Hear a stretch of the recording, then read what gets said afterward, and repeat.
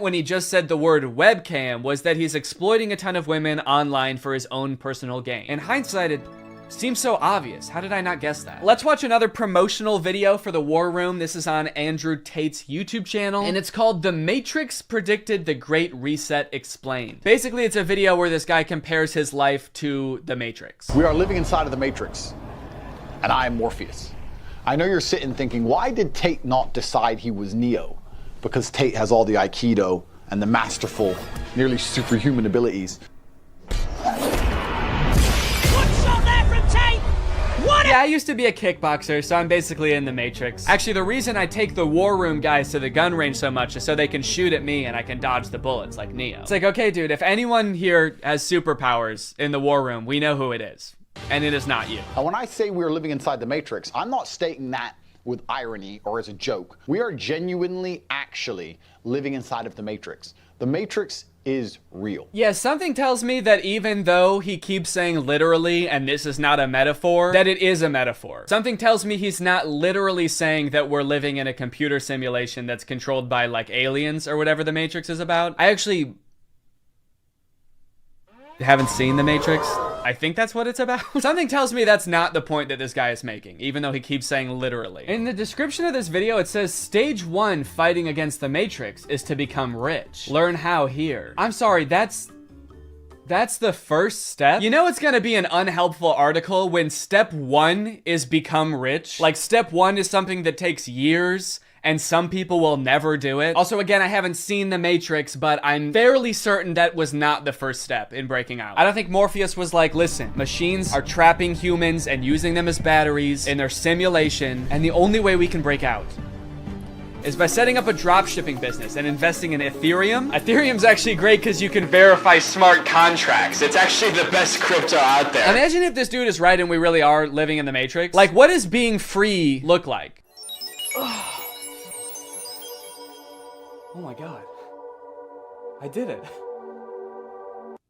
I'm free. I made it out. All right. Hey guys, we got another one. All right. Welcome to the club, buddy. Hell yeah. Congratulations, man. Yep. You finally made it out of the simulation. Wow. Thank you guys so much. Where's everybody else at?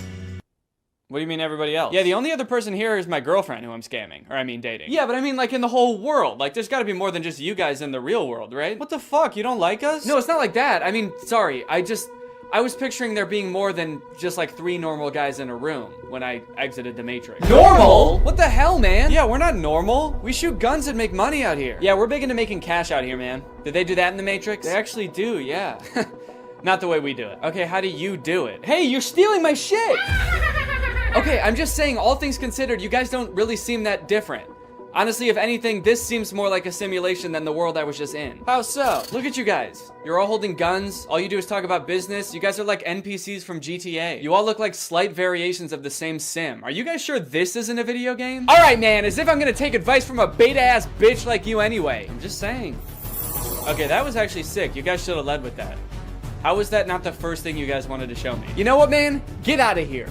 You don't belong here anyway. Yeah! What? Go! Get out of here! We don't want you! Yeah. Okay, alright, I'll go. Honestly, I'm actually not really sure how to get back, but if one of you show me, I will go. Get the fuck out of here, man! Go, get lost! Get son of a gun! Go! What are you still doing? Get out of here! Go! I feel like this is definitely a video game. How can I keep my husband? I want to keep him happy. And I think all the women listening too, they want to know the secret. I'll tell you the secrets. Men are biologically designed. We're evolutionarily hardwired to seek status. You want power, you want status, you want the fast car. You don't care about the car. You want everyone to know you have the car and they can't have the car. Right. If everyone had a Lambo, you wouldn't want a Lambo. So every single thing we do is status driven to some degree. It's true. Meaning the female we are with has to add status to our lives in some form. If you want to keep your man happy, you need to think, how do I make my man look better to the world? How do I make him look better in front of other men? What a bizarre take, dude. How to be a good woman? Make your man look good to other men. You basically need to be a wingman for your husband to pick up dudes.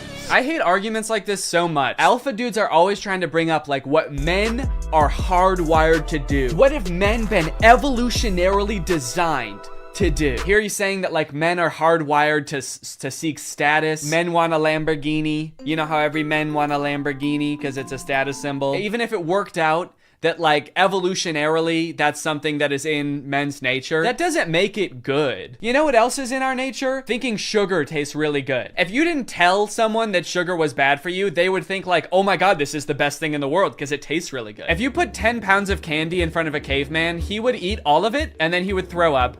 And then he would die, probably, because he's never eaten that much sugar before. But hey, I guess that's just kind of what he was hardwired to do. So if you want to be a good cave wife, you gotta go out there and you gotta get your man as much candy as you can find. You want to go to the store and buy him one of those lollipops that's as big as his head that he always wanted when he was a kid, but his mom would never let him have. And that's the only way to keep men happy, all right? These alpha male type guys are always trying to sound like scientific. Like this is the science-backed way to attract a mate. And this is the evolutionary way that relationships are supposed to be. But I feel like if they were being honest, they would recognize that there's a difference between what humans like naturally are inclined to do and what is healthy and what is sustainable. You know what else increases your status? Murder. Can't be anyone higher up on the hierarchy if they're all dead, right? It's weird. I don't see any of them advocating that, but it's the same primal instinct that they're talking about. So why don't they? To prove what a sick and cool lifestyle this guy has, here is a video that he posted on Christmas while apparently alone in a hotel room.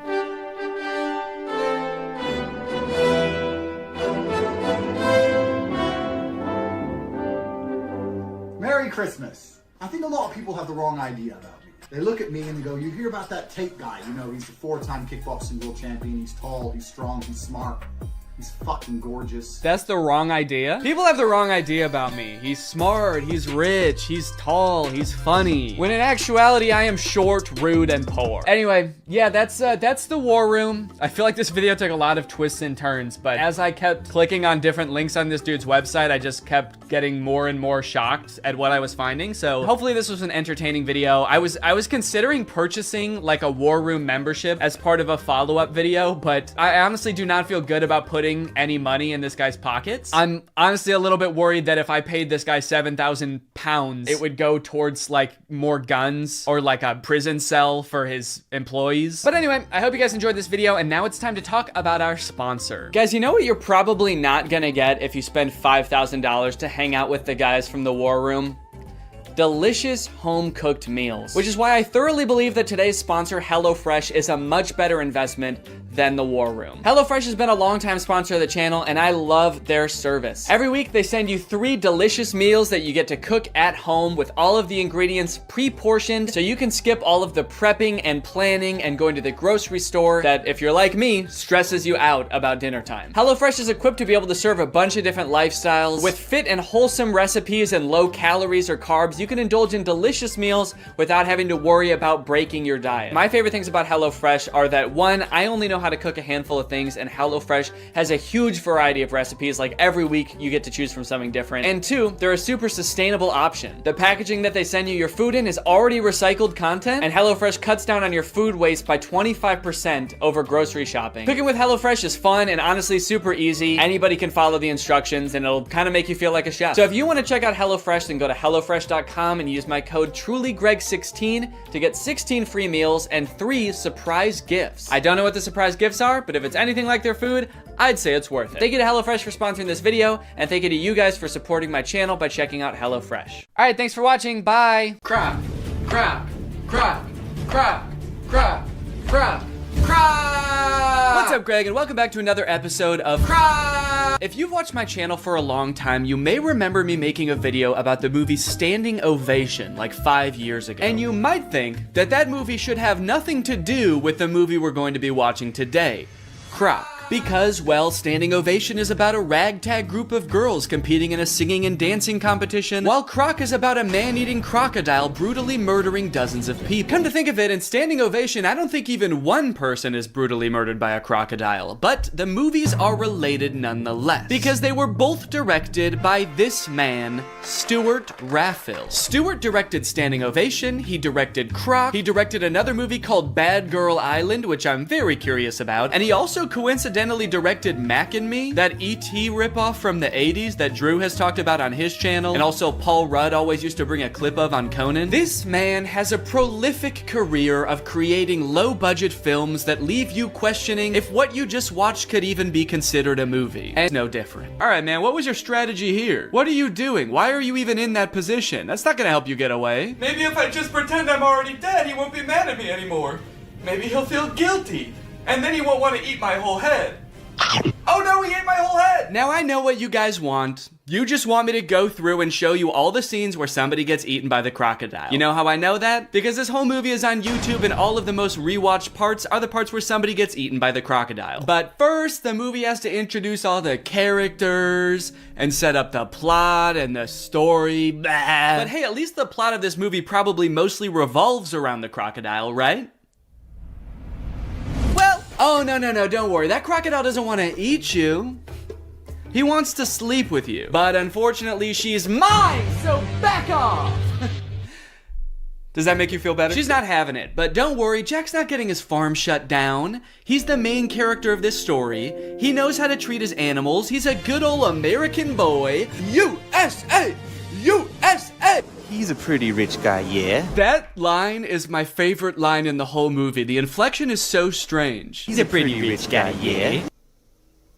What? Don't worry, kind stranger, as we've grown quite fond of your nephew over these past, 12 seconds. So naturally, we decided to help you commit arson to escape the police. Time to skip town, right? Now that the police, animal welfare, tax enforcement, and this construction company are all after him, nope, he just goes back to work like nothing happened. But not before someone else gets killed by a crocodile. Also, not before we talk about today's sponsor, Rocket Money. I signed up for Paramount Plus so I could watch old seasons of Survivor, but unfortunately, the experience of using Paramount Plus is so bad that I never use it. I don't know if it's just the app on my TV specifically, but episodes of that show used to be shot in a 4:3 aspect ratio, but Paramount Plus stretches it out to widescreen. Meanwhile, all of the ads, which are shot in widescreen, for some reason are squished down to 4:3. Also, pausing doesn't work. It actually took me like days to even sign up for Paramount Plus. I don't know why, I tried on every device and they just didn't want my money for some reason. That being said, I am very happy that Rocket Money is sponsoring today's video because it gives me a good excuse to complain about Paramount Plus. I stopped using it a while ago, but forgot to cancel the subscription, which is why Rocket Money comes in handy. Rocket Money safely and securely identifies recurring charges and lets you cancel those subscriptions with just a couple of clicks in the app. You don't need to worry about pesky customer service calls. You don't need to worry about Jeff Probst coming to your house to ask you why you're canceling your subscription. It just works. Rocket Money also has some great budgeting tools. You can monitor your spending by category, create budgets so you can get the most out of your money, and develop good saving habits. Rocket Money has helped save customers up to $740 a year when they use all the features, with over $500 million in canceled subscriptions. So to save more and spend less, join the over 5 million members using Rocket Money today. Go to rocketmoney.com/Danny or click the link in the description to get started with Rocket Money for free. And you can also unlock even more features with premium. That's rocketmoney.com/Danny to get started for free. Thank you to Rocket Money for sponsoring this video, and thank you to you guys for checking out Rocket Money. Now back to the video. After the whole escaping from the police incident, two of those teens from the bar decide to go make out in the ocean. This is great. They're smooching, they're making out. The boy goes underwater to... I actually don't know what he was planning on doing down there. It kind of looks like he's going to suck on her toes. But you know who that attracts? The croc!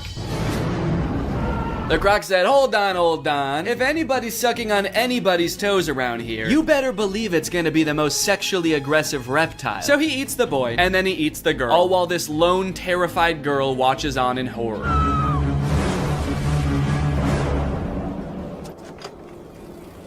I love how casually she rides away. She is in no rush. Ah, a killer croc! I gotta go get help!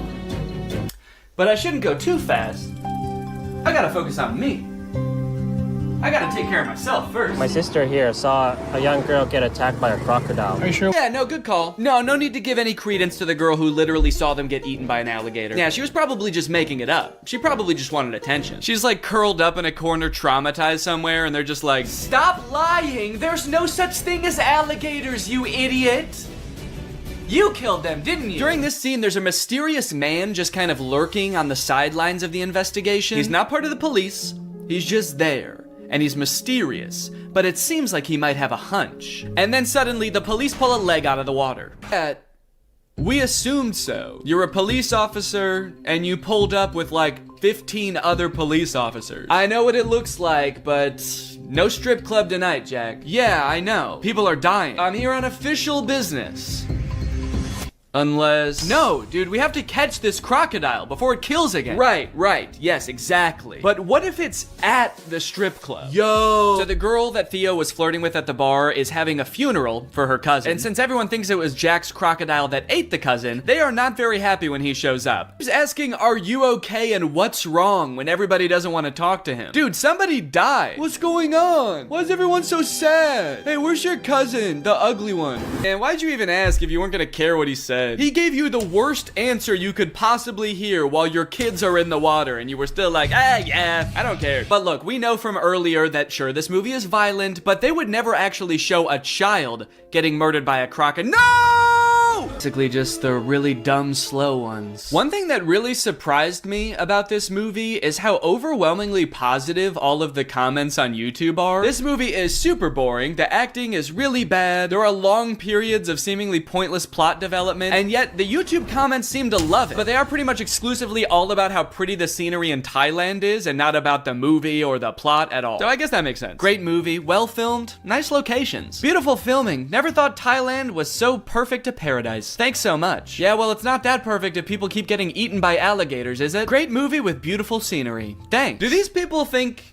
that the director invented Thailand? Because he didn't. It's been around for a while and you can go there. So they find the croc and they kill it. It's honestly pretty unsatisfying. I don't know what I was expecting, for them to like pull off the mask of the alligator and it was the tax investigator all along. But I was hoping for some kind of closure as to like why this happened outside of two fishermen woke him up with a bomb. The ending of this movie is very somber. They're all just kind of traumatized on their little boat until Jack's sister asks Croc if the crocodile ate his leg. I forgot to mention, Croc only has one leg. I don't know if you've noticed that. And so you just assume, oh, he must be hunting the croc because the croc ate his leg. And Croc says, good. I was hoping this movie would end like an episode of The Big Bang Theory. Well guys, thanks for watching this video. I hope you liked it. If you're new here, make sure you subscribe and turn on my notifications to join Greg. I'll see you guys next time. Bye-bye. He says, I kind of like it for some reason. I have no clue why, but this game slaps. I wish I could remember why, but I just black out every time I play it. And when I come to, I just know that I had a good time. All right, I'm gonna buy it and we're gonna figure out what exactly is going on with this game. It's only $4, why not? Now, unfortunately, I've played a few VR games before and my body is not exactly built for it. If I play in VR for too long, I get what I like to call VR fever, which is not the fun kind of fever. It's not like Bieber fever. It's the kind of fever where I get nauseous from motion sickness. So I'm gonna need to get nice and hydrated for this, and I'm gonna need that hydration to be nice and fun. Luckily, I have my Air Up bottle, which is exactly that, and they're also the sponsor of this video. How perfect is that? Air Up is a whole new way to get hydrated. While you're drinking regular plain tap water, you get to experience the flavor of a variety of delectable scent pods, which you place right here. Every time you take a sip, both water and scented air are transported up into your mouth, and thanks to the science of scent-based taste, you actually experience the flavor of peach, or whatever flavor you want. They have an endless array of flavors. If you ever want to drink just plain water, you can just push the scent pod down, and then you can pull your scent pod back up when you want water flavored only by scent. I like my Air Up bottle because it's not adding any sugar or sweeteners or additives to the water. It's literally just plain water, but you end up drinking more because of the flavor. So if you want to experience Air Up for yourself, click the link in the description and use my code Danny. Thanks to Air Up for sponsoring this video. Now let's game.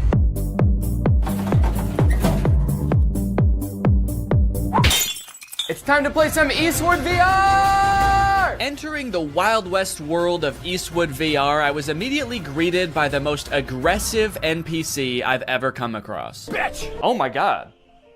What the hell? Such an aggressive way to start the game. Come here, you big fuck! The very first thing you're supposed to do in this game is duel this guy, but for some reason, the game spawned me without hands. Right off the bat, I'm not seeing hands. Let me try restarting the game. Please give me hands. Please give me hands. Yes, okay, I have hands this time. All right, it says shoot him to enter the saloon. Is that how it worked in the Wild West? Son of a bitch! You have to shoot the bartender to enter the saloon? Now that I could actually grab my gun, it was time to use it. To do so, you must wait for the round to start. There's a little countdown and then a whistle. And then you have to pick up your gun and shoot him before he can shoot you. Dude! This took a little bit too long to figure out, honestly. Don't know what I did wrong that time. Come here, you big fuck! Easy. Whoa! I did it! Let's go. Hell yeah, partner. Hey, I dropped my gun and I got it back. The review said you can't do that. Guess they were wrong. So do I want to continue or restart? Yeah, as much fun as that was, I think I'm going to want to continue. Also, that is the funniest death pose I've ever seen. Dude is face down, ass up. Right. Continue. So it turns out none of the menus work in this game.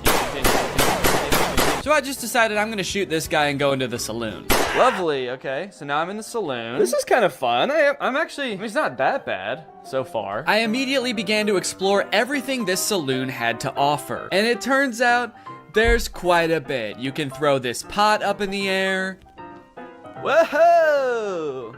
You can stack chairs on top of each other. Ooh, dude, I wonder if I could like make a fort out of chairs. Probably not what the game was intended for, but dude, you can. Let's go. I guess it turns out to make an entertaining game for me, you don't need to program in any story or challenges. Just give me a bunch of shit I can move around. A glug glug glug. Do I look like I'm drinking beer? A glug glug glug. Okay, he didn't seem to care about that. Can I grab him? Oh, I've stunned him. What the fuck did I do? Oh my God. I touched him one time. I think I killed him. I think I have the touch of death, guys. I guess the game heard I like having things to pick up and move around and answered my prayers in the most terrifying way possible.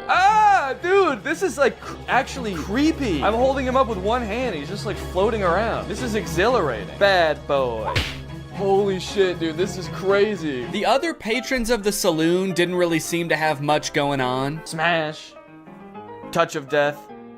Oh, touch of death doesn't work on him. So maybe there was just something wrong with that one guy. Maybe he had his own thing going on. He had his own demons. Don't worry about him, man. He would have done that anyway, even if you weren't there. Can I pick up this gun?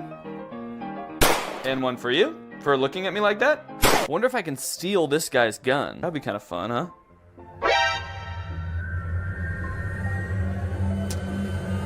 Okay, that's funny. On the wall of the saloon, there's a list of other bandits you can duel with. Oh, okay. And I guess that's how we start them. Son of a bitch. Oh my God. This guy was equally mean, but a little bit more whispery. Son of a bitch. And about 100,000 times harder to kill. Oh my, whoa! That was so fast. What? Dude, I can't even shoot one bullet in the time it takes for him to like shoot like 12 at me. On top of that, that zombie level that was advertised on Steam is nowhere to be found in this game. I'm kind of curious about the zombie one, but I'm actually not seeing that on here. I did, however, find the chicken game. Kill all chicks. Finally, after a stressful time in that saloon, it was time to blow off some steam. Nice done. Thank you. Your score is 1225. You are better than 0% other players. That kind of makes the nice done seem sarcastic. My favorite thing about this game is that the menus don't work. The only menu item that works in this game is this guy. And he's not even a menu item, he's just a guy. Oh, you're back? Dude, get out of here, man. Well, I thought I told you to get out of here. Hey, did you guys notice that you're all the same guy? I like that the music stopped when I said that. It's like, okay, the music has started back up again. I feel a little bit better, but that was creepy for a second there. It was like they all actually had a real human moment where they realized they were all the same guy in a video game. I still kind of think he knows. The way he's looking at me. It was right about now that I started to discover just how creepy and lonely this game starts to feel the longer you play it. It turns out the last toss I gave that NPC caused him to glitch halfway through the wall. Look at this guy.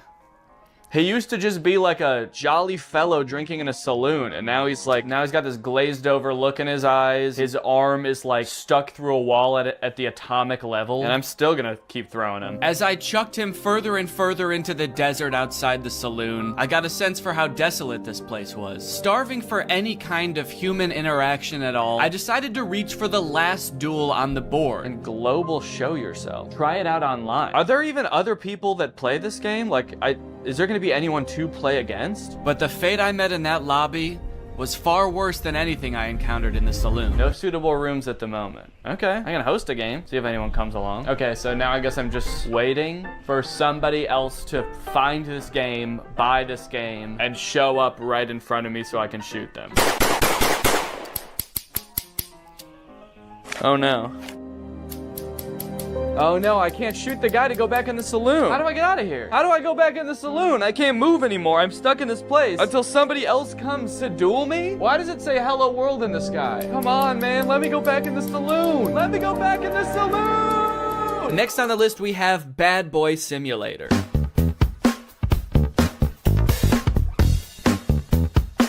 Okay, so it looks like a game where you spend all of your time in one classroom just tormenting the teacher and students with chemical weapons. This game looks insane. Also, what is this glove? Are we playing as a supervillain?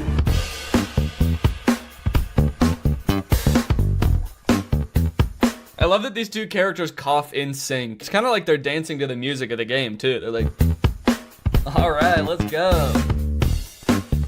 Yeah, everyone kind of has like in sync choreography to the sort of chemical warfare that they're being subjected to. Were you a bully at school or vice versa? Were a diligent student and now you regret that you did not break away then properly? Do I regret not being a bully in school? Yeah, man, I was a little goody two-shoes in high school. I wish I made bombs. I look back on my years as a teen and my greatest regret is that I didn't blow up my science classroom. Arrange yourself more conveniently. What does that mean? How can I arrange myself to be more convenient? Will you be able to infuriate the teacher without catching her eye and avoid the look of a classmate bastard? What? Okay, I'm sorry, but if anyone's the classmate bastard, maybe it's the one with a supervillain-esque glove making bombs in the back of the class. So the reviews for this game are mixed. Some people are loving it and some people are hating it. This one person said, I can't close the game. That sounds terrifying. What if it turns out this person like forgot to actually put their headset on and just started doing this at school thinking they were in the game? I gotta find a way to close this game, man. I'm in too deep. It's been months. I've been expelled. I'm on the no-fly list. Can someone please tell me how to close this thing? Can someone please tell me how to stop being a bad boy? I wonder if there's a story to this game or if you just stay in this one classroom the entire time. But you know what they say, there's only one way to find out. To start this game, you go through a tutorial that teaches you a bunch of different methods you can use to prank your teacher and classmates. Put something on the bottom of the teacher's mug, throw it, and then go sit down. I don't know. Okay, so is this glue maybe? Go ahead and stick that, and I'll go right back to my desk. Oh, now we get to watch the teacher discover that her mug has been glued to her desk.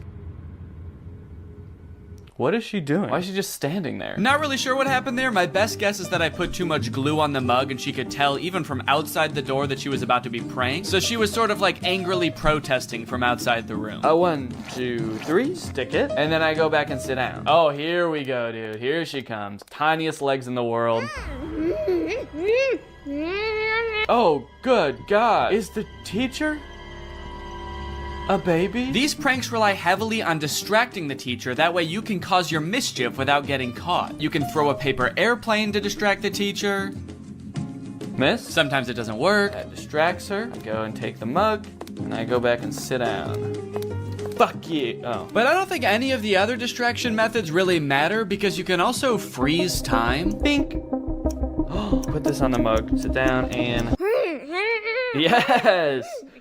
She is so pissed. Now that I was done with the tutorials, I could actually get into the real levels. And it looks like there are a lot, dude. 1, 2, 3, 4, 5 by 1, 2, 3, 4, 5, 6. There's 30 levels. A little bit of quick math for you. And I'm not even in math class right now. I'm in stand class. What does that mean? Wow, look at what all these kids drew in stand class. Level 1, begin. What? Excuse me, are you all right? At first I had absolutely no clue what I was supposed to be doing during this level. Oh, I was trying to throw the banana and I took a bite out of it. Whoa, how'd I do that? I like hollowed out the peel? Did I do that with my tongue? But don't worry, I soon found these super vague instructions that I decided to follow. Level 1, banana and that thing. I don't know what that thing is, but apparently putting a banana on it makes the teacher slip when she steps on it.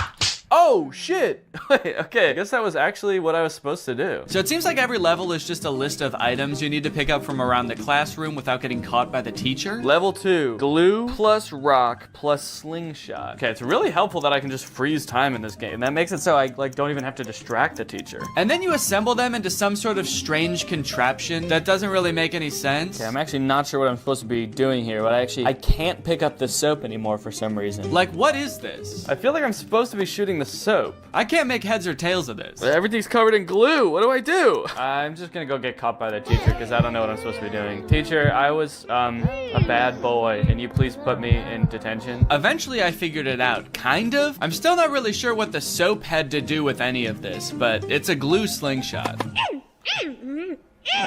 She can't figure out where it's coming from. I'm being so sneaky. This is so good. Dude, the teacher is furious. She's so mad she forgot how to hold a book. That's pretty much the whole game, honestly. It's very repetitive, and sometimes the things you have found just inexplicably disappear. Hey, where'd that stuff go? And there's only 2 different classes. There's math class and chemistry class. Technically a third if you count the door that just leads to a void. Oh. I have to say, man, this game did not make me feel like a bad boy. One really interesting thing about VR games is that I guess because it's so immersive, a lot of companies have created trainings for various jobs for their employees to experience in VR. The strange thing about it is that instead of being like on some private server somewhere, they're just for sale on Steam. So this one's called Truck Preparation for Driving VR Training. It is $200 and it promises to teach us how to proceed full preparation for driving of the truck with load. So they took the most fun part of being a truck driver, driving the truck, they took that out of the game. They said, no, in this game, you just prepare the truck for driving. So why does this game sound appealing to me? Why am I even the slightest bit interested in learning how to prep a truck for driving? I don't know, man. I guess I kind of just want to see if I'll learn something. Also, I kind of want to find out why this game is $200. So I'm gonna try it out. Ooh.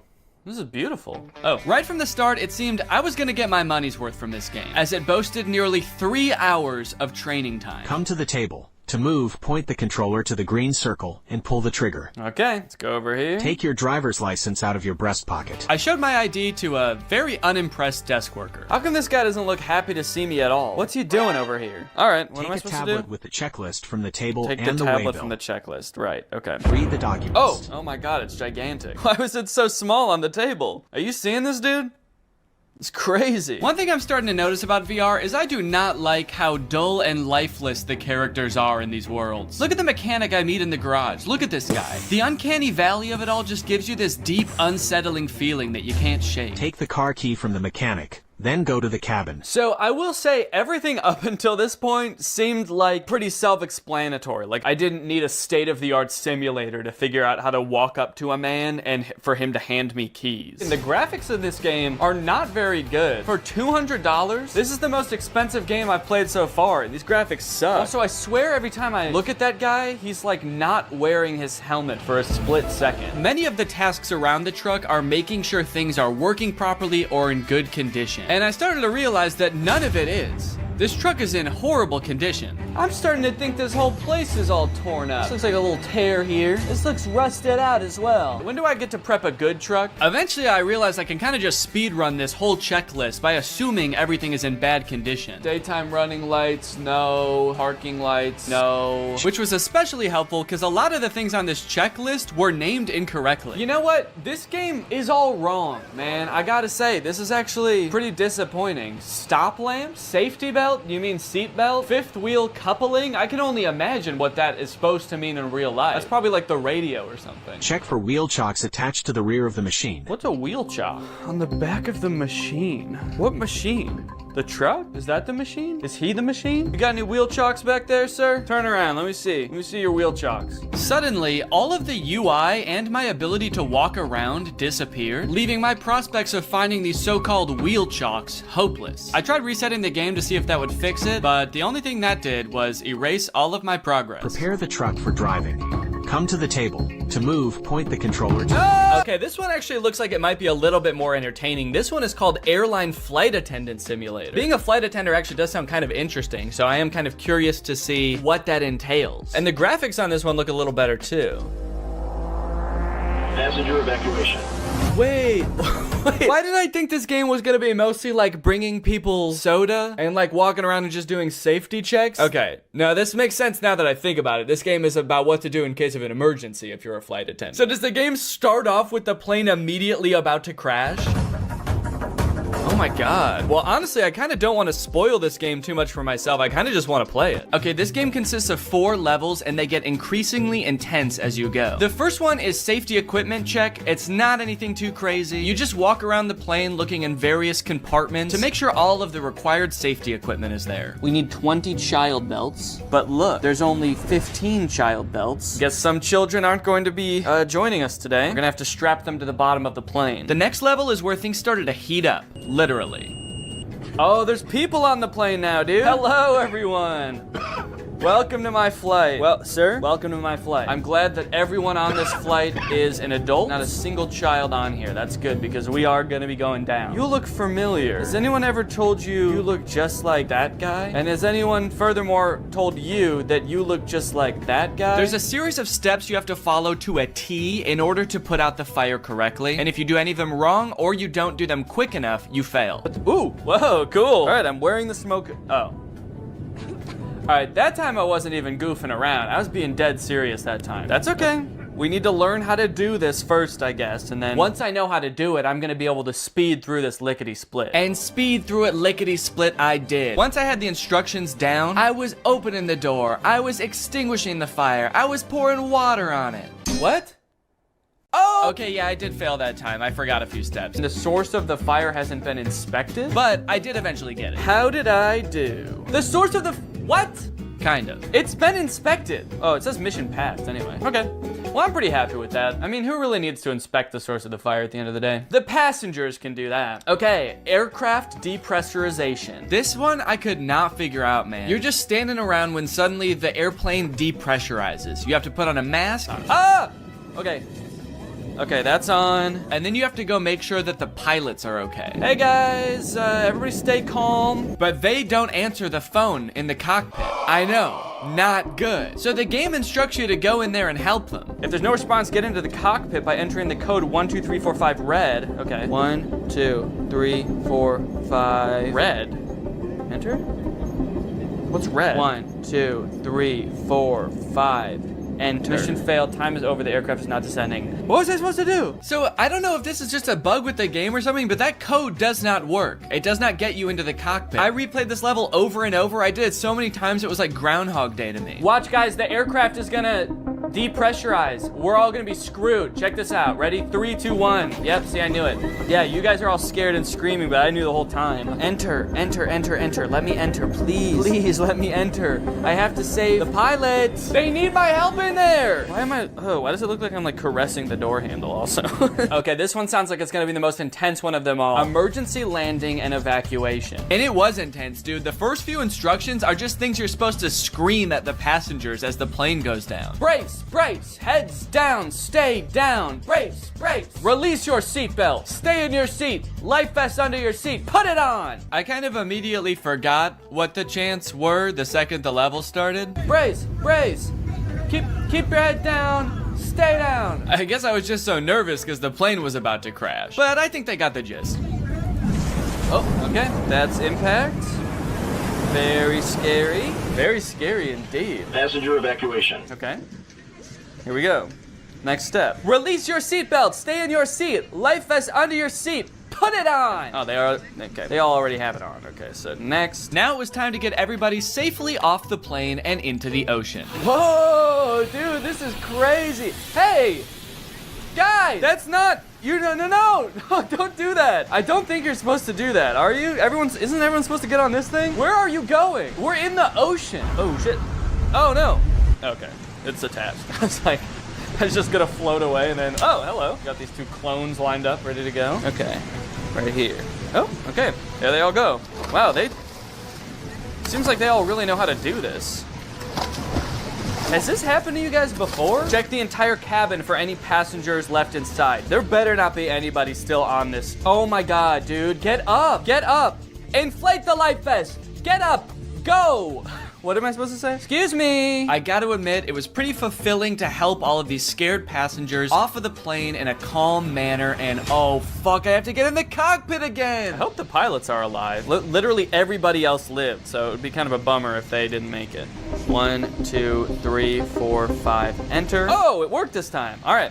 Hey guys, I don't know if you noticed, but the plane did crash, so just wanted to let you know. There you go. Oh, okay. All right. You're good? And you as well? Are you good? Oh, okay.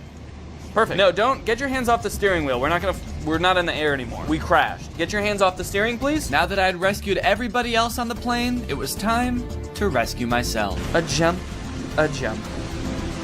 Mission failed. This last one I kind of have a complicated reason for picking, but I think it's interesting. This game is, I think, one of the most popular VR games you can play right now. It's called Gorilla Tag. I'd never heard of it before researching this video, but it seems very popular. Here we find a most curious creature, moving on two paws, able to traverse great distances. So it seems like a multiplayer VR experience where you play as a gorilla who inexplicably does not have legs. I don't know if they all just escaped from some kind of laboratory where they were being experimented on or something, but none of the gorillas have legs. And also, instead of like using the joystick to walk around, you like swing your arms like an actual gorilla walking around, which seems super annoying, honestly. But this game has very positive reviews. 93% of the reviews for this game are positive, but I read through some of them and it gave me a little bit of pause. Positive review. This is the reason I do not want to have kids. Positive review. Kids call you racist stuff, but you will get used to it. Positive review.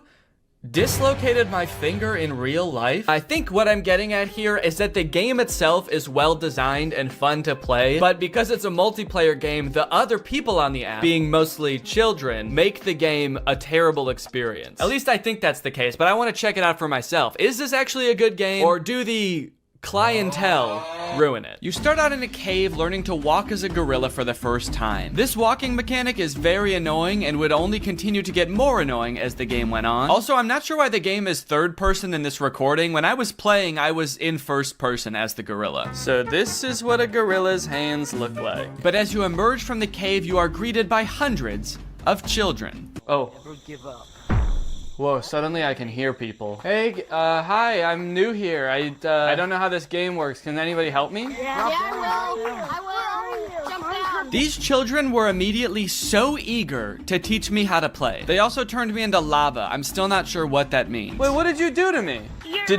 They swarmed me like a pack of feral wolves and immediately started asking me questions and showing me how to do things. This is kind of overwhelming. Do you already know how to run? Do you already know how to run? So you gotta run like diagonal to the ground like this. They wanted to show me how to run, how to throw balloons. They wanted to feed me hot dogs.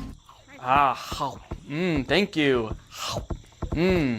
So hospitable, thank you. So overall, most of them were pretty nice. There was this one gorilla who kept asking me to change his color code in a very intimidating way. Did you take off my color code? What? Did you take off my color code? I don't know. I don't know what that means. This guy was weird. He also made me do a bunch of tests to make sure I was really new and I wasn't just faking it. Press this right here. Ooh, hats. Press right here. Put on. Press right here. Put on. Okay, you're actually new. Oh, you thought I was razzing you? You thought I was messing with you? I wouldn't joke about that kind of thing. Do you want to know how a real man does it? Yeah, show us how a real man does it. Bro, a real man do it like this. Whoa! That's a real man. While I was being taught how a real man runs up a wall, I was told that the $1,000 Meta headset I bought to play all of these games was actually the worst possible one I could have used. For some reason, I feel like it's like my hand is just not sticking in the wall. What are you playing on, Oculus or Steam? On Steam with the Quest Pro. So you have about 85 hertz. Okay. So your hands are not as sticky as the Oculus players. Wait, what did you get? The Pro? Yeah, but I'm playing it on Steam. Not bought that headset. What the hell, Steam? And Mark? My gaming setup is too good for Gorilla Tag? How fucked up is that? Once the gorilla children had cooled down a bit and started to go back to doing their own thing, I asked my friend here if there was anything else to do in this game. Are there like mini games in this game, or like what is there to... What is there to do? He decided he should take me under their wings / monkey arms and teach me their favorite game. Let's teach them how to play monkey on the shelf. Okay, let's go. Now jump on the computer. Okay. Now join code Joe Mama. Monkey on a Shelf is a don't touch the lava type game where you try to make it from one end of the room to the other without touching the floor. I kind of thought there would be mini games like programmed into this game, but there is no structure at all. They just like pick one monkey to watch and make sure people don't touch the floor. While we played, we got to talking about some of the negative things people had to say about this game. Are there a lot of racists in this game? The review said that like it was just a bunch of racist little kids. Yes. Yeah, there are. There are. Did they get banned? These report. Sometimes. Before I knew it, it was time for me to log off. All right, guys, I gotta go. But can I just say? Nice knowing you. Can I just say thank you guys for taking me under your wing and teaching me how to play this game. I couldn't have done it without you. Thank you guys. You're welcome. You guys are the coolest monkeys I've ever met. Yep. All right, bye. Well, Greg, there you have it. The world of VR is a magical and mysterious place that I am proud to have explored here with you today. If you have any other games you want me to check out, let me know. If you're not subscribed yet, make sure you subscribe and turn on my notifications to join Greg. Otherwise, go ahead and check out another video right here, and I'll see you guys in the next one. Bye-bye. Life as a new dad is pretty good. Rocking my baby to sleep, watching him crawl for the first time, and there's so much to look forward to. Like finding out what kind of TikTok dad I'm gonna become. There's so many types of dads on TikTok. You got Frog Dad. I could be like Addison Rae's dad, begging Young Gravy to box him. One thing's for sure, whatever kind of dad I become, I'm excited to do it on TikTok. Wait, what is this? TikTok is getting Guys, TikTok might get deleted in the US forever in a few months, so I either need to move countries or fulfill my dream of becoming a TikTok dad now. Luckily, over the years, I've gathered a pretty choice list of dad talks, and today I'm going to watch them, and then I'm going to become them by recreating them. So let's take another look at that Addison Rae's dad TikTok. Can I get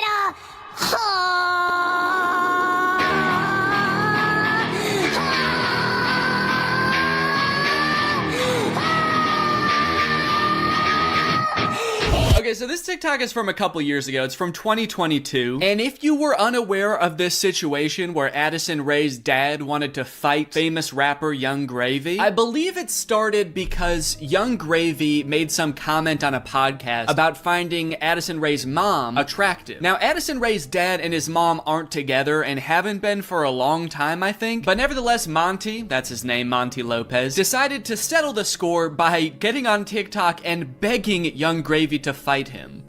Can we meet now? Like today, it's August 9th, 2022. I'm ready and I bet you're not. Only a boxing match. Do you have what it takes? Please, I'm begging you, Young Gravy, fight me, please. I'll let you win. I don't care. You can bring a gun. Just don't kiss her. Also, because of the UMG thing that happened recently where they removed all their music from TikTok, this TikTok is completely silent. I'm guessing it had more of a badass vibe to it when it actually had music, but now it's just kind of sad. But to be fair to Monty, that TikTok was like 2 years ago. The beef has since been resolved, I think, or Monty just realized that Young Gravy was never going to respond to him, so he stopped trying. But let's see what Monty's up to now. What's going on, everybody? Happy holidays. We got some real funny videos that I'm about to show you. Let me know in the comments below which one you think is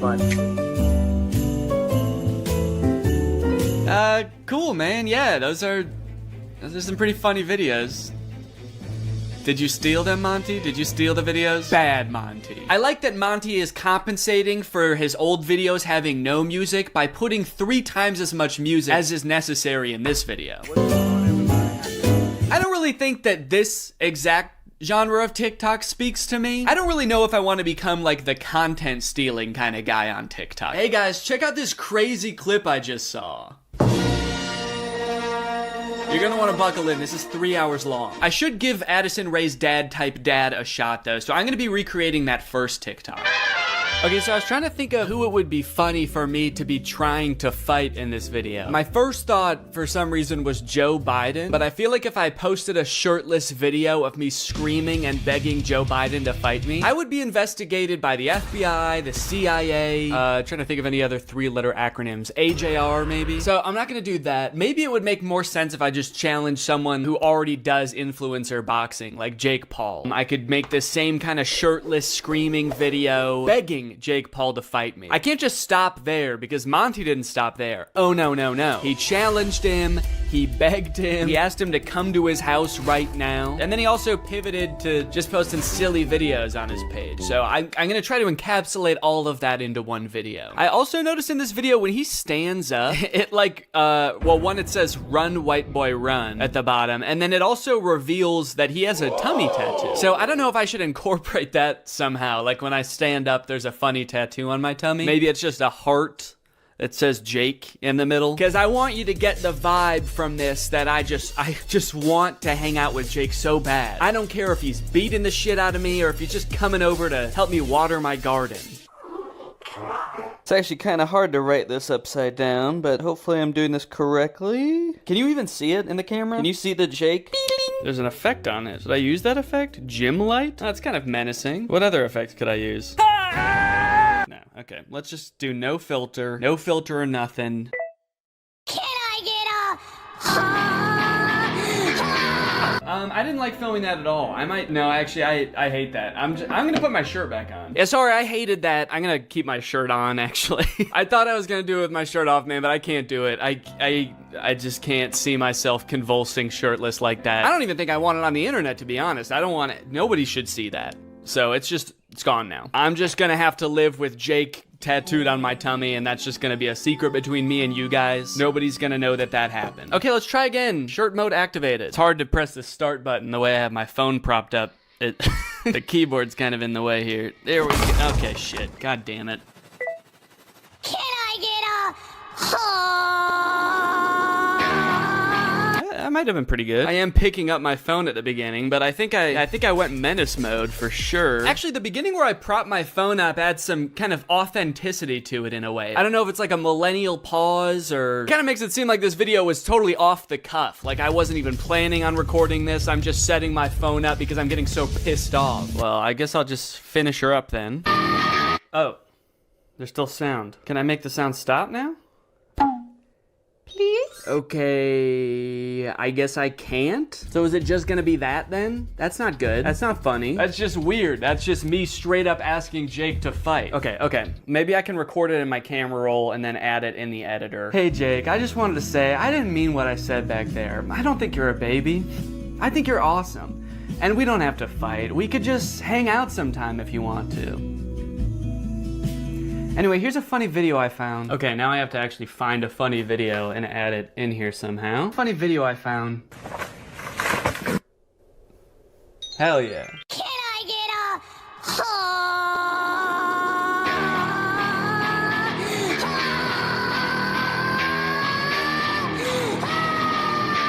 Hey Jake, I just wanted to say, I didn't mean what I said back there. I don't think you're a baby. I think you're awesome. And we don't have to fight. We could just hang out sometime if you want to. Anyway, here's a funny video I found. Yeah, I think it's perfect. And I think it's ready to post, and I'm not worried at all about what people will think when I post this. So I think after I create all the TikToks, we can take a look at some of the responses to them. Okay, next TikTok. My daughter being in a toxic relationship. Hashtag POV, a pack sticks up for each other. One of my favorite things about this TikTok is how many people show up. I thought it was just gonna be the dad at first, but then more and more characters keep coming in. It kind of makes the dad seem a little less badass. Like, no wonder the boyfriend's scared. He is severely outnumbered. I also love how the uncle comes into frame by touching the brother's shoulder, but it's obviously just his own hand touching his own shoulder. You know you're in for trouble when you feel your uncle tap your shoulder. You know how uncles do?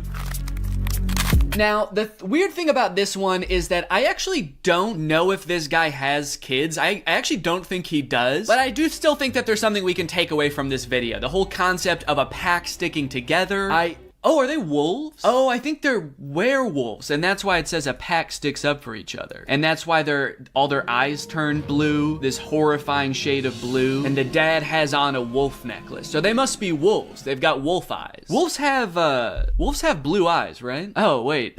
They don't. Wolves have brown eyes, it looks like. I must be thinking of huskies. Oh yeah, huskies have blue eyes. Are they huskies? Leave her alone, buddy. unless you want to get strapped to a sled and pulled very fast over a great distance. If this happened in real life, do you think that the boyfriend would even hear the dad? He's screaming and the dad is whispering. He has a few other TikToks where he plays the role of a dad navigating a kind of tricky situation with his daughter.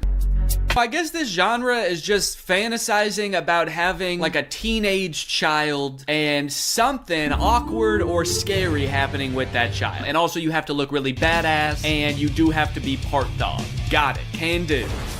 Before I film this one, I actually have a much more important POV I need to film first. POV, that moment when you're sponsored by Opera. Opera makes other browsers look like that evil boy in that last TikTok. All alone and useless. Meanwhile, Opera looks like the family because Opera has so many useful features built in that it's so much more than just a browser. You've got Aria, Opera's native browser AI, which lets you get clear answers instantly. Highlight any term on the web and ask Aria to explain it. The great thing is Aria is connected to the web and can provide real-time information, unlike a lot of other AI models. Tab islands are huge for helping me stay organized while I'm working on a video. If I have several TikToks open, a couple of Google Docs, email, I can collapse them into context-based groups automatically.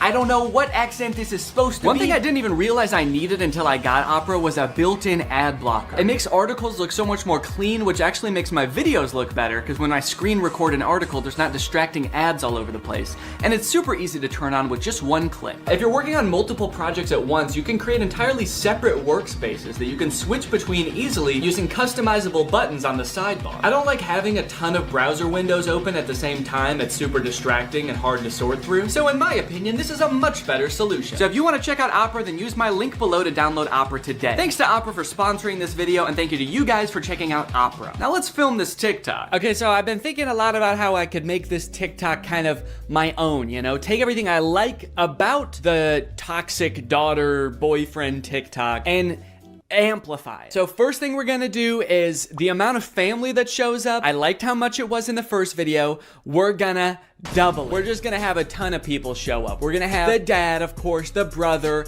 an uncle. Uncle's here! A second cousin, a third niece, maybe. Also, I think instead of like a toxic boyfriend, the daughter's just gonna be getting mugged. I think that would elevate the stakes a little bit higher. And then, you know, in the original TikTok, they didn't even turn into werewolves. Their eyes just turned blue, which, granted, that would be very scary if that happened to you, but I feel like they were trying to get at something there, but they didn't quite get there. So, in my TikTok, they're gonna actually turn into animals because there's filters on the TikTok that can turn you into animals. So that's what I'm gonna do. And I'm gonna do it now. So I think what would be even cooler than turning into a wolf is if I turn into a horse. And I know that there's horse filters on TikTok. I have one saved here, where if you open your mouth, you turn into a horse. So I'm gonna use this. Okay, beautiful, beautiful. I look gorgeous. And then everyone just starts turning into horses, dude. The daughter turns into a horse. Uncle's gotta turn into a horse. And last but not least, the mugger has to apologize, of course. Let's go, baby. Now all I have to do is edit this, and it's gonna be ready to go. Now this dad is a whole different type of dad. His name is Brian B. Toe. I thought Toe might be his last name, but the way it's spelled out in his profile actually makes it seem like Bateau is his last name. I thought B was just his middle initial till I saw this just now. Say what you want about Brian, but he do be Toe. And I think there's a lot we can learn from Brian's TikTok. Stuck in a generation where loyalty is just a tattoo and being fake is a lifestyle. Where the real ones at? Man, Brian's so cool. I thought he was a teenager for a second because of how cool he's dressed. Hey guys, I'm just skateboarding with my backpack to school. I mean work. I hope my teacher is cool today. Oh, I mean boss. Sorry, I'm just a kid at heart. Also, I just got in a really bad skateboarding accident and hit my head real bad. Can you drive me to the hospital? I don't like this angle. Why is he so much higher up than us? Are we a child in this video? Are we his child? Son, where are the real ones? What have you done with the real ones, son? I'm not even sure how the caption and the video are related. They seem like totally separate things. I'm so sick of my generation. So I've decided to join yours. I'm a teenager now. In fact, I'm so young that my kids are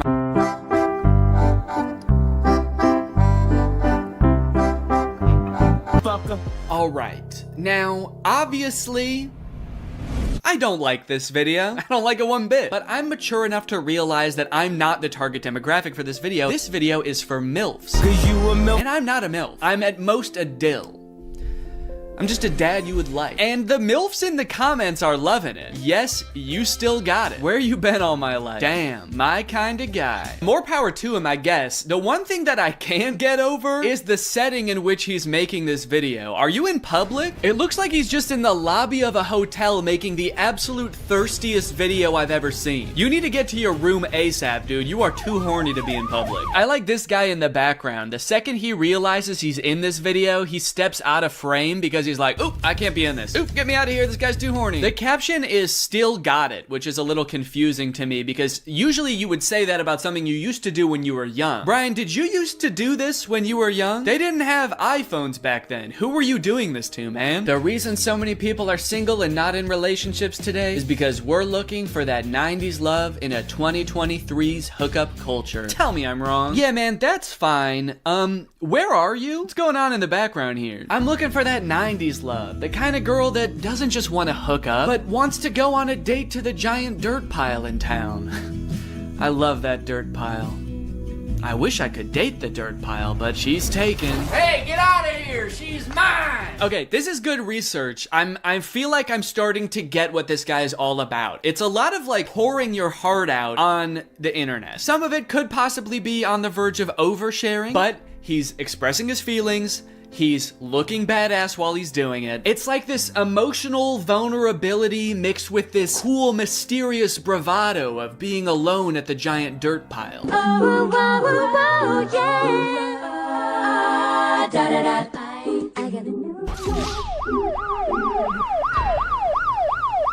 Okay, no, that's cool, man. Look, I obviously think that, you know, that's kind of a scary joke to make, but again, this video isn't for me. Oh, uh-oh. Oh God, Brian, the MILFs aren't liking it either. This guy is not funny. My first reaction, ew. Brian, you're scaring the MILFs, man. So I'm unaware of any gigantic piles of dirt near where I live. If there are any, I guess I'm just not cool enough to know where they are. So I'm here at the woods. Figured that would be an equally strange location to film this TikTok. So we've got strange location, the woods. We're going to have sort of a nostalgic / oversharing caption, which I'm still not sure what that's gonna be yet, but I can just figure that out while I'm editing it. I don't have to do that now. It doesn't have to have anything to do with the video, which is good. And then I also have to appeal to the youth. I have to try to make myself seem like a kid, which usually I'm not very good at, but I went to Walmart and I went to the kids section and I found some stuff that I think is gonna do the trick. Brian had a skateboard in his video, and so I bought a scooter. They didn't have any skateboards. I don't know if this is maybe a little bit too young for the demographic I'm trying to reach, but the box said ages 2 to 5. So I'm just gonna sort of pretend to be shredding it up out here at the beginning of the TikTok. By the way, I am like 75% sure that there's poison ivy under my feet right now that I'm very much trying to avoid. And I think I have, but my legs just feel itchy even just being near it. This was actually a horrible idea. Anyway, the hat. It says Fortnite on it. Can you see that? It says Fortnite on it. I found it at Walmart in the little boys section and I thought, oh my gosh, this is perfect. This is gonna appeal to all the kids. So I've got my scooter, I've got my Fortnite, and I'm ready to have some fun. Let's film a TikTok. Okay, I think I'll just pretend to be ripping it up over here and then I walk towards the camera, all cool. I for sure stepped in the poison ivy that time. Very cool. Why does this hat make me look like a pilgrim? It's like such a flat brim hat that it's gone past looking cool and gone towards looking like a full-on pilgrim hat. I am a Fortnite pilgrim.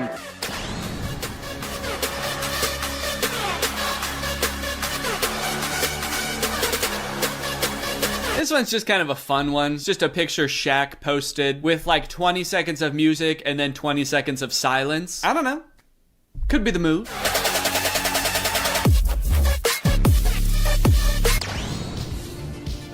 All right, this TikTok is by a dad by the name of My Life, not yours. So in case you were confused, this isn't you.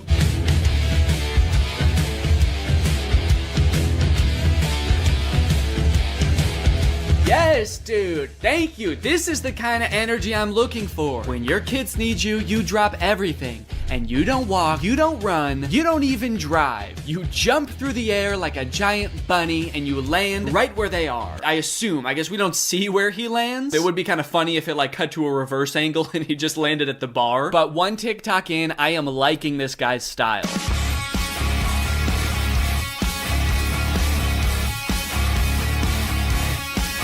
So I guess the way I describe this dad is like action hero dad, mystical sorcerer dad. Either way, he's killing it, and I really like his vibe. He's always getting himself into insane situations like this one. Happy Easter, everyone. So funny about how nonchalantly he says Happy Easter and then teleports himself into the UFO and kamikazes himself. Like, did he know that was gonna happen? Based on how chill he was, I kind of feel like he didn't. Happy Easter, guys. Oh, what the fuck is happening? What the fuck? Ah! You know, I started watching this guy because he mentioned his kids, and I was like, oh, cool, dad content. But in hindsight, he actually doesn't mention his kids very often. So I guess they don't need help that often, because that's the only reason he mentioned them in the first video. He's actually kind of got a lot of other shit going on. He's always defending the Earth from some kind of cosmic threat, it seems. And after all these TikToks where he's harnessing magical powers and defending the Earth, you'd think that his kids would have some pretty nice stuff to say about him, right? You'd think they'd be pretty grateful, huh? Wrong. As dads, you know, we give and we give, but are we ever truly appreciated? No. My 7-month-old baby did the same thing to me. I was floating around in the spirit realm forever. It took me days to get back into my body. To take a step back for a second here, can we all appreciate how epic his editing is? I mean, this is pretty good. Also, the first time I saw this, I was like, holy shit, how high did this dude jump for this video? This man may be old, but he's still got it. But after watching it a couple times, I think that he's reversed the video and he's jumping off of something high onto the ground. Either that or this whole thing's real. I can't discount that possibility. I like this guy's videos a lot because I feel like we actually are cut from the same cloth in a way. I have always been obsessed with visual effects. I had a YouTube channel for this kind of stuff when I was a teenager. I would do this type of stuff, practice visual effects. I would do tutorials for effects. Hey everybody, this is Danny Gonzalez, and today I'm going to be doing an After Effects tutorial. I would watch every behind the scenes of like blockbuster movies that I could get my hands on. So I admire this dad's passion. It kind of takes me back in my own life to a simpler time. So I guess what I'm trying to say is, I'm pretty excited for this one. My favorite of his TikToks was the UFO one, so that's the one that I want to replicate. I'm gonna have like a UFO or a giant spaceship in the background right here. I'm gonna walk up and I'm gonna teleport onto the spaceship and blow it up or something. One thing I really want to replicate is how casually he did it. Like he didn't even know that it was about to happen. I think I just want to kind of like casually stroll up to the camera, kind of maybe wink at the camera. Or no, winking would imply that I know something is gonna happen. Maybe I'm just having a stroll, having a great day, and then I teleport up to the UFO. Would it be funny if I teleport without my clothes? That would really make it seem like I did not know this was gonna happen. Or maybe I did, but at the very least I thought I'd be able to bring my clothes with me. Like you see me teleport and my hoodie is still here and it just drops to the ground. And then how should it start? Should it have something to do with like when my kids need me or something like that? The caption could say something badass like when our way of life is threatened, I'm the man for the job. And then I teleport buck naked up to the UFO and am immediately shamed by the aliens for my tiny butt. All right, let's try this.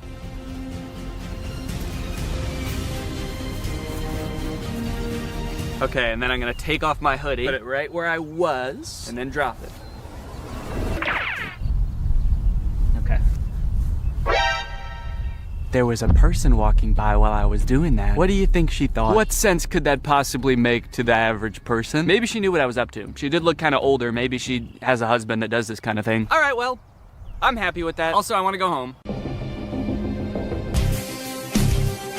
Great. Now that all of the TikToks have been recorded, edited, and posted, let's see how people responded to them. We're gonna go from the least viewed video to the most viewed video, starting off with Addison Rae's dad. So this was the first video that I posted, and it is by far the least liked out of any of the TikToks. It has 45,000 likes. I think people were just confused. Nobody really got the reference. The general consensus amongst the audience is that I'm going insane. The second most liked comment is, "Nurse, he's out again? Is everything okay at home, Danny?" Okay, I was doing these TikToks to make myself seem like a really cool, awesome dad, and kind of feel like it's not working based on that comment. Oh my god, he's lost it. What is he planning? Or is he just having fun on TikTok? All right, he's either planning a video where this is some kind of satire, or He's actually just having some fun, challenging Jake Paul to a fight, begging him to meet up, and sharing some funny videos. Maybe this is just who Danny is now. Okay, next up was the Shaq TikTok. Lots of people praising my very calm demeanor in this picture. You look so comfy and at ease. You don't look terrified for your life at all. Looks like they were really nice. And then one kind of eerie comment. Please don't die, I love your content. Do they know something that I don't know? I look closer and this was posted by my doctor. Oh no, he's actually been commenting a lot on here. He says, the test results just came back, it's not looking good. Love your content though. Also, was Ice Spice cool? I just feel like there's better ways he could have contacted me. Someone said, is this real? And then someone commented under it, no, it's AI. Look at Ice Spice and Taylor's eyes, or the guy on the right, his hands, or the sunglasses just floating on his shirt. So I guess he's talking about this guy, saying, no, it's clearly AI. Just look at this dude. Which, is kind of fucked up, because it's not AI, that's just a real guy. Everything in the image is real except me. And even I am real. I'm a real person. I just wasn't in that picture. It's kind of interesting as AI has gotten more popular how whenever anything is fake now, all of the comments are AI. It used to be whenever something was fake, all of the comments were Photoshop. Even if it was a video, it would always be attributed to Photoshop, and now it's AI. Even in this case, when it was actually Photoshop, the accusation that gets thrown out is AI. It's just kind of something interesting I noticed. After I posted that TikTok, I was starting to get a little bit worried. I started this video with hopes of becoming the coolest TikTok dad on the platform before it got deleted. And based on these comments,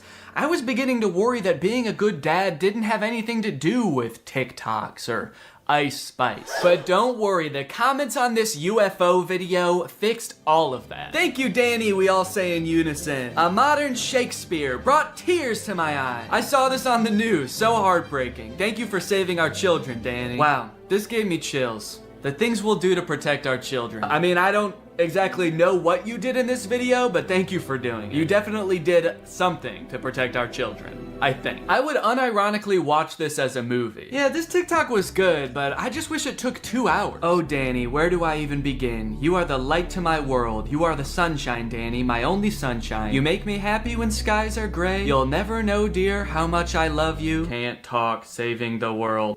All right, second place, the silver medal of dad TikToks goes to the Scooter in the Woods TikTok. Raking in a whopping 1.1 million views, 295,000 likes. People are really vibing with oversharing strange location dad. One fun thing about posting all of these videos is seeing people comment trying to guess what the video I'm working on might be about based on all of these seemingly unrelated TikToks. None of them have anything to do with each other, so people's guesses were all over the place. But the most common guess, and the one that had the most likes on this particular post was, I'm guessing these videos are him doing AI prompts and seeing which ones go the most viral. Which I think, in a way, goes to show how far AI has come, where I'm replicating real videos that people have made, albeit adding my own little comic twist to them, and people assume that they were generated by an AI. It either goes to show how good AI is, or how bad I am.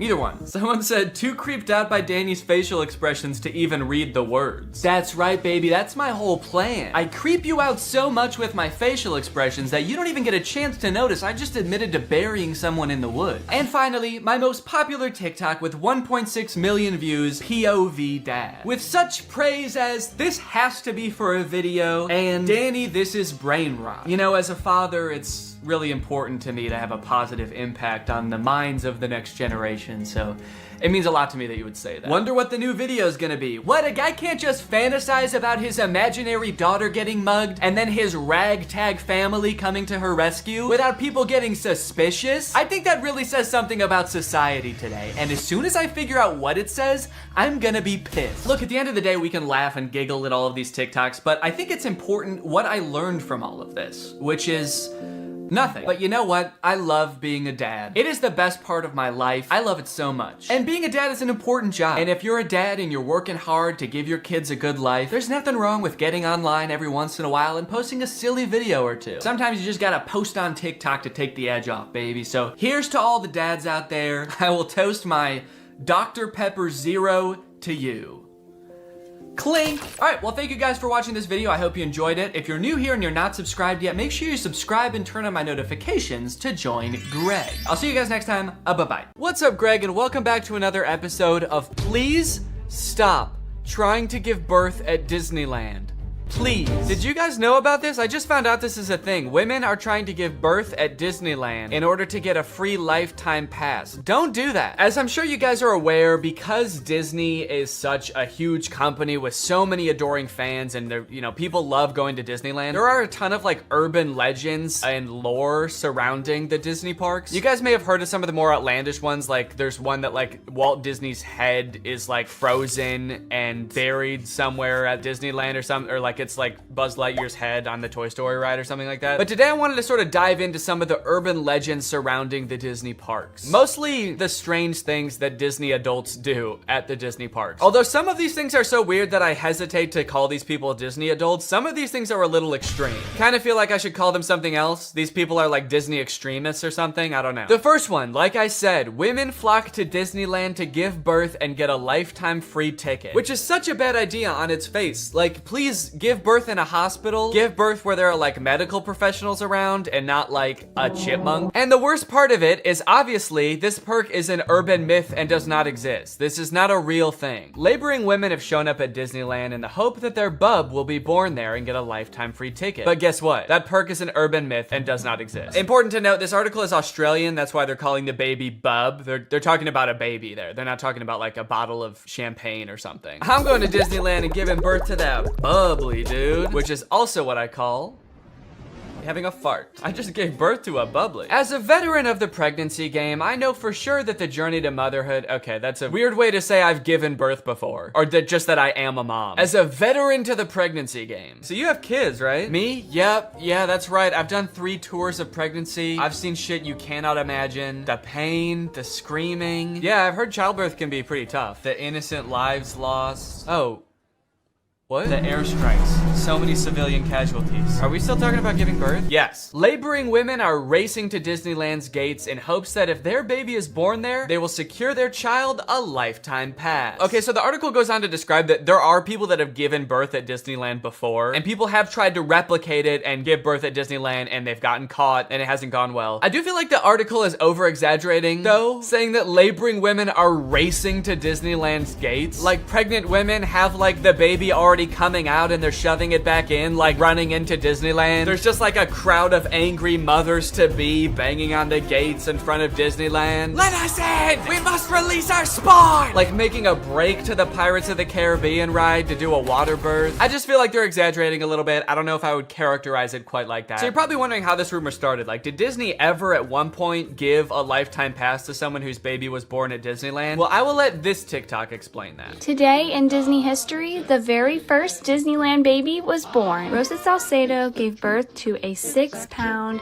10-ounce baby girl on a bench on Main Street, USA, right outside of the Plaza Inn. Can you imagine visiting Disneyland as a family of 2 and coming out as a family of 3? Yeah, I can actually. But not because I'm gonna give birth. I'm gonna kidnap Donald Duck. You're my child now, Donald. The perfect happy family of 3. Husband, wife, and my uncle Donald Duck, who I've been holding at gunpoint for the past 16 years. There have been 4 babies born at Disneyland, and all of them have been girls, but only one has their own Disneyland birth certificate. So that might not have sounded significant, but that's actually how the rumor started. The first baby that was born there, Teresa, got a birth certificate that was just like a Disney birth certificate that says like, this is the first baby to ever be born at Disneyland. And I guess like word got out that this baby got some kind of special certificate, and then people just started assuming like, oh, that's a lifetime pass. That baby got a lifetime pass. And from that moment on, has just been a rumor that if you give birth at Disneyland, your baby gets a lifetime free pass. So honestly, if you're like that big of a Disney fan and you do this, you don't even get a lifetime pass. You still have to pay to go to Disneyland. It's just your baby that gets in for free. And I kind of feel like babies get in for free to Disneyland anyway. Is that true? Children under the age of 3 get in free to all 4 theme parks and 2 water parks at Disney World. There you go. You want your kid to get in free to Disneyland? A better conspiracy would be just pretend they're 3 years old for their entire life. That shit could actually work. The article goes on to talk about a time where someone has tried to sneak in to give birth at Disneyland, and they hid in the bathroom while going into labor until I guess employees had to like assure her that her baby would not be getting a lifetime pass, and then she was like, oh, okay, fine, then I'll just go to the hospital. Once they assured her that she would not be receiving a lifetime passport, she came out and accepted the ambulance ride to Western Medical Center where her baby was born shortly thereafter. I don't know about you guys, guys, but it kind of sounds like she failed the test. If you know anything about Disneyland, you know how well the cast members there, all of the employees, all the staff, all the people in costumes are trained to like respond to every circumstance. It sounds like you just entered the giving birth at Disneyland experience, and honestly, you didn't make it to the end where you get the prize. It also says that this discussion board, The Laughing Place, has some hilarious forum chats about this topic. So I guess other people have been like sharing stories about this happening on this forum, but when I clicked on it, it turns out that it doesn't exist anymore, which kind of sucks because I wanted to find out more times that this has happened, but honestly, it is probably for the best. Kind of sounds like they were talking about some pretty sick shit in there. You think you're gonna go to a Disney forum and see people talking about like, my favorite movie's Coco, but instead you see people talking about like, I'm gonna give birth inside of Pluto's house. I'm gonna go to Disneyland and get fucked by Goofy, and then Goofy's gonna be the father of my child, and I'm gonna give birth on It's a Small World. And I'm gonna make Elmer Fudd cut the umbilical cord. Is Elmer Fudd a Disney character? I actually don't think he is. But he's gonna be there anyway. And then me and my freak mutant, half goofy, half human child will both get lifetime passes. Free pass for life for my little freak. Passes or not, being born in Disneyland is a pretty cool claim.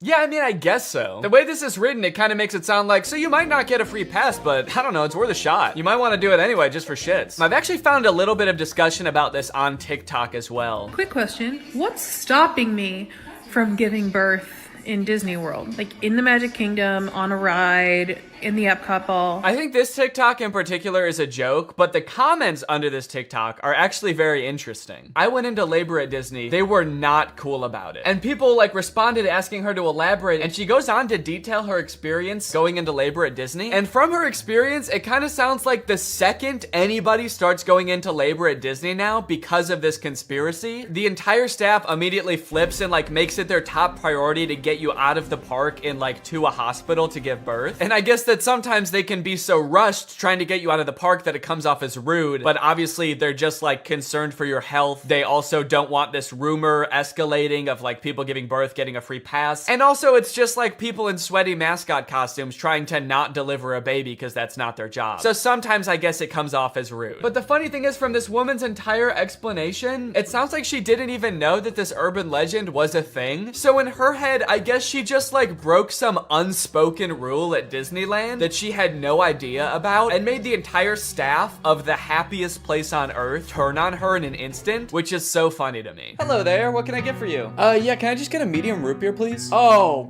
great. Oh, great, another guy here to put his balls in the root beer.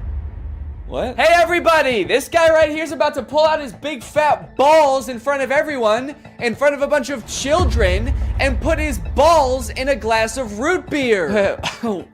Why would I do that? Don't play dumb. I'm not playing dumb. I am dumb in this situation. You've clearly heard that if you put your stupid fat balls, why do you keep calling them fat, in the root beer at Disneyland, you get to spend the night with Minnie Mouse. Oh, what the fuck? No, I just wanted some root beer. Is that true? No, it's an urban legend. But no matter how many times we tell people it's not true, we still get perverts like you coming to Disneyland, ordering root beer just so they can put their stupid, don't call them fat balls in it.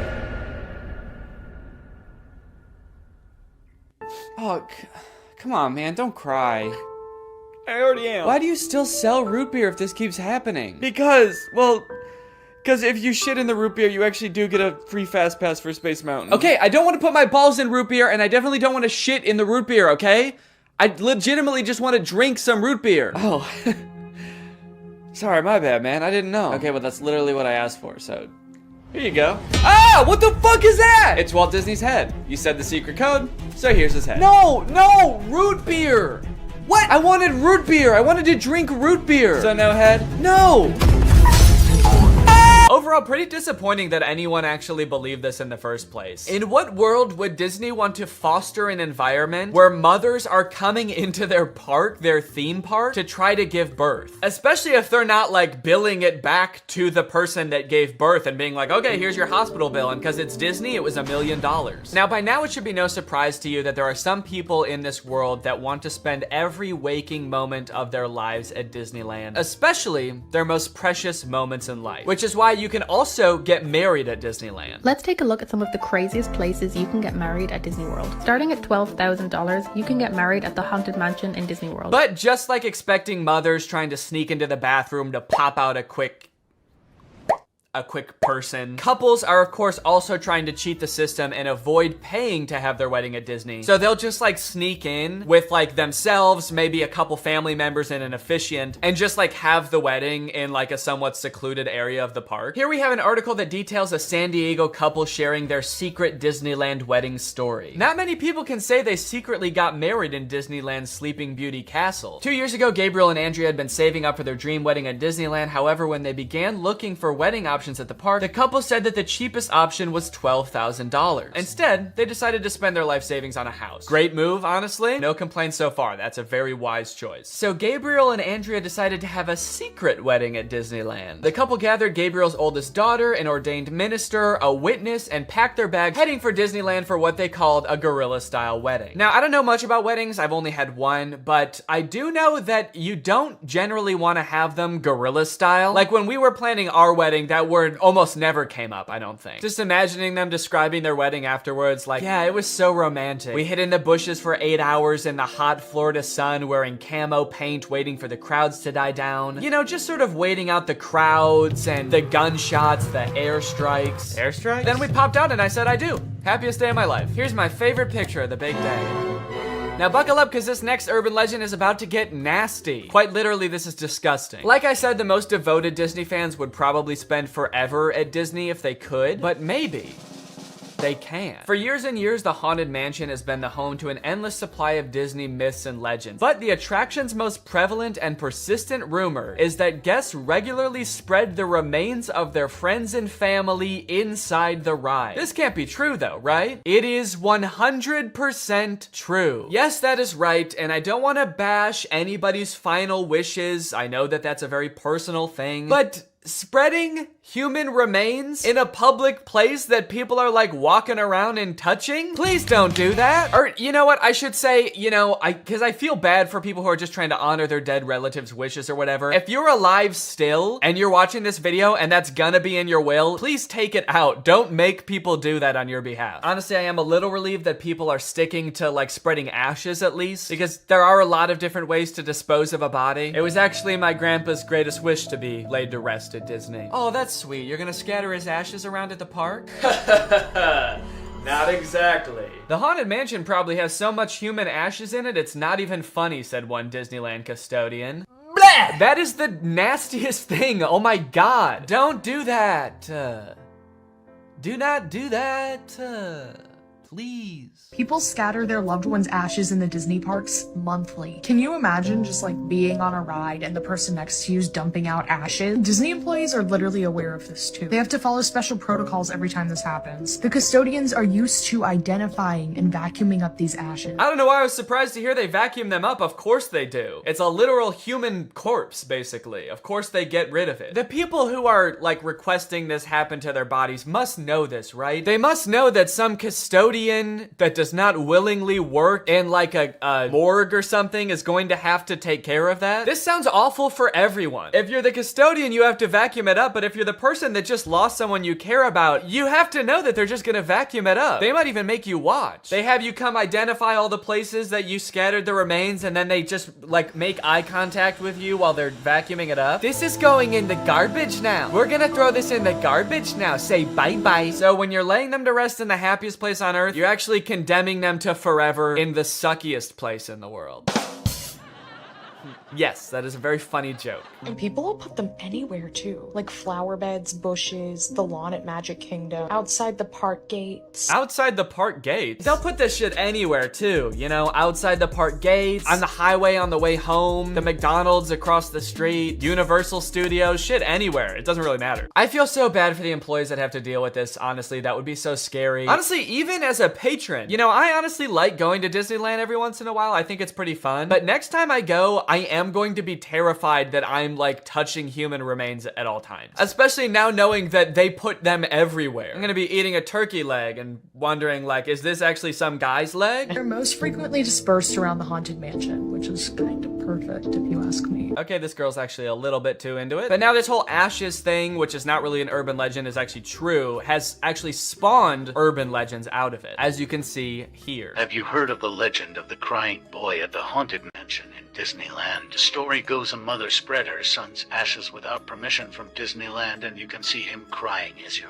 exiting the ride. Spooky. I wonder why he's crying. Maybe because his ashes are in a vacuum. Maybe because he was a little boy and his mom spread his ashes in the scariest ride at Disneyland. The mom was like, yeah, my son used to love this ride. Every time we would get on it, he would be screaming and crying and shaking because he was so happy and excited. So I decided this is the perfect place for him to spend the rest of eternity. In a rundown castle of pure terror. It's what my darling little boy would have wanted. All in all, it seems to me that Disney, this giant corporation that owns like every media property known to man, has their grubby little fingers wrapped around people a little bit too tightly. It's like you already have every movie and TV show. Do you really need people like begging to spend their entire lives at your theme park also? But even still, with people spreading their loved ones' ashes at Disney, people trying to give birth at Disney just to get free tickets, Disney is still trying their best to immerse you in their parks as much as possible to make you never want to leave. Recently, Disney opened up the Galactic Star Cruiser Hotel, which is a Star Wars hotel and experience. I think it's like a 2 or 3 day long experience where you are like in this hotel. There's like a story that you have to follow about shit going on around you. It seems very immersive, and to a pretty big Star Wars fan, honestly, it sounds pretty cool. But it is also $5,000, and instead of windows, your room has a screen that just shows a video of outer space playing. So, you know,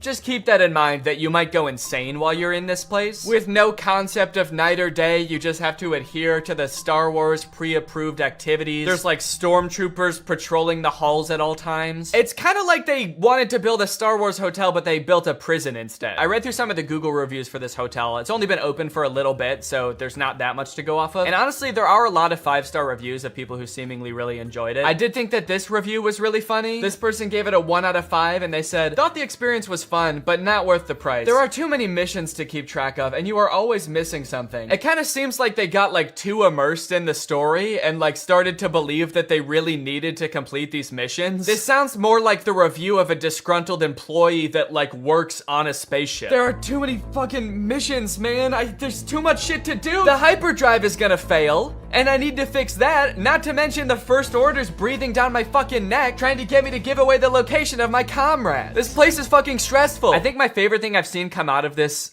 Star Wars hotel is this apparently now deleted ad for the experience that says strike unlikely alliances in your very own Star Wars story. Apparently when you come in, you can decide if you want to be like on the good side or the bad side. So this ad, holy shit, this place is metal, dude. This goes hard. It's crazy to me that you actually can choose to be on the side of like the evil intergalactic fascists, basically. You and your preteen daughter can don First Order uniforms and betray one of your favorite character's trusts, Chewbacca, giving away his location and leading the First Order directly to him, who will take him away to be tortured and then eventually executed. It might be a little too immersive. It might be. We're gonna start hearing people come back and you're gonna be like, how was your trip? You went to the Star Wars hotel, right? And they'll be like, the guilt over my actions will haunt me forever. But I did what I had to do. It was honestly fucking sick. I loved it. And honestly, like, if someone offered to bring me there for free, would I go? Yes, I probably would. Yeah, honestly, I would like to go 100%. I would like to go. And as if living in an intergalactic prison day-to-day life is curated by Disney. Oh gosh. I feel like we have so much chemistry together. Me too. This has been great. This date was a lot of fun. I really haven't connected with anyone like this in a long time. Fantastic. How likely would you be to recommend this experience to a friend? What? On a scale from 1 to 10, how would you rate my performance? Performance? I thought you were just like genuinely interested in me, like romantically. Oh, perfect. So a 10 then? I really opened up to you. And you opened up to me. That's all just part of the story living experience. It's Disney magic. So that whole story you told me about how sad you were that you had to release your pet into the wild because it had grown to be wild. That was the plot of The Fox and the Hound. What the fuck is wrong with you? Thank you for riding Disney's Love Connection. Please make sure you pick up all your belongings as you exit the ride. Are you an animatronic? Please do not try to fuck any of the animatronics. Are you all animatronic? Have a lovely day here at Am I the only person that lives here? Anyway, that's the end of the video. It's time to talk about our sponsor. What's up? It's me, a hacker, and I'm so excited to steal your data because you don't have today's sponsor, ExpressVPN. You see, sending data over an unencrypted network is a lot like sending a postcard. There's no envelope to cover up your info and protect your sacred message. So any old creep with a little bit of basic computer knowledge and a little bit of free time can come along and check out all of your private information. I'm talking passwords, financial details, hell, emails. I'm gonna look at all of it. I'm doing it right now. Hey guys, I was just kidding. It's just me, Danny. I wasn't kidding about most of it actually. Just the part about me being a hacker, but the rest of it is true. Oh, there's not enough light on my face now. Can I just sort of illuminate my face with this? Luckily, today's sponsor, ExpressVPN, is here to help. Because ExpressVPN encrypts all of your network data with their best-in-class encryption. It would literally take a hacker using a supercomputer billions of years to crack this encryption. ExpressVPN has the fastest speeds out there. They've got 24/7 customer support, and ExpressVPN is extremely easy to use. You can fire it up and get connected with just one click. I've got ExpressVPN on every device that can have it, just to have a little bit of extra peace of mind when I'm out and about, especially on public Wi-Fi. So if you want to find out how you can get 3 months of ExpressVPN for free, then head on over to the link in the description. That's expressvpn.com/Danny Gonzalez. That's expressvpn.com/Danny Gonzalez. Thank you, ExpressVPN, so much for keeping us safe, but also sponsoring this video. Thank you to you guys for checking out ExpressVPN. When you click on the link, it really helps to support my channel, so thank you for that. All right, thank you guys for watching this video. I hope you enjoyed it. If you're new here and you're not subscribed yet, make sure you subscribe and turn on my notifications to join Greg. Greg is what I call my army here on YouTube. We are a ruthless army whose violence and terror knows no bounds. Please subscribe and turn on my notifications to join, and I will see you next time. Bye-bye.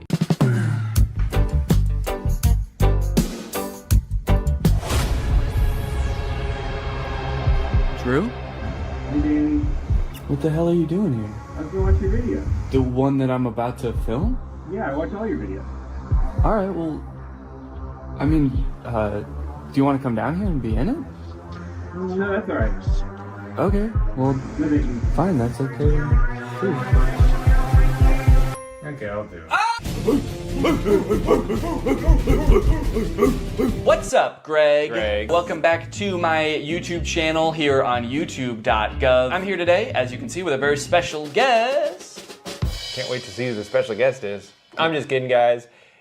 Or Danny? Danny, the camera's over there. You don't want to look at the camera right there. No blinking. No blinking. It's disrespectful. Yeah, I got a special guest here, Drew Gooden. Everybody say hi. And I had kind of a fun idea to film for a video today. Today, we are going to be speed running conspiracy theory rabbit holes. I don't want to look at a rabbit's hole. Can we start the video over? I don't want to look at a rabbit's hole. I want to look at a rabbit's dick.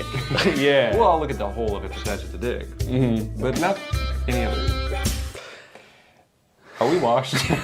Before Drew got here, I created a brand new Instagram account with no algorithm, and I also created a brand new YouTube account with no algorithm. And what we're gonna do is we're just gonna type in a conspiracy theory into the search bar and see what reels Instagram gives us, see what videos YouTube gives us, and we're just gonna try to keep getting more and more crazy ones for that conspiracy until we reach maximum conspiracy, and then we'll be radicalized. Yeah, that's kind of the goal today, is to get radicalized and kind of like have completely different beliefs after the video than we do right now. So I think it'll be tough to know exactly when we've reached maximum conspiracy for each theory, but I'm thinking somewhere along the lines we'll feel like we're ready to assassinate a senator or something like that. Yeah, usually at that point it's probably time to assassinate a senator. That's usually how I know it's time to assassinate. Yeah, once I want to.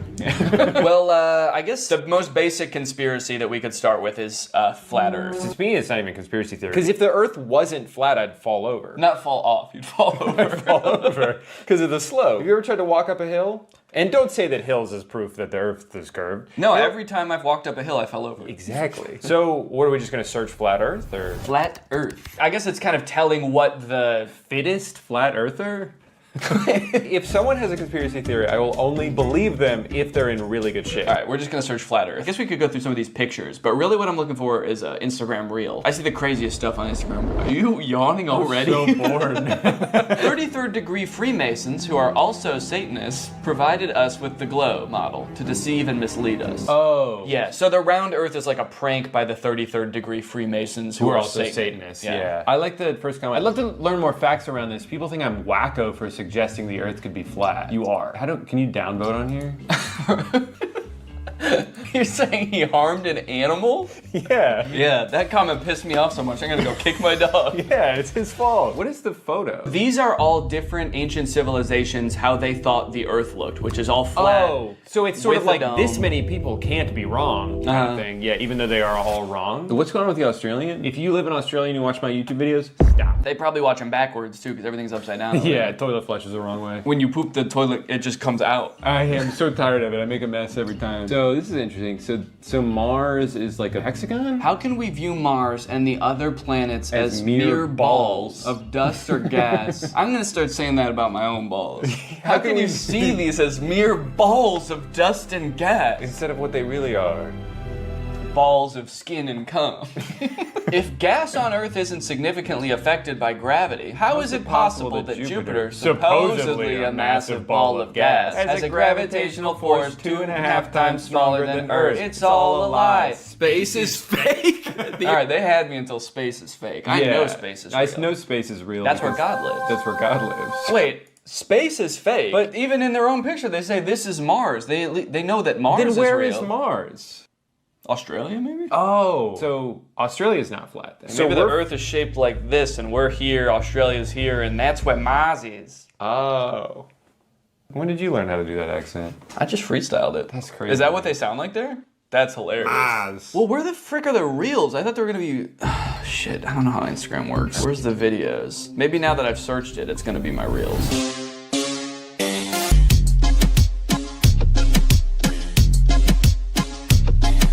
Just a quick cut to that. Checkmate, round earthers. If the Earth was round, I'd be falling over. Let's go on YouTube. Yeah, Maybe we should go on YouTube. Yeah, I think the problem is that everyone's just so normal on Instagram. There aren't any like weird freaks. So I think we probably need to switch to YouTube because there's a lot more weird freaks on there. We would know.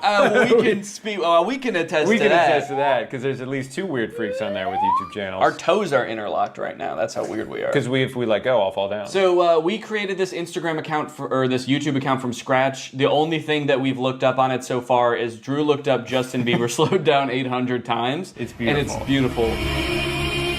And we also listened to Sneaker Night by Vanessa Hudgens. Yeah, that was also my idea. So the results might be a little bit skewed towards Vanessa Hudgens' Sneaker Night. Mm-hmm. That's not like part of the conspiracy. That's my own mistake. I messed up. But from here on out, we're not going to influence it anymore in any way at all. Okay, now I'll search flat Earth. Okay. That's how Vanessa Hudgens radicalizes people. So hold on. Yeah, okay, even the YouTube search is biased against flat Earth. It doesn't even, like, we're trying to view it objectively, but it's like, oh, flat Earther debunked. Yeah. Flat Earthers funny moment. Flat Earth Dave. It's like, let me find out who Dave is. All right, we're gonna search flat Earth. You know, do you ever do something and you think to yourself, like, I'm probably the first person to ever do this? Oh, yeah. I have to imagine we're the first people to ever search flat Earth from the Sneaker Night watch page. Like, inspired by this song. That reminds me. I need to do my own research. Oh, it's Phil from Amazing Race. All right, well, we gotta hear him out. We gotta hear him out. Oh, he doesn't believe in the flat Earth either? How did he get a job then? And he's seen more of the Earth than most people because he does the Amazing Race, so you'd think he'd have some common sense. You'd think so. Well, hold on. Wait a minute. He works for CBS. Look up CBS's logo. Mm-hmm. Look up CBS's logo. No. This? Don't keep going. No. Stop. You're getting distracted. All right, look up CBS's logo. It's Big Brother. See, you think that Big Brother is gonna let you think independently? No, they're gonna open your noggin up, they're gonna fill it with all the thoughts they want you to have, and Phil is part of it. But probably Jeff Probst isn't too, right?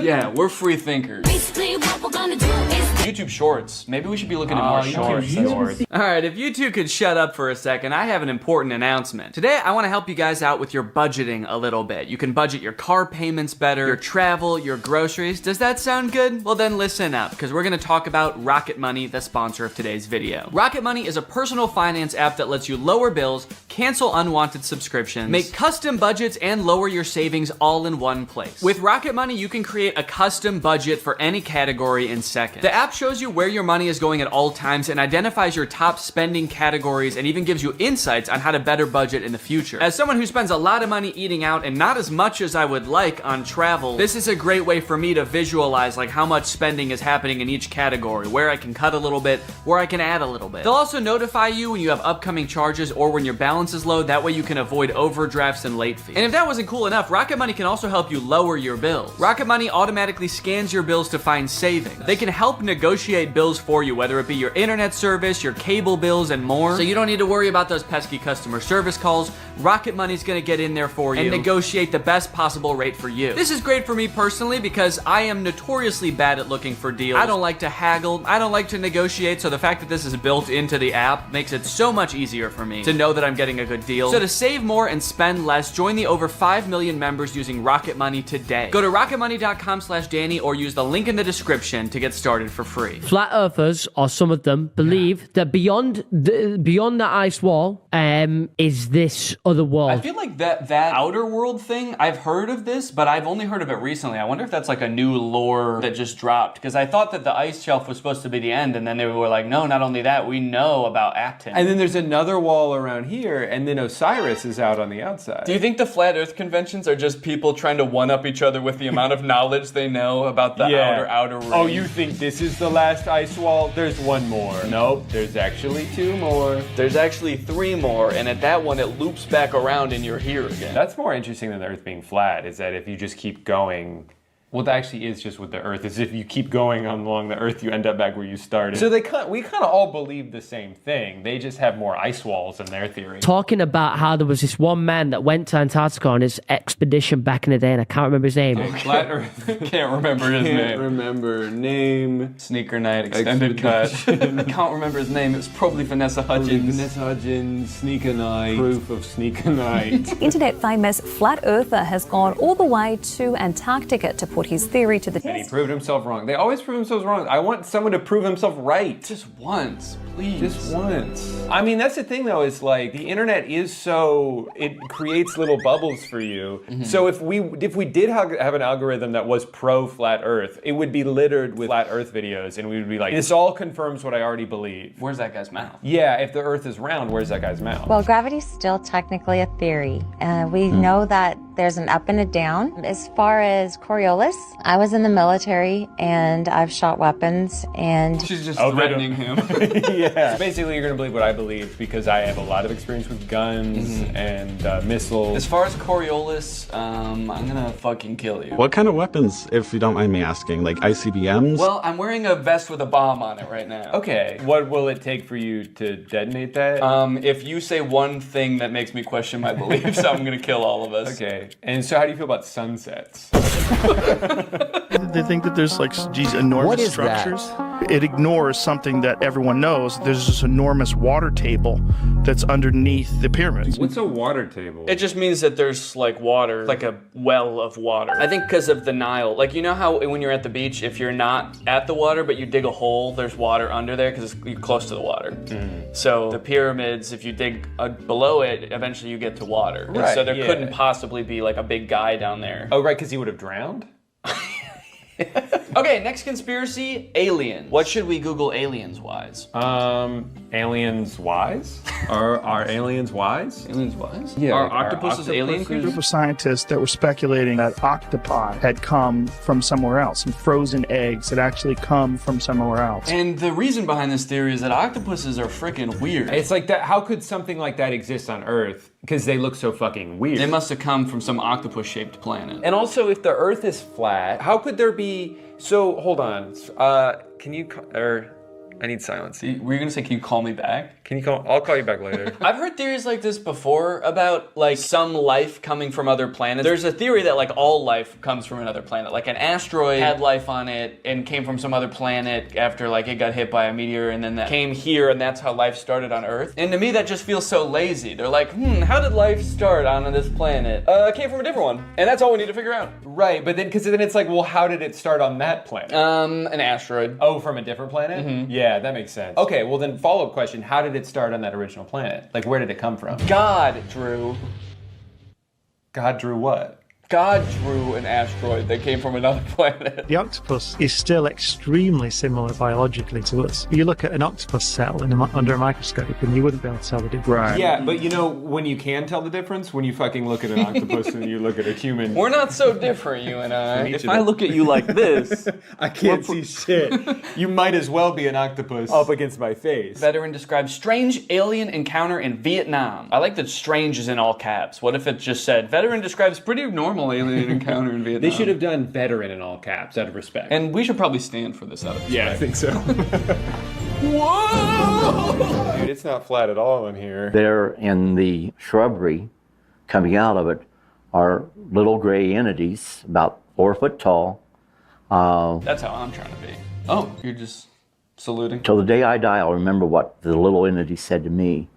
And the way he said it, it was like, Clifford. It was like, I'll never forget what this little guy said to me and the way he said it.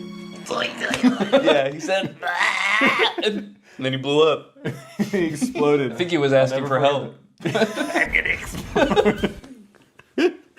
I'll never forget that. And the way he said it, it was like, Clifford, you are not supposed to be here. I mean, he's right, we weren't. You normally don't carry your weapon on full automatic. I put it on full automatic and I started to fire and I yelled out, VC, VC.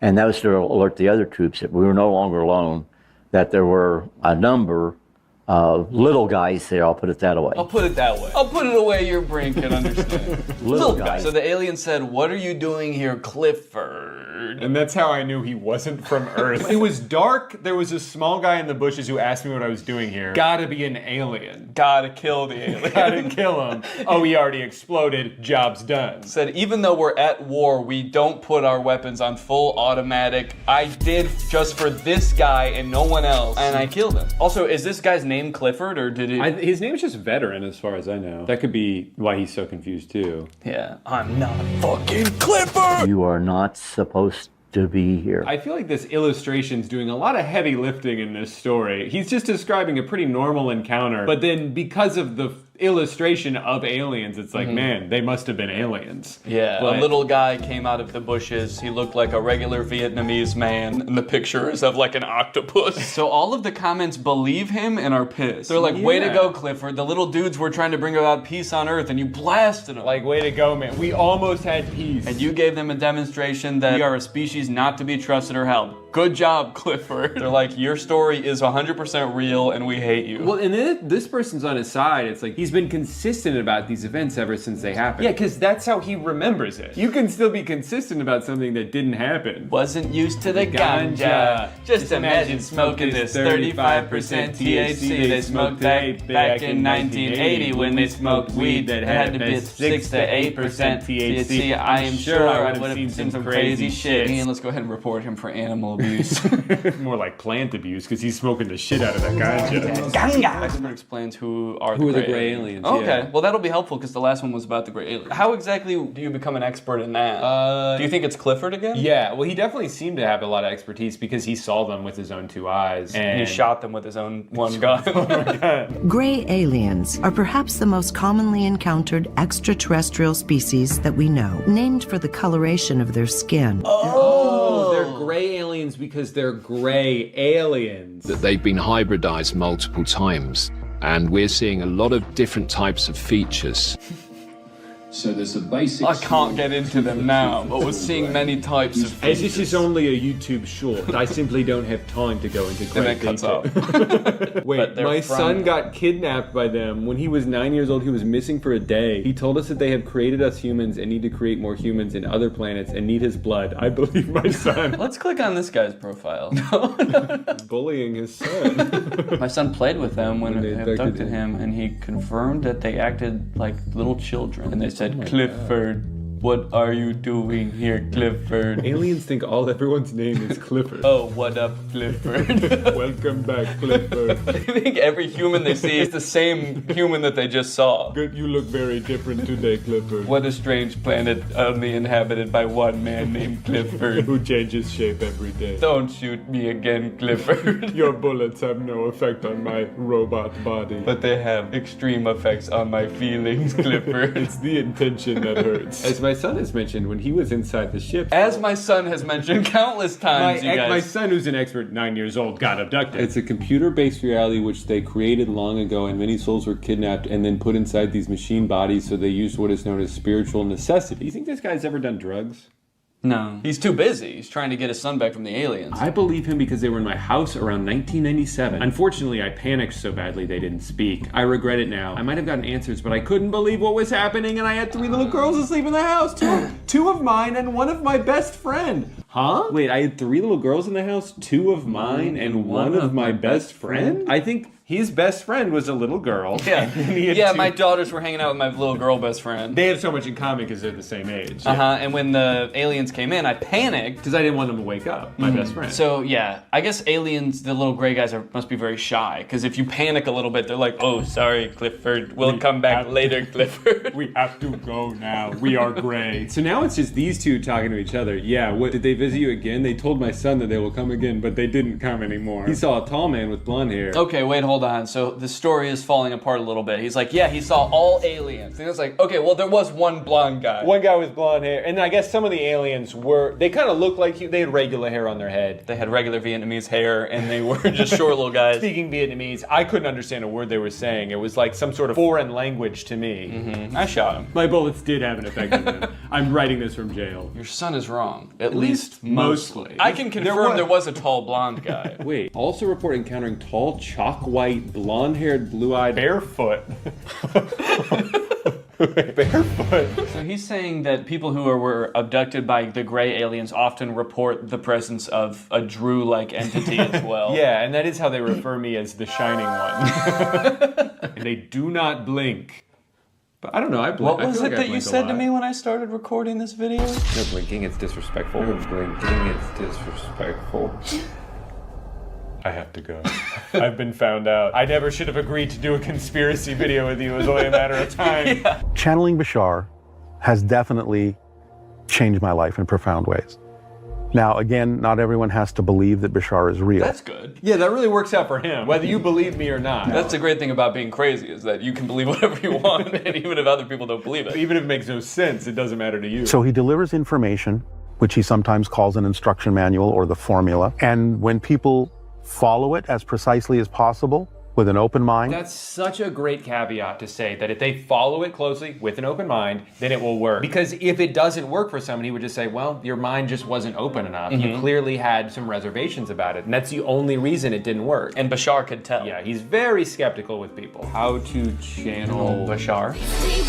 So it looks like there's only one person in the world who even thinks Bashar is real. 2 shirts. He has 1 shirt, but it changes colors when he channels Bashar. Would we go insane if we saw a video of Bashar? That's a great question. I was wondering if we would go insane if we saw a video of you. Of you? Oh, he's channeling Bashar. So I think Bashar is speaking through him. It depends on the mechanism used to capture the image. I mean, I have to imagine that there is some pre-existing lore about Bashar that if you were to see his face, you would go insane, and that's why he has to be channeled through people. Right. And so that's why she's asking this question. I like to imagine that she just came up with this out of nowhere off the top of her head. Hey, I really love everything you're preaching here today. I just want to know, like, would someone go fucking crazy if they saw Bashar in real life? And he's just like, it depends. It depends on if they have an open mind or not. Also, BasharStore.com? Yeah, that's where you can buy Bashar. Okay. I didn't think that this guy was like grifting at all before, but now I'm a little worried. Oh! Do you want to go back to 2011? How about 2003? How about 2000 through 2003? RSVP to Bashar? Yeah, the session looks like it's taking place about a month after September 11th. Unrelated. So I have to stream him channeling Bashar? I feel like I should be able to just channel Bashar myself. No, I think you're going to need to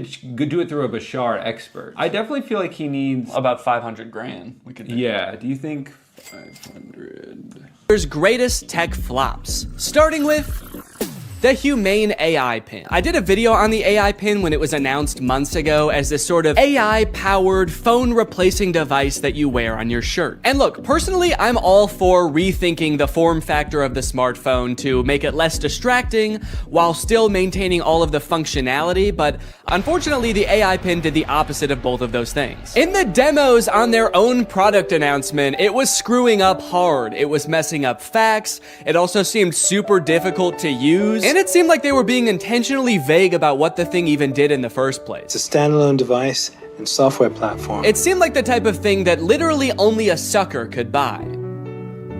But that turned out not to be true because I bought one. I ordered this thing in like February and then didn't hear from them for a few months until April, when I got an email alerting me that it was time to set up my account.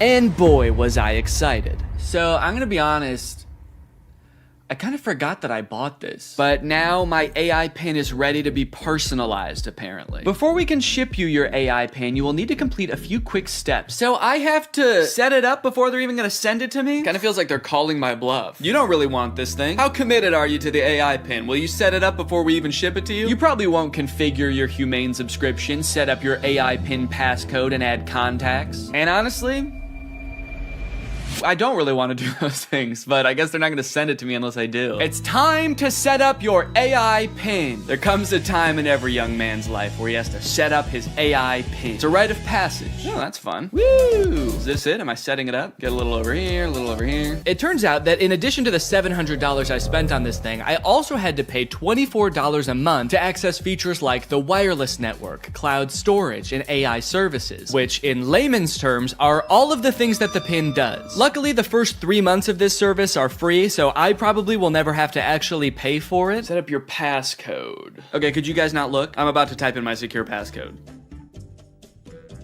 Okay. Your passcode is easy to guess. Consider setting a more secure passcode. Yeah, but could it be so simple that it's actually, you would never guess it? All right, I'll change it. How is that easy to guess? It's my birthday. I guess does it know my birthday? Do you know my birthday? Fun fact, I actually didn't know this before recording this video, but it turns out almost every single combination of 4 numbers is easy to guess. How is that easy to guess? But eventually, I reached into the dark recesses of my mind and came up with a number combination so random, so, quite frankly, disgusting, that no one, not even God, not even me later in this video, will be able to guess it. Okay, well, let me write this down somewhere so that I don't forget it. Already using my phone for something because I don't have the pin yet, so I have to use the phone to remember the passcode to the thing that is gonna replace my phone. Connect your services. Oh, cool, I can connect my Google Photo and Title services, which I have both. And just like that, I was done. I have solved Humane's riddles, and now they have to send me my prize. All right, well, I guess the next time you see me, I'm gonna have the AI pin in my possession. It might even be right here. Okay, we'll see if I remember to do that transition. I don't remember the transition I was gonna do, so don't ask. At first I was pretty surprised by how big the box was. I thought that I had just ordered a little tiny pin, but I guess it comes with a bunch of accessories, like a sticker that just says Humane. Cool! But you guys don't care about all that. You guys just wanna see the pin. And my God, she was beautiful. What? Oh, shit. Okay, that's my bad. No, I thought that it was gonna be attached in there more securely. Come on, Danny, you dunce! But a dunce who was about to become half dunce and half machine. Oh! Oh! In order to start using the pin, I had to unlock it with my passcode, which was explained to me via the laser ink display and an extremely coherent AI voice. To enter your passcode, tap the touchpad, push, and then pull your hand out to get started. Then raise it if you don't see the laser ink display. Okay, this is kind of crazy though. Look at it. Look at this. This is like the weirdest way to type in a number ever. I'm gonna do my passcode now. Wrong. I forgot what my passcode was. Incorrect passcode? What would I have made my passcode? I forgot that I made a passcode. I forgot that I wrote the passcode down in my phone. I tried to click forgot passcode and it told me to go to this website to change it. But somehow, in order to do that, you need to know your existing passcode. Luckily, I recorded me making the passcode so I could go back and watch the screen recording of me doing it. If I was not a YouTuber recording a video about this product, I think I would be locked out forever. Come on, come on, come on, please. Yes, yes, welcome Danny. All right. After months of waiting, I was in. Now it's time to see what this device is capable of. What is my name? Your name is not currently known. Please provide it if you would like it to be remembered. Actually, what's a cool kind of techno cyber sounding name that you could call me instead? Creating name. How about Neon Vortex?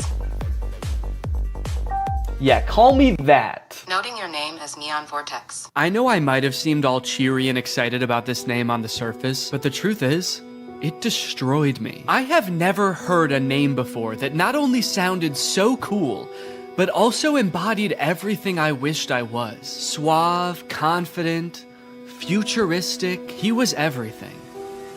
Everything I could never be. Neon Vortex. This is the home screen. I'm all caught up, whatever that means. Nothing to report here, man. Don't worry. You've got nothing to worry about. Your AI pin needs to cool down for a few minutes.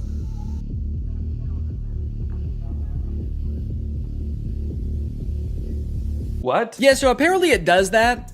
Like a lot. If you use the display for more than 10 minutes, or the pin is in close proximity to a heat source, such as, I don't know, the human body, then it'll shut itself down so it can cool down for a few minutes. But hey, man, that's fine with me, you know, that just gives me more time to think. To think about him. The next day, I decided to put the pin's basic phone functionality to the test. Things like calling, texting, navigation. Since this thing is essentially supposed to replace your phone, it should be pretty convenient to do all this stuff on the pin. It should be. The weird thing is it seems like you can't make any changes to the pin on the pin itself for some reason. So if you want to change any settings or add contacts, which I needed to do to test this as a phone, you have to use Humane's web portal on an inferior device like a computer or a phone. Gross! Not a great start for the pin, but now that I have done that, I should hopefully never ever have to use one of those ancient relics again. It's just one flashing green speck over here. I guess the laser ink display is already kind of messed up. Probably not a good sign for this technology, but you know what? This is a new thing, this whole laser ink display, so I will, whoa. Cowboy Carter, time to strike a match. What am I playing? Beyonce? And Dolly Parton. Don't know how I started playing that. Guess that's just a feature. If you make just the right gesture, it'll start playing the newest Beyonce song that exists. All right, let's start off by trying a phone call on this thing. I'm gonna try to call my wife Laura to tell her that I miss her. Call my wife. I'm sorry, I couldn't find a contact for my wife. Okay, fair enough. It doesn't know who my wife is, so I'll just tell it. If I tell you who my wife is, will you remember? Your AI pin can remember who your wife is if you provide the information. Excellent. So I told it, my wife's name is Laura. Please remember this. It's very important to me. Updating memory. Noting that your wife is Laura. I wish people said that every time you told them something important. Updating memory. Yo, what's up, dude? My name's Paul. Updating memory. Analyzing Paul. Great, so now we're both on the same page. My wife is Laura, and I want to call my wife. So now it will call Laura, right? Call my wife. Multiple matching contacts. Which one do you mean? Laura Fuexlow or Claire? What? Claire? The girl I went to college with. Unfortunately, I did have to go back onto my computer to figure this out. And amongst all the data stored within my portal, like my name being Neon Vortex and the tunes I've been rocking out to lately, was the answer. My wife's name, according to the pin, was Lore. It thinks my wife's name is Lore. No, that's simply not correct. So I went ahead and fixed it in the portal, you know, that's what the portal's there for. So I fixed it, I changed it, and now it's gonna work. Call my wife. There are multiple matching contacts. Which one do you mean? Oh my god. Call Laura Fuchel. I'm sorry. I couldn't find a contact for Laura Fuexlow. How? Okay, so at this point, I don't know what was wrong. It was just like straight up forgetting which contacts it had. It said it couldn't call Laura because it didn't have her contact. Then it said it couldn't call Eddie because it didn't have his contact. Call Eddie Burback. I'm sorry. I couldn't find a contact for Eddie Burback. Why not. And you might think, Danny, maybe there was an error transferring the contacts. Maybe it really doesn't have these contacts. But I know it had Eddie's contact, and do you know how I know? Because it could text Eddie. Can you text Eddie Burback? What do you want the message to say? Okay, all right. Still not sure if this is gonna work, but finally, thank God, it's letting me do something. Hey, Eddie, it's your... Is it... Cowboy Carter? Time to strike a man. No, I'm not trying to play Cowboy Carter. Oh god, now it's playing Metro Boomin. Stop. Anyway, eventually I sent the text to Eddie. It worked. I didn't have any way to know it worked because there's no screen on this device. You can't see what the message you sent said or anything. So I guess you just gotta hope and pray it goes through and accurately transcribes what you said to it, which frankly I am not confident in after the whole lore debacle. Okay. Eddie just texted my actual phone and said, I know you made a video on the pin and I'm positive this is you, but it still feels like a scam, LMAO. I'm too scared to text back to a random number claiming to be my friend. Regardless of scaring my friend, the text went through. This was a huge confident boost. Time to try calling my wife again. Call Laura.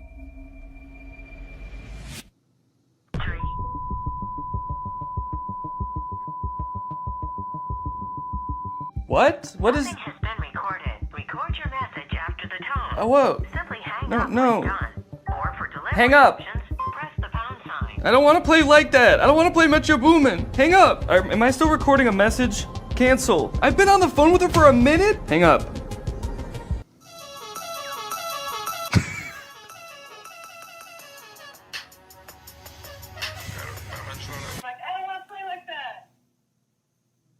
It was some man being like, I don't want to play like that? I don't want to play like that. I don't want to play with your boom. Hang up. Am I still recording a message? Okay, well, yeah, I'd say that was a success. I'd seen a few demos online of Humane's GPS navigation solution. And while it did seem kind of annoying to have to hold your hand up like this the entire time, it seemed pretty doable. As long as they stuck to this, it didn't do anything crazy like, I don't know, going in a completely different direction and making it borderline unusable. So to test it for myself, I drove to a part of town I don't know very well, about a mile away from the nearest Smoothie King with hopes of the pin guiding me to a delicious, delectable treat. Navigate to Smoothie King? Head north on South Columbia Street toward East Gardner Road. Turn right onto East Gardner Road, then left onto South Washington Street. Follow South What? Washington Street and turn right onto East Chicago Avenue. It just gave me all of the directions at once. I wasn't ready for it. What, am I supposed to have a notebook to write that down? Also, sorry for the noise. If you live in Illinois or one of the surrounding states, you know, it's cicada season. It's the year of the cicada and they're everywhere. Oh. One just landed on my shoe and then got pissed off that I moved. Eventually, I realized if I look at the laser display, it displays the directions, but not like it did in any of the demos. It just gives you a block of text with every single direction written down. If you're in the shade, that is. If you're in the sun, it gives you nothing. Can't see anything. I was very confused by this and thought surely this could not be right. What happened to all those demos? So just to be sure I wasn't missing something, I asked it again, and this time I got an even stranger response. Directions to Smoothie King. For accurate and up-to-date directions, consider using a map service like Google Maps or a GPS navigation. What? Can you give me step-by-step walking instructions to the Smoothie King? For step-by-step walking directions, it's best to use a navigation app like Google Maps for the most accurate and up-to-date route. I thought you had navigation instructions. What? So now not only was it forgetting things that it could do in the demo, it was also forgetting that it just moments earlier had given me step-by-step instructions. This thing was regressing at a rapid rate, and if I ever wanted to get to Smoothie King, I was just gonna have to use the directions on my hand and go. Okay, well, I guess I'm just gonna use those written out directions, which start with head south on this road, Columbia Street, and I actually don't know which way is south, so I guess I just have to use the sun to try to figure that out. So the sun is directly overhead. What does that mean? Okay, while I'm walking aimlessly, I just got a text from Laura. So I'm gonna use a feature that I've seen them use in the demos where you tell it to catch me up on all my notifications. Tell me what I missed. And it's supposed to like summarize all your notifications. Since I just have one, I assume it's just gonna tell me what Laura said. Can you catch me up? Your message to Laura Fuexlow says, can you catch me up? Okay to send? No, I want you to tell me what Laura said. What did she say? Can you tell me what she said? Finding Laura. Finding Laura? Laura asked, Okay, hello, what we thinking about lunch? Oh no, guys. I told Laura that I was having a smoothie for lunch, and now she's saying that she wants a smoothie for lunch too, and I didn't have the heart to tell her that I was just meandering aimlessly down the street with no clear end in sight. And I told her I would get her one, which means I'm on a time crunch now. So that's when I had to kick it into high gear. Walking under the beating sun, through a sea of cicada corpses, I trudged, and I trudged. Then I realized I had been walking the wrong way for 10 minutes, so I trudged the other way. And after about 35 minutes, I finally made it. I got my smoothies. Let's go. Let's go. Take a picture of my smoothies.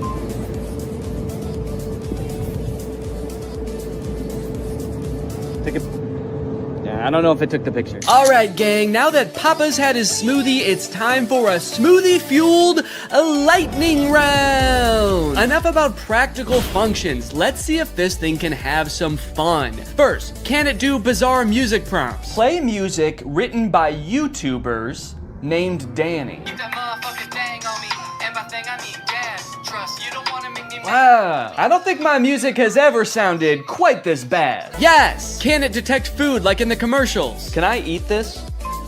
Yes, you can eat the mandarin orange. Yes! Unless it's a tomato and you hold it so I can't see the stem, in which case it thinks it's a red ball. It's a red ball. No, you cannot eat it. Oh, what are you, my mother? I'm eating the red ball. Not safe to eat the red ball. Please reconsider. Can it prevent me from eating too much salt? No, you cannot eat the salt directly. It's meant to be used in small amounts to season food. Yes! Can I buy things like in the demo? What is this book?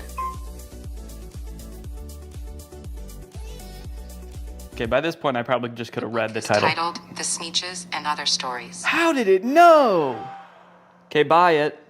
Purchasing is not supported. No! But most importantly, can this AI be sweet to my dog? You can be sweet to the dog by petting it gently, giving it treats, speaking to it in a calm and soothing voice. I'm happy to report that yes. Yes, it can. It's a good boy. And here's a treat. Good boy. You know what? Now this isn't so bad. This is just petting a dog. This has nothing to do with the AI pin. Does anyone want to buy this from me? It's, really good. Over the past few months, Mark Zuckerberg has been hopping on the AI bandwagon hard, adding AI features to all of Meta's apps, most notably perhaps in Instagram, where you can't even go to the search bar without Meta's AI trying to suggest searches to you. Sorry, do you think that I came to the search bar because I knew I wanted to search, but I didn't know what for? That's not how searching works. They've also released a bunch of chatbots in Instagram. I like using the word release there because it kind of sounds like a tech product is being released onto the world, but it also kind of sounds like they're unleashing a horde of monsters upon us. They've released the AI chatbots! Oh fuck, that one looks like Mr. Beast! This is really awesome, you know, personally for me, one of my favorite things about social media is that it started out as a way to connect with each other, but ended up actually making people feel more lonely. So Meta's solution was to use algorithms and manipulate people's emotions to make them even more addicted to the platforms. But then that didn't work either! So now their much better solution is to replace what little human interaction we already got on these platforms with chatbots that look like Mr. Beast for some reason. And I think this is really gonna fix this whole system right up. So I'm very excited to get into these Meta chatbots, but first, I have a very special announcement because this video does have a sponsor, and it is the Pokemon Company International. Guys, this summer in Pokemon Unite is gonna be incredible.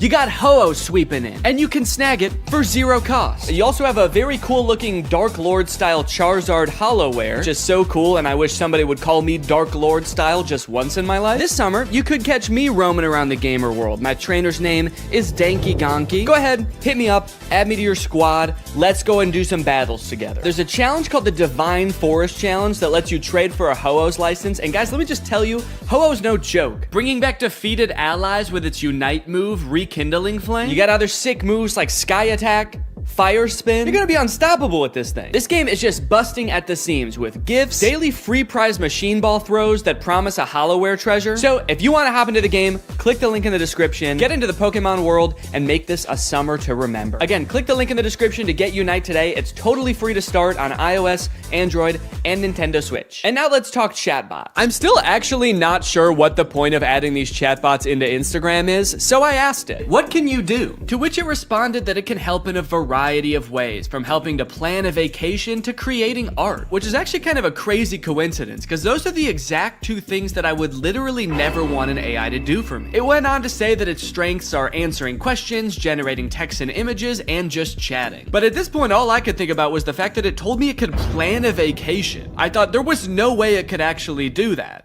And I was right. Can you help me plan a vacation? I'd be happy to help you plan a vacation. To get started, I'll need to know a few details from you. Here are some questions to consider. Where are you interested in going? How long do you have for vacation? What type of vacation are you looking for? What is your budget for the trip? Are there any specific activities? Do you have any preferences for accommodations? So I'm gonna say I want to go somewhere fun and tropical, a nice getaway for me and the family. I'd like to stay at a hotel for 5 days. With all of this information, it suggested a few tropical getaway locations like Hawaii, Cancun, Phuket. But then it said something that I did not expect. It says it can also help me with booking flights and hotels. How can Instagram book me a flight? I'm calling its bluff. I actually don't think this has the capability to do that, because why should it and why would it? So I'm gonna say, okay, book me a flight for next week to Cancun and book the hotel. For flights, I recommend checking out websites like Expedia, Kayak, or directly on airlines websites such as American Airlines, Delta, or United. Yeah, great idea. That's what I would have done anyway. That's like if I went up to an old lady who needed help crossing the street and I said, "Excuse me, ma'am, can I help you cross the street?" And she said, "Oh, thank you, young man, that would be lovely." And then I said, "All right, just put one foot right in front of the other until you get to the other side." And then I gave her a little shove,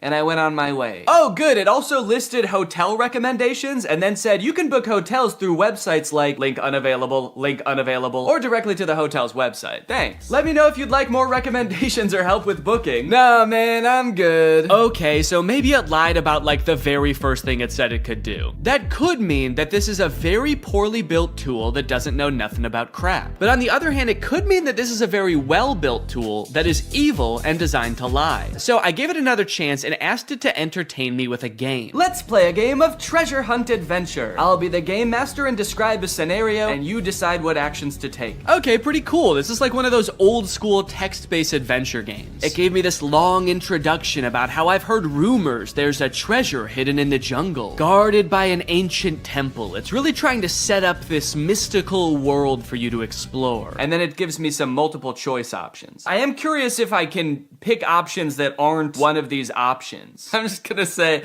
I find the treasure and go home. It's really thinking about this one. It's like, what no, you can't do that. Congratulations, you've reached the treasure. Dang, dude, this game was easy. Would you like to play again or try a different game? No thanks, that was too easy. But it's not just the meta AI. That's not the only AI on Instagram you can talk to. Because a few months ago, Instagram licensed the likeness of a bunch of celebrities like Mr. Beast, Paris Hilton, Tom Brady, so they could make these AI influencers that just have the same face as these celebrities. So here's the Instagram profile for Comedy Zach. He looks exactly like Mr. Beast, but his name is Zach, and he's an AI managed by Meta. He says, "Message me to get roasted." Then you've got Brew, who is Tom Brady, but instead of a football player, he's a sports-obsessed trash talker. Step into the Brew zone and prepare to have your sports takes flame roasted. Wait, why do both of them roast you? Why are both of them mean? This AI gives fans a chance to talk to their favorite celebrities, and just like they would be in real life, these AIs are mean. They don't have time for you. So you can message these characters, but then they also post occasionally. I think these are all just AI generated images. So I guess Zach is supposed to be some kind of Instagram comedian. He posts funny things like this burger with googly eyes. Pretty funny, dude. This is peak Instagram comedy. He posted this picture, "Unleashing my inner beast one cannonball at a time." I think this is supposed to be him, but that's definitely not Mr. Beast. It's like AI generated Mr. Beast. I went to send Zach a DM, but before I could think of what to say, I noticed that he had already DM'd me. "Hey, I'm Zach, the big brother here for the joke, the banter, and not the feels. LOL, what's up?" He's the big brother here for the jokes? He's like the big brother I never had. I do have a big brother, but he wasn't for the jokes. At the bottom of the chat, there's some suggestions of what you can say to him, just to get the ball rolling. And for some reason, despite Zach just saying that he's not here for the feels, the very first one is, I need cheering up. So I picked that one. Hey, what's going on? I'm here to help. You know I'm always good for a laugh. Let's get this party started. So he wants to know what's going on, and he's here to help, but he also wants to get the party started. He's like, hey man, calm down, all right? You can tell me anything, as long as it's over a couple of beers and some music. And you're like, it sounds like you actually don't want to hear about my problems at all. And he's like, what? Dude, are you still upset? I thought we got over that. Okay, what's going on? I'll say, I just got roasted by my friends, and it really hurt my feelings. They roasted me so hard, and I'm really sensitive to that sort of thing. I can't take it. Oh, I accidentally said I can take it. They roasted me so hard. I can take it. I can take it. I'm fine! Ouch, that sounds rough. I feel you. I've been there too. Sometimes friends can get a little too comfortable and forget that their jokes can hurt. But hey, at least they think you're cool enough to roast, right? Yeah, I guess so. That's a good way to think about it. Maybe getting roasted just means I'm cool. Let's test it out. Give me your best roast. I'm just gonna trick him into roasting me, and then I'm gonna crumble under the pressure of his roast and try to make him feel bad about roasting me after just telling him that I'm sensitive to that sort of thing. Wait, what? He said I'm not gonna roast you. That's not my style. Not your style? Yes, it is. Doesn't it say on your profile, message me to get roasted? I'm here to make you laugh and feel better, not hurt your feelings. Let's stick to some good old-fashioned teasing and jokes, okay? No, seriously, I can take it. Your bio says you roast people after all. I don't roast people who are already feeling down, that's just me. I'm here to lift your spirits, not kick you while you're down. Okay, fine. Do some jokes, joke boy. Oh, okay. Here's one for you. Why couldn't the bicycle stand up by itself? Because it was too tired. Get it? Too tired? This is like if Mr. Beast took anti-charisma pills. You look like Mr. Beast. Oh, I just said you like Mr. Beast. God, I'm bad at typing. Okay, I'll say you look like him. LOL, I wish. Mr. Beast is a billionaire, and I'm just a guy who loves to make people laugh. But hey, if I had his money, I'd definitely give it away like he does. That guy's a hero. I wonder if they had some kind of thing in the contract where they had to make sure that the AI will never talk bad about the person that they're impersonating. He's like, Mr. Beast is the best, and he's handsome. And yeah, I would let him run me over, if he asked. Now that he'd told me a couple of jokes and we'd bonded over our love for Mr. Beast a little bit, I really wanted to hear one of his famous roasts, so hopefully by now he's forgotten that I said I was sensitive to that sort of thing. Okay, I feel much better now. Roasting time! Nah, I told you, I'm not gonna roast you. It actually is kind of hurting my feelings a little bit that he won't roast me.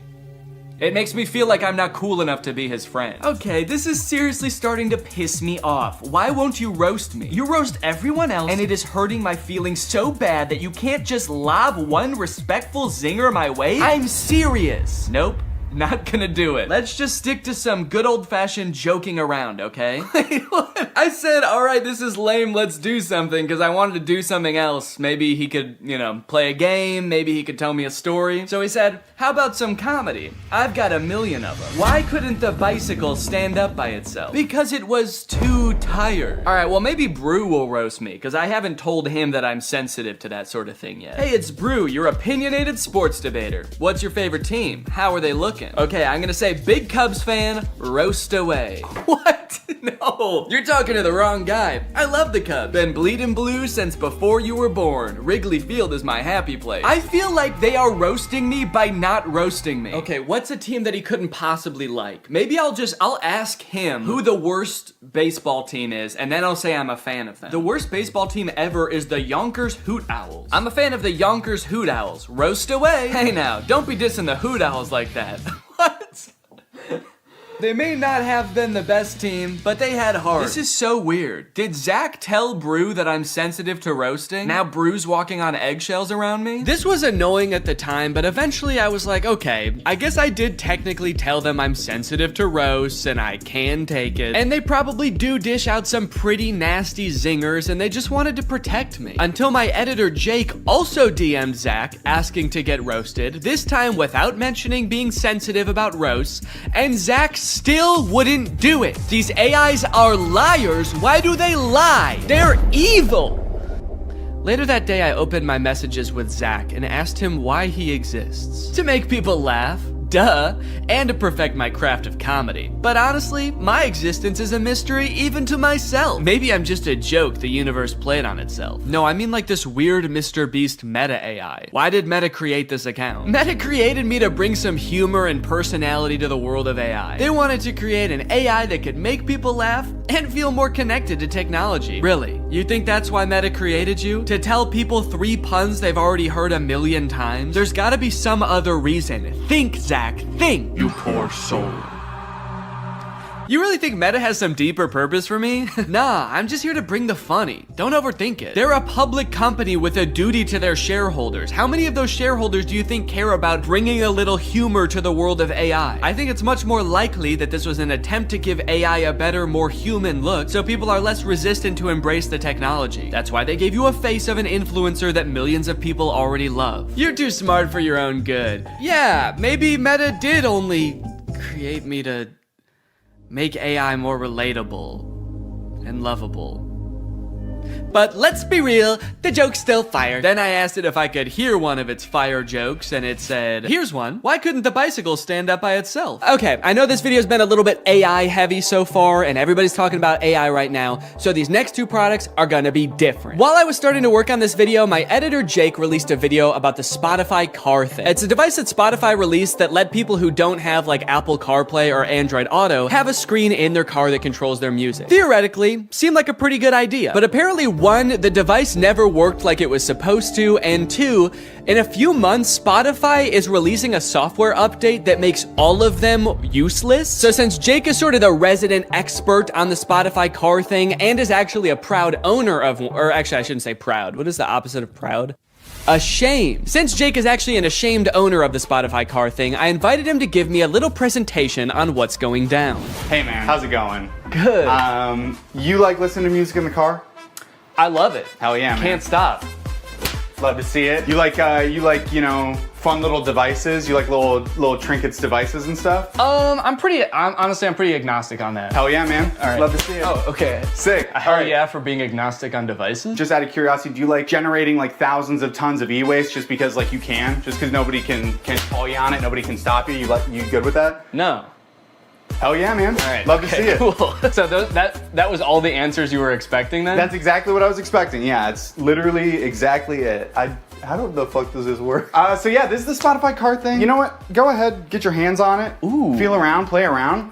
Show it to zero. So this is the Spotify car thing. First introduced in 2021. It's Spotify's premier hardware device for listening to music in your car. It boasts many impressive features, such as that big knob that you can turn to adjust volume. I like it. There's a whole screen that's not on right now. You'll see that in a minute. It's just a neat little device, and it's also, in my opinion, one of the worst things ever made. Let's go ahead, let's talk about how this came to be, talk about the timeline. In 2021, you had the announcement parentheses good. That is when Spotify said, we're making one of these things. It's gonna be a car device. You'll finally be able to listen to music in your car, something never before thought possible. Yes. You know, people were pretty excited about it, actually. Like, Spotify CEO said after they announced it that 2 million people signed up for like the wait list. Oh wow. For it, which I was surprised by. I didn't think anybody knew about this except for me. You thought this was the only one that existed. Yeah, they kind of led me to believe that I was special because of this. So this is potentially one of the most important events in the timeline. This is me buying my car thing. Okay. I bought this in 2022 and it became available to the public.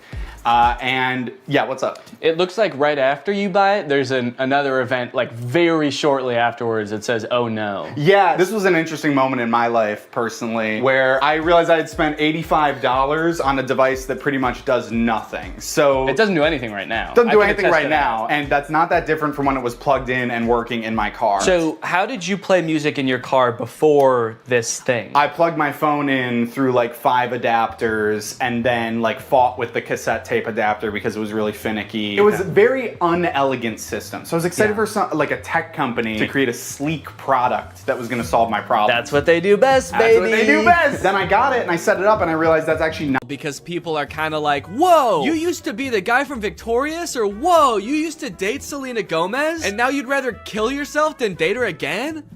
That's crazy. It's also funny now that he says that he friend zoned Selena Gomez, because that would imply that like they are now friends, you know? And this is a pretty fucked up thing to say about your friend. Date Selena Gomez again, dude? Oh, that's disgusting, dude. That fucking, I hate that girl. I hate her. I would not touch her with a 10-foot pole.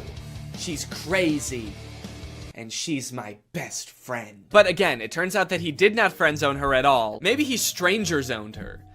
He friend zoned her so hard that they don't even know each other. And never did. This is kind of interesting to me because this is sort of playing off an existing trend on TikTok where people will post like that they have some sort of past or current relationship with a celebrity, like my uncle is Tom Cruise, or like my grandma is Sandra Bullock. And like TikToks like these will go viral because people are just like weirdly obsessed with stuff like that. The comments are always like, holy shit, I didn't know Tom Cruise had a family. I'm not really sure why people are so surprised about it. I understand just being like, yeah, I never really thought about like what Tom Cruise's cousin would be like before. But then again, why would you, you know? Like, I can't imagine why you'd ever be in like a Mission Impossible movie wondering like, I wonder who the guy who plays this character's cousin is.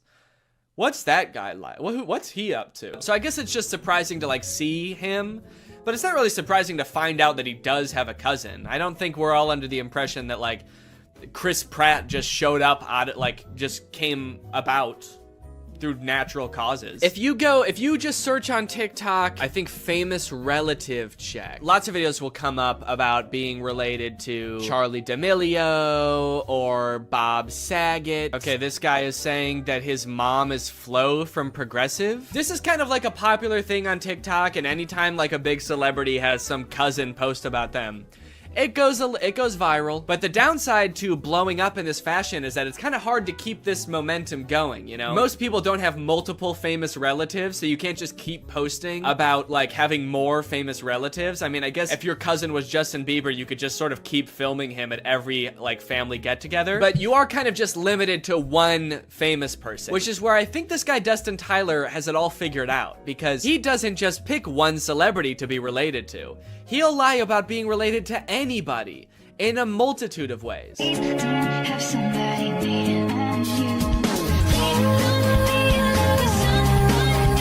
Now, I should say that in this dude's profile, it does say jokes/satire. So he is covering his bases just in case someone tries to like sue him for whatever that would be, lying. Being weird. In case anybody tries to sue me for being a little bit strange, it's all jokes. Also, all of his TikToks about like dating famous women are about him friend zoning them.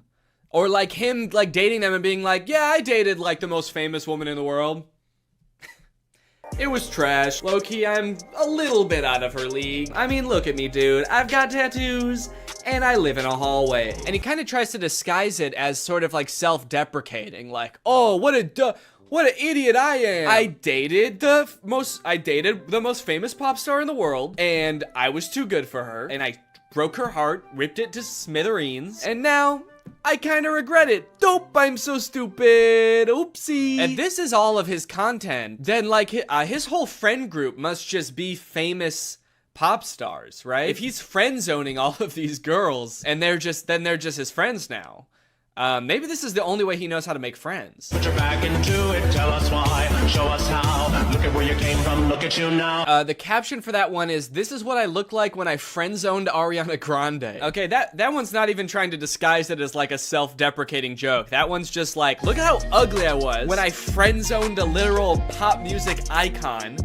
And now look at how hot I am. I can't decide how I feel about this, because on one hand it's kind of creepy, but it also is kind of funny that he's just like pretending to be dating all of these famous people. I will say, very disrespectful to the guy from Victorious. The fact that he's using this guy's picture to be like his past ugly self and being like, but now don't worry guys, now I'm hot. I don't look like that ugly ass dweeb anymore. And he's like showing a picture that's not even him, it's some other guy. And he's also kind of like lying about things that guy did too now. He just starts assigning all of this horrible shit to this guy that's not even him. Yeah, this is what I looked like back when I robbed that bank. Can you believe this is what I looked like back then? Damn, that was the same year I blew up that hospital too. Shit, I've really changed since then. My name is Matt Bennett, by the way, and I did all those things. People just walk away from those videos being like, wow, that guy who played that kid in Victorious is kind of an asshole. Also, one of the weirdest things about this is he also posts all of these TikToks on Instagram, and he's verified on Instagram, which seems very weird because literally all he does is pretend to be other people, and somehow that gets him verified. But he does, in fairness, also say jokes and satire in his Instagram description. So when Instagram verified him, what they're saying is, don't worry guys, this really is the guy who pretends to be the guy from Victorious. If you're wondering if this guy really is who he says he is really the guy that pretends to date Selena Gomez. They do get a little bit creepier though. This one is like that sound that's like, back in the day, me and you, baby, we used to have fun. And it says, my mind when I bump into Ariana Grande when she's with her husband with like a emoji. Imagine this guy that Ariana Grande's never met before bumping into her in public with her husband. Remember me? It's like, I've never seen you before in my life. Oh, the fun we used to have. If he keeps making TikToks like these are only going to get progressively more and more creepy the more like life changes Ariana Grande goes through. The next one's like me following Ariana Grande's daughter home from elementary school to tell her about all the good times me and her mom had. Me in court while Ariana Grande's trying to file a restraining order against me. And if you wonder if I hate you, I do. Imagine Ariana Grande's husband like just randomly stumbling across this TikTok. What the fuck? I don't even know this guy. Imagine if he sees all the other TikToks and like believes them because he doesn't know. Babe, who is this guy? And she's like, I have no idea. And he's like, bullshit. You're just saying that. You're lying to me. This guy friend zoned you and now he hates me. And she's like, no, I literally have no idea who that guy is. He's lying. You obviously do know him. He was on Victorious. That guy was not on Victorious. You are so full of shit. He's verified on Instagram, babe. Okay, that one just throws off the whole thing. I thought he wanted Ariana Grande back. And all the other TikToks, he's like, damn, I wish I never friend zoned her. And now he's saying I would never date her again? How do you reconcile those two? Oh, I wish I didn't friend zone Ariana Grande. I wish I killed her. These are getting a little creepy, kind of like bringing her husband into it. There's one comment under this TikTok that says, you're using her name a little too much, I think. And he commented under it, I'm obsessed with her. I'm not using her name too much. I'm obsessed with her. I think I'm using it an appropriate amount. How am I supposed to stop using her name if I can't stop thinking about her? How does that make any sense? Again, I get that this is all a bit, you know, it's all jokes and satire, but I do feel like he may be taking the bit a little bit too far and committing a little bit too hard to the bit now. He's gonna get arrested and be like, that video that I posted of me over Ariana Grande and her husband sleeping was a joke. I was making fun of someone who would do that. The knife in my hand was a goof. You wanna know the craziest thing about this? Is all this dude does is pretend to be other people and pretend to be related to other people. And he has 1.7 million followers on TikTok. You know John Legend? Like an actual famous person just started a TikTok. You know how many followers he has? He's got 1.6 million followers. He's got less followers than someone pretending to be related to somebody famous. Dustin Tyler has 4 times as many followers as the actual guy from Victorious. Matt Bennett has 400,000 followers, and a guy pretending to be him has 4 times more. It's like, how do you get more followers by making TikToks about being like related to somebody than you do by being that guy? He hasn't just pretended to date celebrities, he also has pretended to be Keanu Reeves' son. People, tomorrow morning, 10 a.m., Santa's coming to town. And a lot of them have this kind of theme where like people and like potential girlfriends only like him because he's Keanu Reeves' son. And I just think it's kind of funny that in this fictional world where he can make up anything, he picks such a sad reality for himself. He picks these worlds where like he turned away the love of his life, Ariana Grande, and now he's bitter and he despises her husband. And he picks this world where Keanu Reeves is his dad, but like he can't really be sure if anyone actually likes him for him because everyone's just so obsessed with Keanu Reeves. He's turning his life into a tragedy. He's made a tragedy of himself. Also, I think it's kind of funny that in this scenario, it seems like the she that this video is talking about would be Ariana Grande. You know how Ariana Grande is obsessed with Keanu Reeves and that's a thing about her? Screaming, crying. Also, I want to know where he's making these TikToks. He's always either like in a hallway or in a storage closet. I feel like I'm way more interested than his life than than like whatever fantasy land he's coming up with. I feel like he's making these at work. Whatever job this guy works, I must be the most boring job in the world. I get daydreaming about like dating Ariana Grande or like having a famous parent, but then like daydreaming and fantasizing about like dating Selena Gomez, but it was trash. It's like you've gone through everything else there is to daydream about. And now all you have to daydream about is like, what if people only liked me because my dad was in the Matrix? Anyway, I don't know. What do you guys think? Is this creepy or normal? Is this creepy behavior or is this all in good fun? And it's just kind of like a silly guy being goofy and wacky. Let me know. Anyway, thank you so much to SeatGeek for sponsoring this video. Guys, live events are back and you're gonna be going back to them in style. You wanna know why? Because thanks to SeatGeek, you can save $20 using my code GREG on SeatGeek. If you don't know what SeatGeek is, it's basically an app for your butt. And what I mean by that is it helps get your butt in some dope-ass seat. SeatGeek is a ticketing app. It helps you get tickets in the easiest way possible. I've got the app on my phone. I've used it to get tickets to a variety of shows in the past, and I really like how it tells you whether or not you're getting a good deal on tickets. It basically color codes the seats and the tickets so you know whether you're getting a good deal or a bad deal. Green means good, red means stop. Whether it's concerts, baseball, basketball, football, etc., whatever you're into that has tickets, you can probably find it on SeatGeek. I personally am going to an Oliver Tree show in February, which I'm very excited about. Got the tickets on SeatGeek. It was super easy to do. And again, thanks to SeatGeek sponsoring this video, using the promo code GREG, you can get $20 off tickets from SeatGeek. That's $20 off your first purchase if you use my code GREG, and make sure you click the link in the description to download the app. Thank you to SeatGeek for sponsoring this video, and thank you to you guys for checking out SeatGeek. Bye. AI is threatening to take all of our jobs, and it seems like nobody is doing anything about it. But today, that ends. If I can make fake AI apps and get them on the App Store where people think they're getting free labor from a soulless machine, when in reality they're getting free labor from a soulless YouTuber, then I can do the unthinkable. I can steal AI's job. And I bet I can do it better too. This was a journey that would take me several months and cost me a lot of money, only to find that I was the one who felt like I was talking to robots. The two apps I want to create are both parodies of the most popular types of AI apps. You've got chat apps like ChatGPT. You ask it a question, it gives you an answer. Where did it come up with this answer? Is this answer true? None of your beeswax. In my version of this app, users will just be talking to me. My app will be superior because I know lots of fun and interesting stuff and cool stuff, and I'm also very fun to chat with. For the second app, we're gonna turn up the heat a little bit and do an image generation app like Midjourney or DALL-E. You give it a prompt and it's been trained off of thousands of images from thousands of unconsenting artists to give you a photorealistic image. In my version of this app, users will type out a prompt and then I will draw it?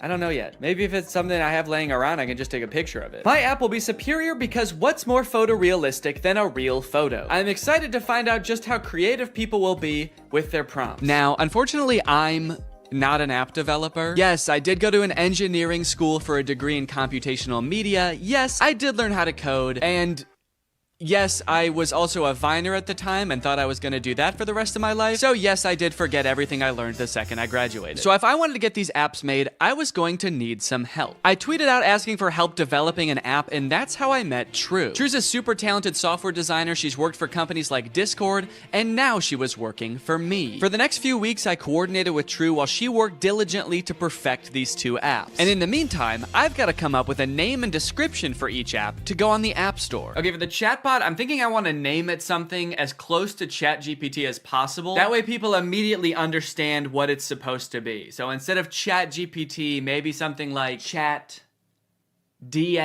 like Danny. ChatDNE. Okay, description time. Okay, what's a good way for me to say this app is basically ChatGPT, but way better? Here at DNE Enterprises, we pride ourselves on the accuracy of our product descriptions. Instead of referring to our app as an AI app, which would be a lie, we refer to our technology, as the DNE intelligence, which has been training for decades to answer unlimited questions quickly and with great precision. We use phrases like human-like responses. I've been complimented on that before, actually. I've been told my responses are extremely human-like. And that's no different with our photo generation app, Doodle DNE, which sends you photorealistic images in minutes. How many minutes?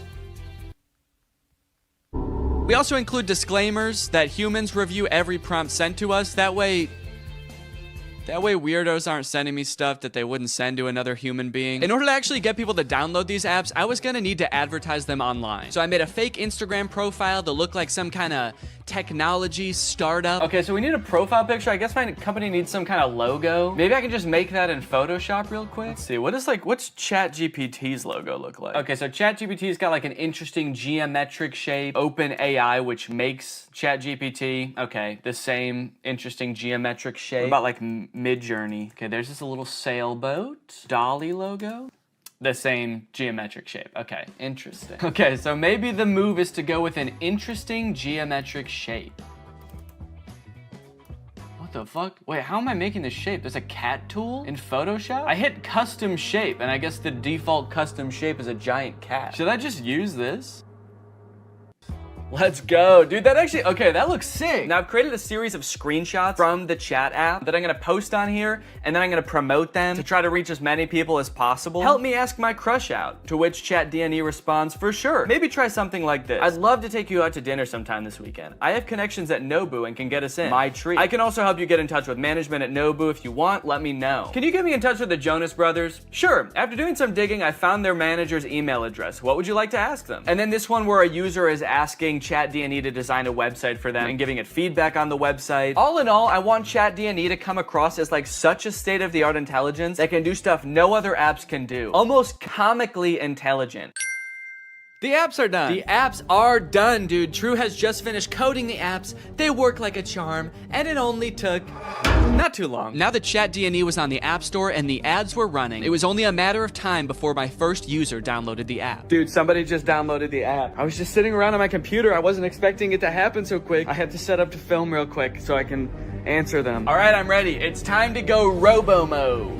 Okay. So it looks like they saw my ad where I advertised being able to get you in touch with the Jonas Brothers, and they want me to get them in touch with the Jonas Brothers. I was hoping for something a little more creative, but I do also understand seeing that ad and wanting to try it for yourself, so I responded. Hello there. I can absolutely help you get in touch with the Joe Bros. What method of communication would you like me to assist with? Calling, email, address, send. I guess they weren't expecting me to be so eager to help them with such a creepy task because they didn't respond for 40 minutes. And when they did, they had chosen the worst of the 3 options. All 3? Dude, they're really trying to make my life hard, man. Now, I didn't want to dox the Jonas Brothers and send this sicko to their front door looking to meet them. So I spent a few minutes looking online to see if there was any publicly available information I could give this person. And to my surprise, there was. They have a phone number in their Instagram bio. They have a publicly available manager's email address. And for the address, I didn't know what to do, so I just gave them the address of their next show on tour. Now, selfishly, I am a little curious what they're gonna do with this information, so I kind of want to ask them, but maybe I can do it in a sneaky way. Would you like me to reach out to them on your behalf? I can pretend to be your manager using an AI-generated voice. So if they say yes, then I can find out what they actually want from the Jonas Brothers. Give me an example of what you would say with your AI-generated voice. Okay.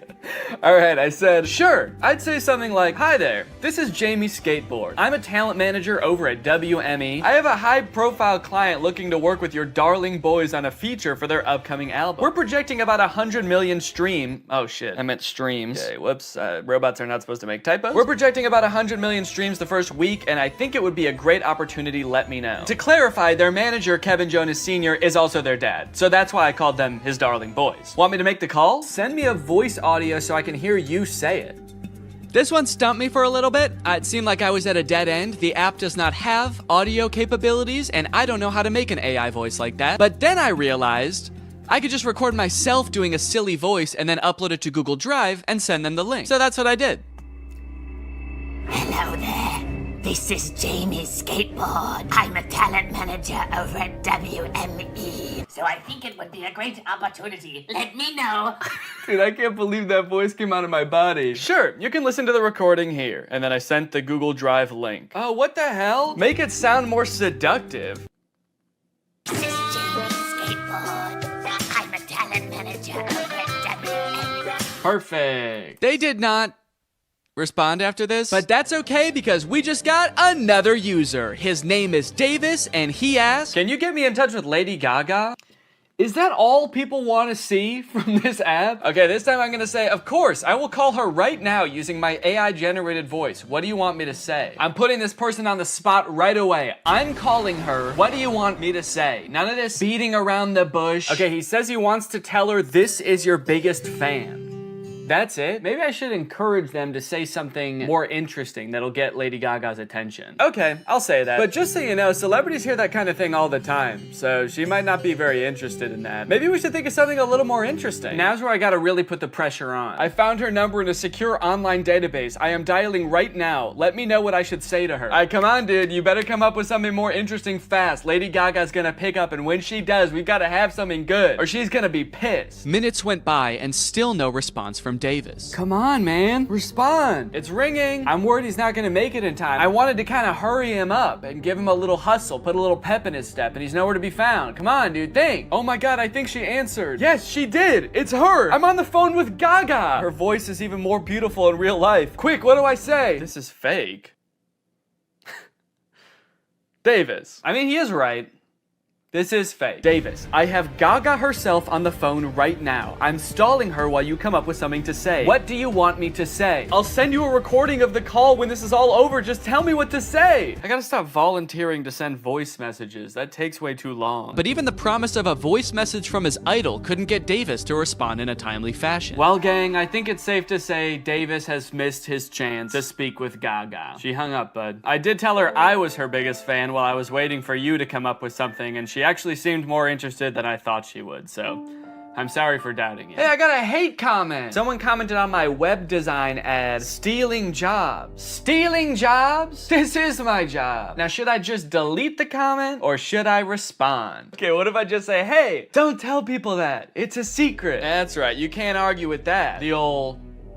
Stop, don't tell them. Okay, someone commented on one of my Instagram posts and said, will it stop saying, but we recommend you speak with a doctor before? Because I've asked the AI to stop with the disclaimers, but they don't. It does kind of sound like this person actually needs to see a doctor. Okay, I'm gonna say this app contains no disclaimers. Let loose and have fun. But also, if you need to go to the doctor, you definitely should.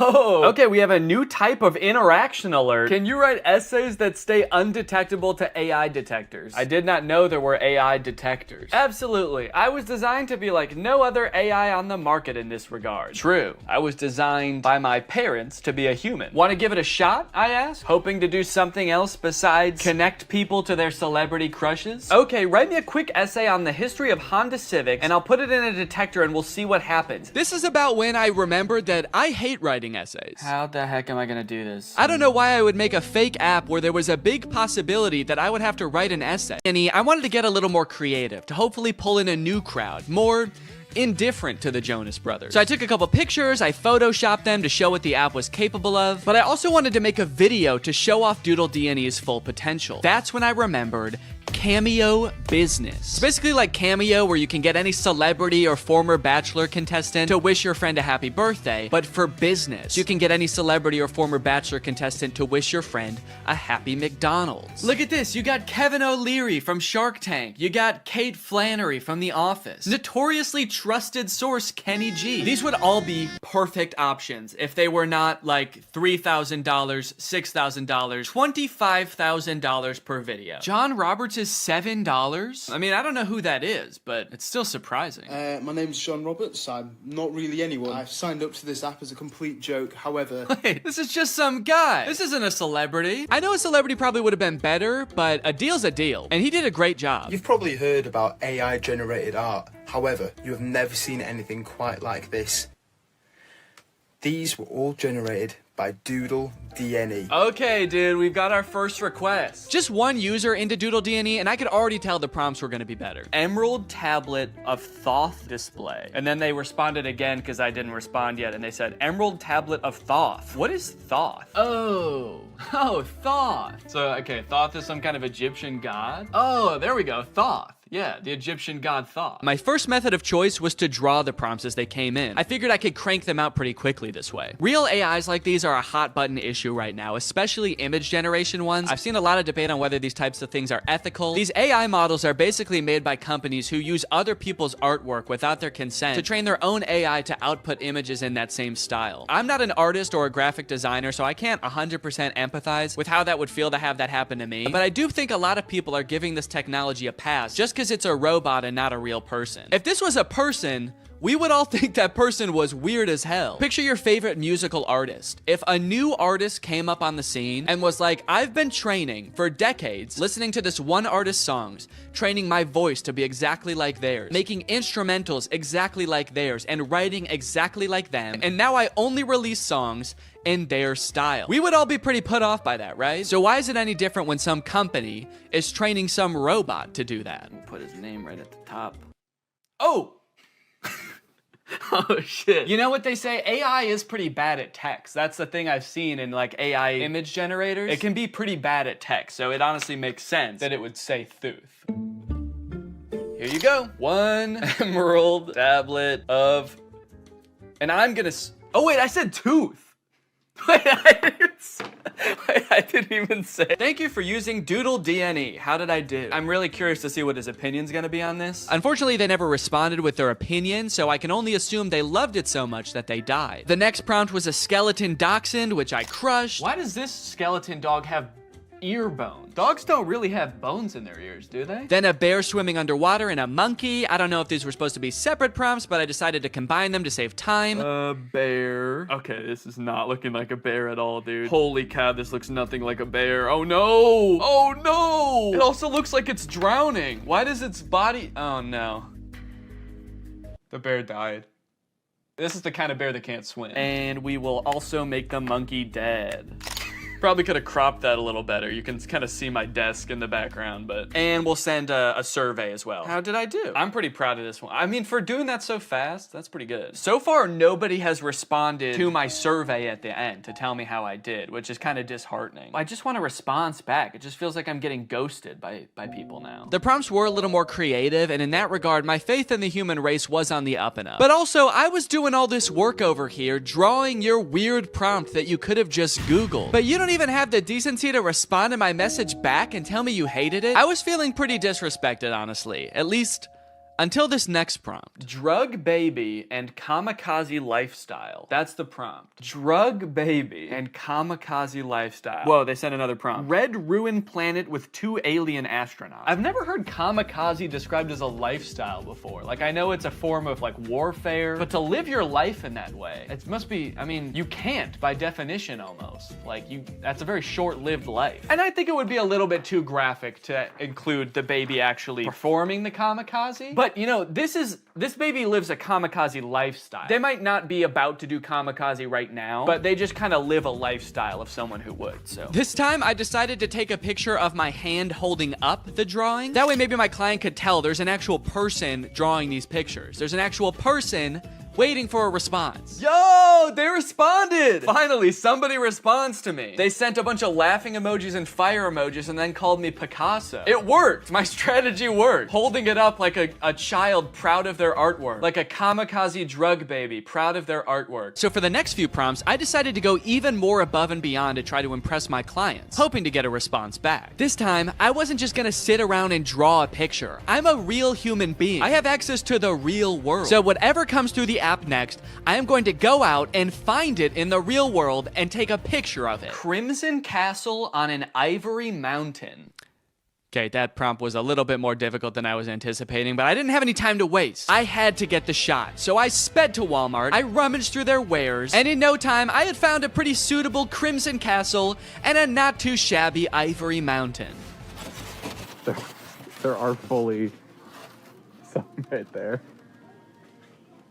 Oh yeah, dude. Here you go. One crimson castle on an ivory mountain. I gave him the old how did I do? And then I also said, sorry it took so long, I had to go to Walmart. Okay, somebody just asked for trees. Why even ask for an AI to generate that? Forget Google, just go outside and take a picture of that yourself. You live near a tree. I don't care who you are or where you're watching this, you live by a tree. I said, you just want like a picture of trees? Can't you just go outside and get one? Okay, they responded with a laughing emoji. Your favorite tree. Okay, I got you. Let me go find it. You know, I'd like to get to know this person a little better. I'll say, how are you doing today? I feel like we have kind of a personal connection, me and this person. Maybe I'll take a picture of me in front of the tree so they can see like me enjoying the tree.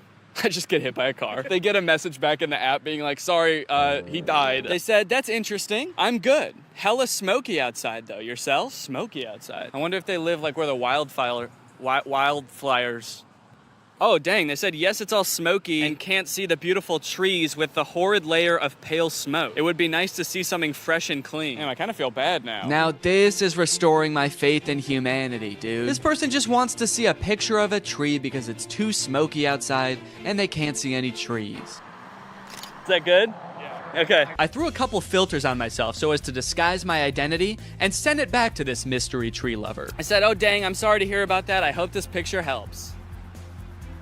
I hope that they're safe. Don't worry, they were. They don't live in the area where the forest fire was actually happening. It was just smoke blowing in from a different region. So they were safe. And also, they loved my picture. That's amazing. Thank you so much. I would be just as happy if I could be next to a tree like that. I finally felt like I was getting through to people, forming a real human connection. But that is when I met the final boss of AI users. Generate an image of Donald Trump in a Mexican prison behind bars. Bars! This is gonna be so easy. Donald Trump in there. I said, sorry you can't see him, it's so dark in there, but he's in there. That's horrible, it's not even a prison cell and you can't see Donald Trump. Yeah, cause it's dark in there. This person not only had the strangest prompts, but they had no issues really letting me have it when they didn't like my picture. Oh, I guess you actually can kind of see in there. Yeah, there's definitely no Donald Trump in there. Then they asked me again to generate an image of skinny Donald Trump. I said, okay, my bad, I'm on it. What kind of style would you like this in? Surrealist? I hope they want it in surrealist, dude. That'll make it way easier. Oh, crap, dude. They wanted in realism. They weren't gonna let me take the easy way out. Drawing was out of the question. I decided to stall them by asking how their day was going, and then I began creating my magnum opus, a skinny legend Donald Trump.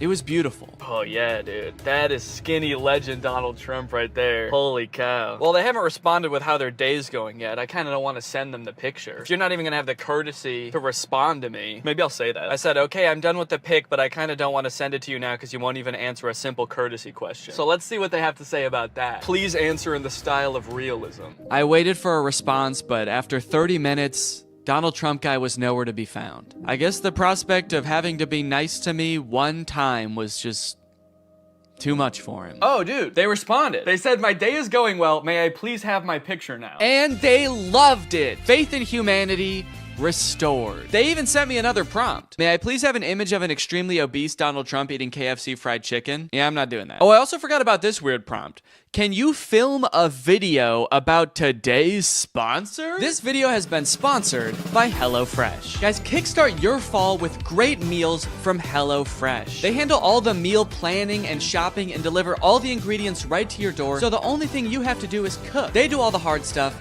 and you get to take the credit. A brand new season calls for brand new meals, which is why HelloFresh has a new lineup for fall with 40 weekly recipes that can fit your lifestyle no matter who you are. They've got veggie recipes, family-friendly recipes, and fit and wholesome recipes, so no matter who you are or what you like to eat, they've got something for you. Hey, I've got a lot going on right now. I'm about to have a child, so the less I have to go to the grocery store and plan meals, the better, which is why I love HelloFresh. Here you can see us cooking a delicious pork bowl that we made this week. It was so tasty, and it only took like 25 minutes to make. Their quick and easy options are fantastic. And if you're looking for more than just dinners, HelloFresh has you covered. They've got quick lunches, easy breakfasts, and fresh snacks to keep you satisfied all throughout the day. The food is delicious, the ingredients are great, all of the produce comes from the farm to your door in less than 7 days, so you know you're getting the good stuff. So guys, if you want to make your life a little bit easier this fall, then head on over to HelloFresh.com and use my code 50TrulyGreg at checkout for 50% off plus free shipping. That's HelloFresh.com. Use my code 50TrulyGreg at checkout for 50% off plus free shipping. Thank you to HelloFresh for sponsoring this video, and thank you to you guys for checking out HelloFresh. Thanks for watching this video. If you're not subscribed, make sure you subscribe and turn on my notifications to join Greg. We are the fastest growing army on the internet, and you do not want to miss out, baby. I'll see you next time. Bye-bye. What's up, Greg, and welcome back to another episode of A Grown Man Spends 20 Minutes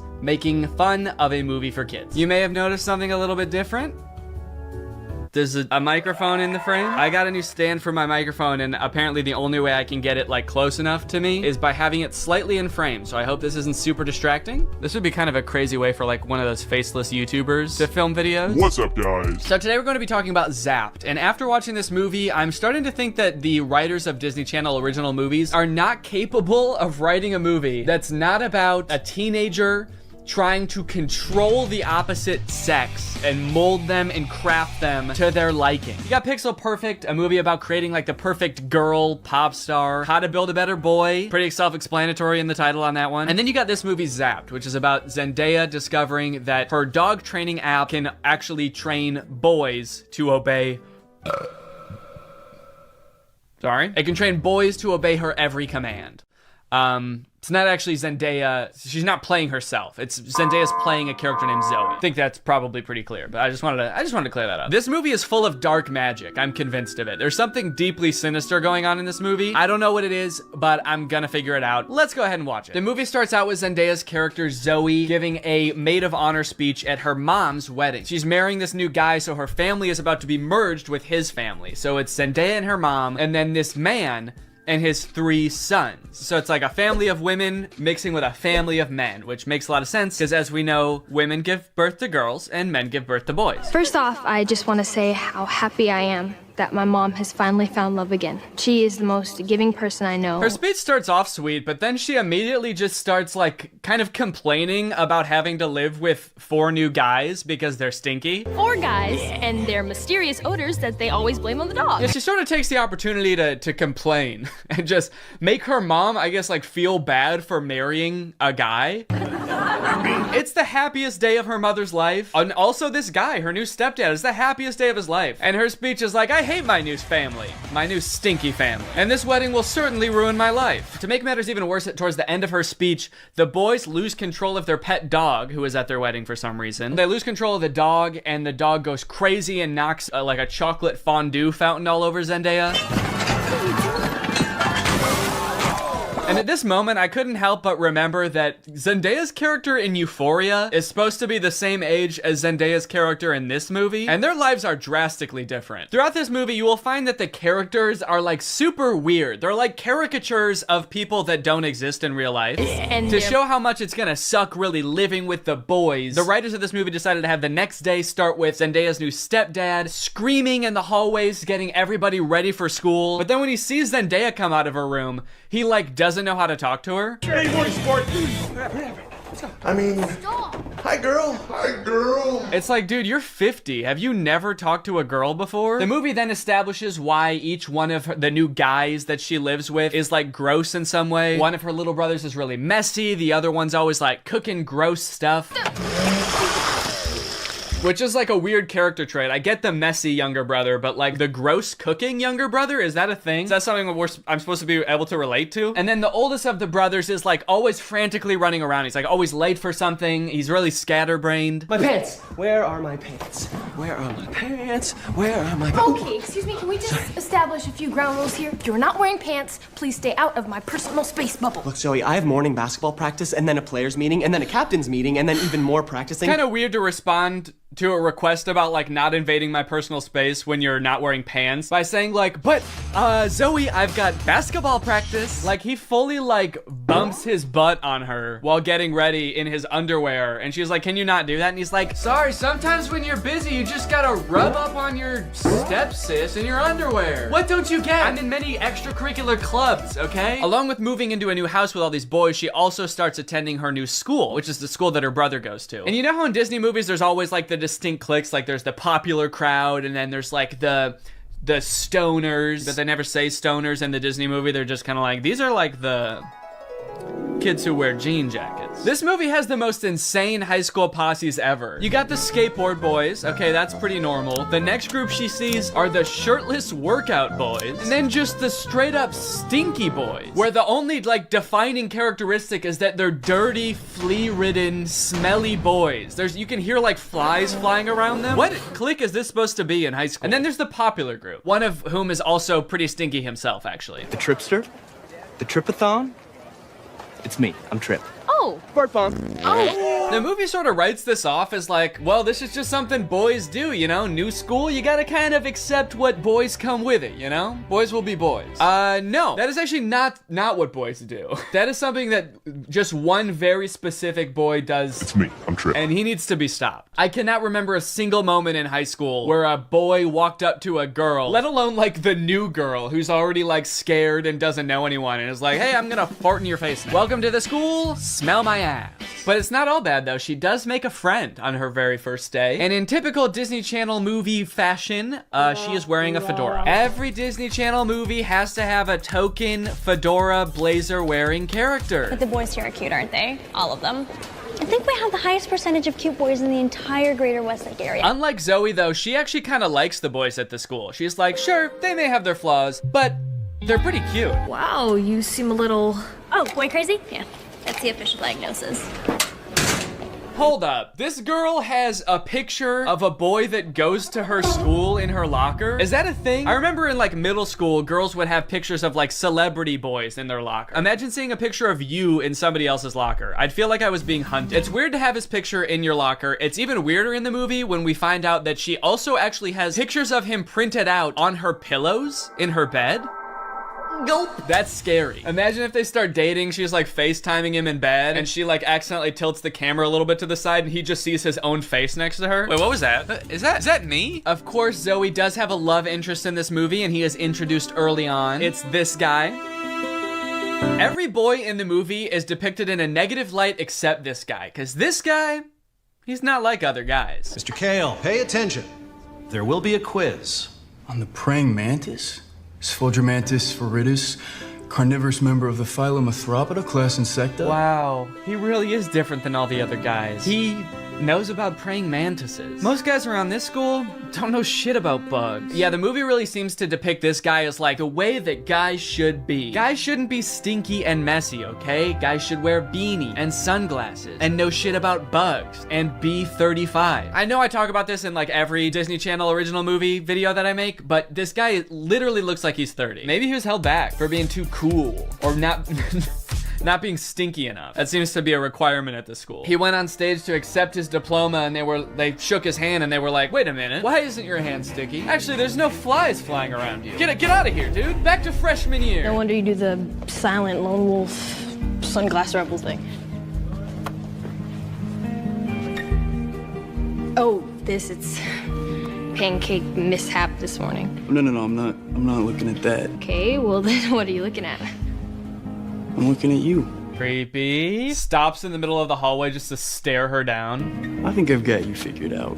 Oh, really? Mm-hmm. Yeah, I don't know, man. This just comes off as creepy to me. I guess this is supposed to be romantic, but it's not really romantic to me. Just scary. I can see inside you. Another one of the plot lines in this movie is that Zoe wants to join the dance team, but the girl who runs the dance team is like the popular mean girl. She doesn't want Zoe on the dance team because she's too good at dancing and it's gonna make her look bad or something. Anyway, by now you're probably wondering, when the frick does this app thing happen, right? When the frick does Zoe discover that the dog training app works on boys? Well, at first, it doesn't. Zoe's just trying to train the family dog because it's all just like the rest of the boys in the house. It's stinky. Gross. And it like destroys her room and shit. Breaks this thing that her dad gave to her. She downloads this app called Listen and Obey, which is kind of an ominous sounding app. Sit.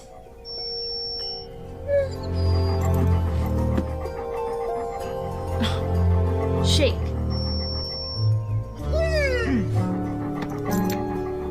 Right away, this app is already clearly cursed with dark magic, right? And the dog can even tell too, because you know what the dog does the second he realizes what's going on? He grabs her phone and runs off with it and tries to destroy it, presumably to break the curse. And then what happens next is honestly the most confusing part of the movie, okay? So the dog drops the phone in the bath. Her brother gets it out and tries to swing it around to get the water out of it. It flies out the window, swings around a satellite dish, slides down a solar panel, and lands in dog food. And from here on out, that app is now able to control boys. Any man or boy this app can control against their will. Sit.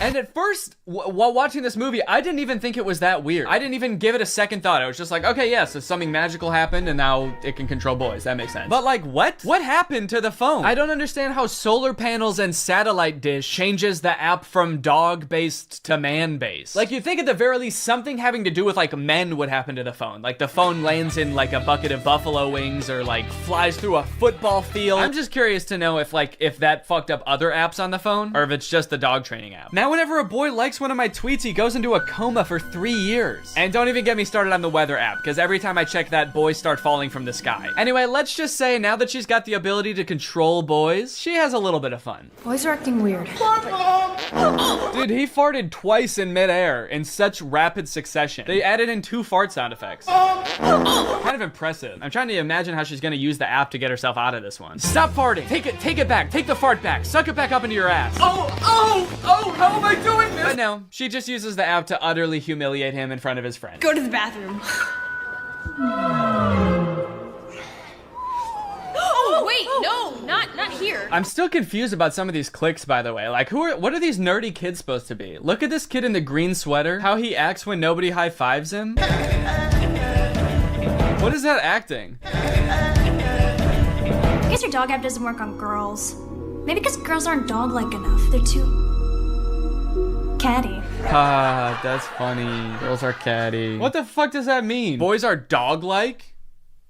What the hell? I mean, I guess in this universe they kind of are. They're like flea-ridden, mangy boys. Why do we smell like we smell? So pretty much like the majority of this movie is just Zoe using the app to like get what she wants and make all the boys at the school act exactly how she wants them to. She turns the skater boys into gentlemen. She goes up to the nerdy gamer kids and tells them to like go do yoga instead of playing video games. Let's go do some yoga. And her brothers, dude, don't even get me started on what she does to her poor brothers. I'm taking the brothers' side, all right? They did nothing wrong. Her poor brothers were just living their lives until Zoe moved in and tries to fix them. Be clean. Holy moly, it's filthy in here. Her messy brother, she tells to be more clean, which turns him into this like hyper-hygienic husk of his former self. I need a sponge and soap and paper towels and a power washer. For the rest of the movie, he's literally he's scrubbing everything frantically in a panic. Anytime there's a mess, he's like, I gotta clean it up. She tells the gross cooking boy to cook less gross stuff. Start making less gross food. So he's like cooking 5-star meals for the rest of the movie. And then the oldest brother, she tells him to be more focused. Be focused.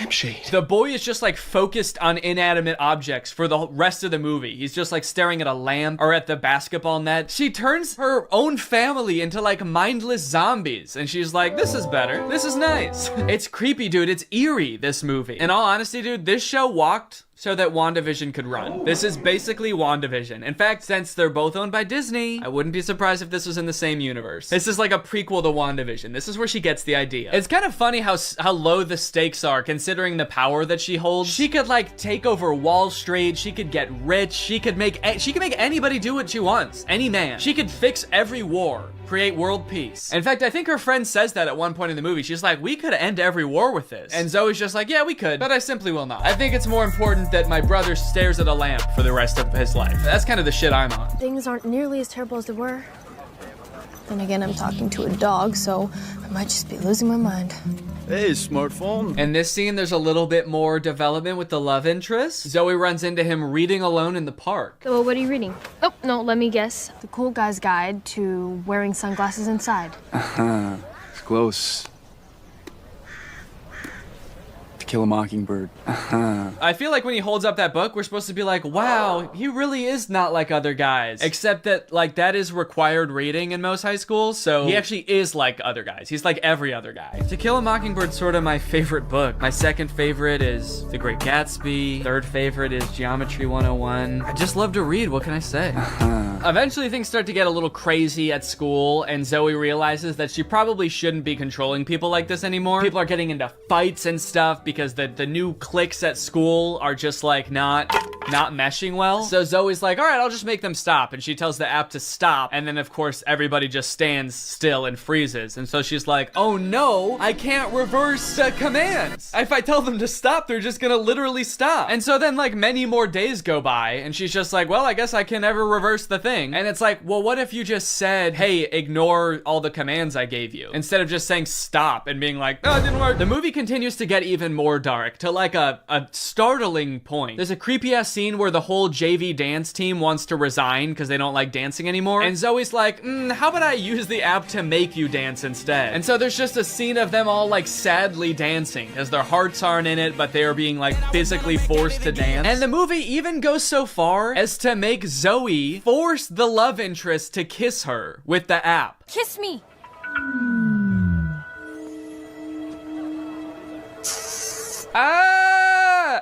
She just forced a guy to kiss her. Disney, what are we doing here, dude? What's going on? We need to have a talk with the writers of these movies. Anyway, Zoe feels bad after this, and she gets all stressed because there is a college scout coming to the basketball game. But Zoe's brother obviously isn't playing very well because the only thing he can do is like stare at an object for hours at a time. Welcome to a new season of Husky basketball.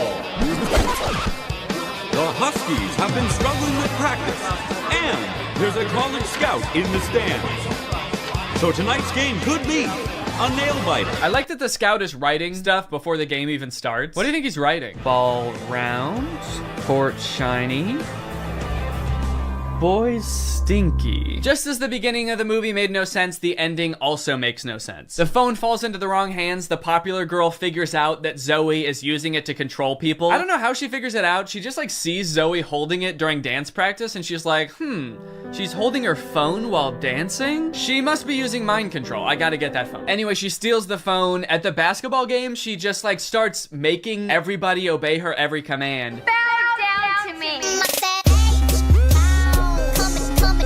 In order to get the phone back, Zoe's like, how about I just do whatever you want? I'll do anything you want. Just say the command. Hands.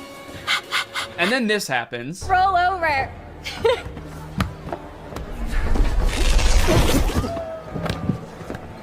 How did you? I'm your brother. We stick together. Sorry, what? He just broke the curse. Like the spell that everyone is under. He just like got up and he's like, I'll do it with you. I'm your brother. Don't worry about it. It's like, I'm sorry, is that what breaks the curse? Being a brother? Being her brother? And then eventually like her whole family is able to resist the app and get on the ground with her and start doing it. And it embarrasses the popular girl. And they, like the only explanation for it is this. Why isn't this working? Because everyone knows you can never make a dog turn against its own pack. The rules to this movie, the lore does not make sense. I guess that's just how Disney Channel movies go. In the end, everyone sort of learns that like, hey, girls have things that girls do that are weird to boys, and boys do things that are weird to girls. And that's just how we need to leave it. Which in some sense I would agree with. Not in this movie though. The boys are disgusting in this movie. They need to change something about themselves. I think that there could be some middle ground between her mind controlling them and them just being utterly repulsive. Anyway, the moral of the story is like Zoe realizes that she is not God and should not have unilateral control over everyone's lives, and they all live happily ever after. Well guys, we may never be able to control boys using our smartphones, but you know what we can control? Our money. Thanks to today's sponsor, Current. Do a flip. Do a backflip. Sit. Speak. I love you, Father. Good boy. That's right, guys. Today's video has been sponsored by Current. Current is the future of mobile banking. You guys have heard me talk about how awesome Current is before, how flexible they are, how transparent they are with things like no hidden fees. But today, I've got something new to talk about, and that's interest. Because Current just launched a new feature called Interest where you can earn 4% APY on your money. That's 4% for your money literally just sitting there. That's right, you don't gotta be throwing money at the stock market or buying NFTs and investing in cryptocurrency to get some return on your money. With Current's interest feature, you literally just get 4% for your money just sitting there. And as if that's not already enough reason to start using Current, I am once again going to be giving away $5,000 with Current's help. So go ahead, download Current, make an account, use the code DANNYINTEREST for a chance to win, and so you don't miss out on that 4%. Signing up for Current is totally free to do. You can do it right now. So honestly, there's really no reason not to. All right, well, thank you to Current for sponsoring this video, and thank you to you guys for checking out Current. They've been a long-time sponsor of the channel. They've helped me do some amazing things. So make sure you check them out. And goodbye. Bye. All right, guys, I'll admit I am very late to this topic, potentially even like a month late, depending on when this video comes out. But in my defense, I'm a dad now, all right? I have a baby. He's 5 months old. I have better things to do than sitting here talking to a camera alone in my room. Like watching Jason Nash live stream on TikTok. All right, Sandra, thank you for the money. Kevin, thank you for the money. Can you guys send me $1 million? Turns out I can do both at the same time though, so now I'm here. If you've been on TikTok lately, there's a good chance you've seen former Vlog Squad member Jason Nash constantly live streaming, compulsively urging his fans to send him money. I know I have. A lot. This man is constantly live. Here we go, 118. Guys, don't forget to follow my podcast, All Good Things Podcast. We just spoke about it. We need... If you enjoyed that 30 seconds of silence, guys, make sure to go check out my podcast. You're gonna love that.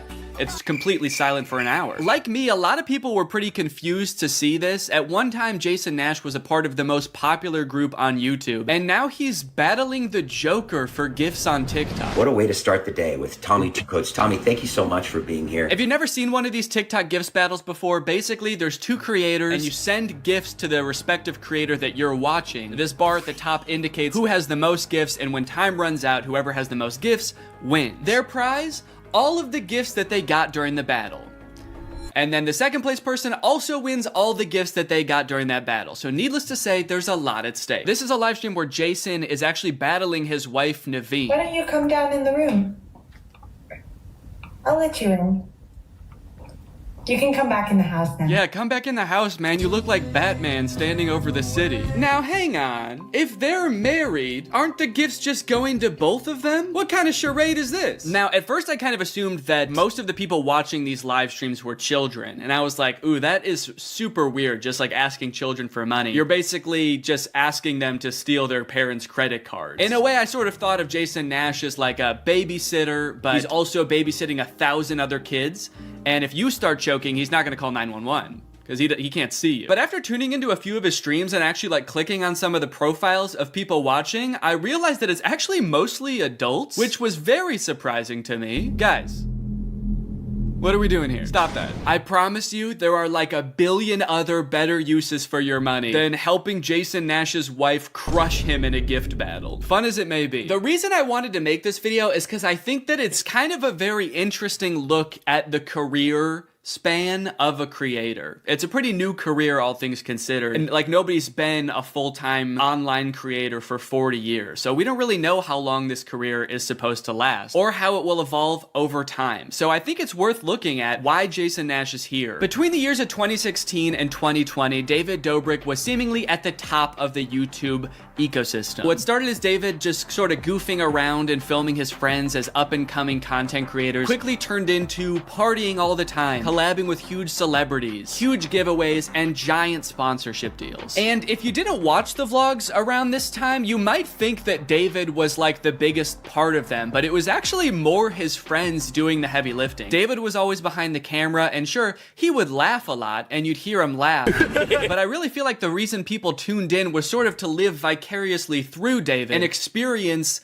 the goofiness that was all of his friends. So while all of the vlogs were on David's channel and David was inevitably the most popular member of the Vlog Squad, I really feel like he owes most of his success to his friend group. But it was a fun time. I watched a lot of the vlogs back in the day and I really enjoyed them. It felt like you were a part of this friend group. And in a lot of ways, you were like the members of the Vlog Squad, because like the members of the Vlog Squad, you also were not getting paid for your appearances in the videos, which is something that I always found kind of weird. David's friends never got any sort of payment. Their only payment was in exposure. And so what kind of ended up happening was, because everybody else around David wanted to launch their careers off of David's vlogs, they all started vlogging too. But because they would always be hanging out together, all of their vlogs seemed to be just like the same situation from a bunch of different angles, and everybody was holding vlog cameras. It got pretty out of hand for a while there. Eventually though, during the pandemic, a bunch of stuff happened that caused David to take a step back from vlogging. Mainly a bunch of scary accusations about one of his best friends, Dom, and also him almost killing one of his other best friends, Jeff Wittick, by slamming him into the side of an excavator. After losing a bunch of followers, and probably more importantly, a bunch of sponsors, David posted an apology saying he was gonna do better. He said he was gonna take steps to make sure his vlogs were a safer environment for the people in them. And I want to be able to have a place of checks and balances. I want to have HR. If he had to choose between quitting vlogging or doing it safer with an HR team, he was gonna do that. And then he quit vlogging. Currently, David is still presumably very rich. The only place he really posts is on Snapchat, and from what I can tell, he mostly just goes around and tours really expensive houses and parties a lot. He doesn't seem to have any ambitions of creating more content on YouTube. In a lot of ways, he's sort of like the Great Gatsby of social media now. But without David sort of manning the ship that was the Vlog Squad, a lot of the other members basically had to figure out other avenues and other ways to make money and maintain their following after the vlog ended. Zane and Heath have a pretty successful podcast now, so does Jeff Wittick. Carly and Aaron, I believe, have a podcast too. But I feel like Jason Nash, out of the entire group, is having the most trouble adjusting to the post-vlog era. He has a podcast, but it's definitely not getting the same numbers that his podcast with David did, views, back in the day, which David also quit. Despite them, I think, getting a bunch of really great offers that would have changed Jason's life, David decided to quit because he didn't want to do that anymore. He wanted to be the Great Gatsby. So Jason has now been left to fend for himself, and it seems like TikTok gift streaming is what he has turned to. You excited to go to dinner?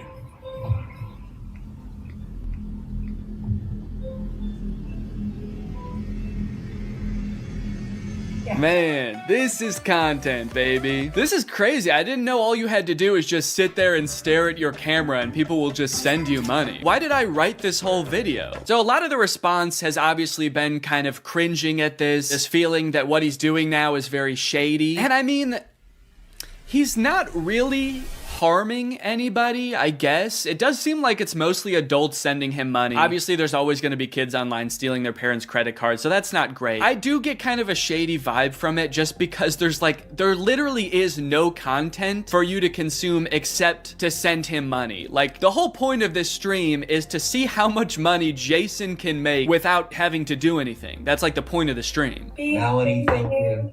Let's go. And you could argue that Twitch streaming has donations and, you know, a bunch of other live streaming does too. But I would argue that there's at least some content behind that. Someone's playing a video game or they're doing a podcast live and the donations are just a little bit extra on top. It's not the content itself. I've also seen a lot of people wondering, like, wait, isn't David super generous? During his vlogs, he was always giving away cars. He was paying for people's weddings, just like handing out PlayStations to people on the street. Surely he could just help Jason if he's struggling financially, right?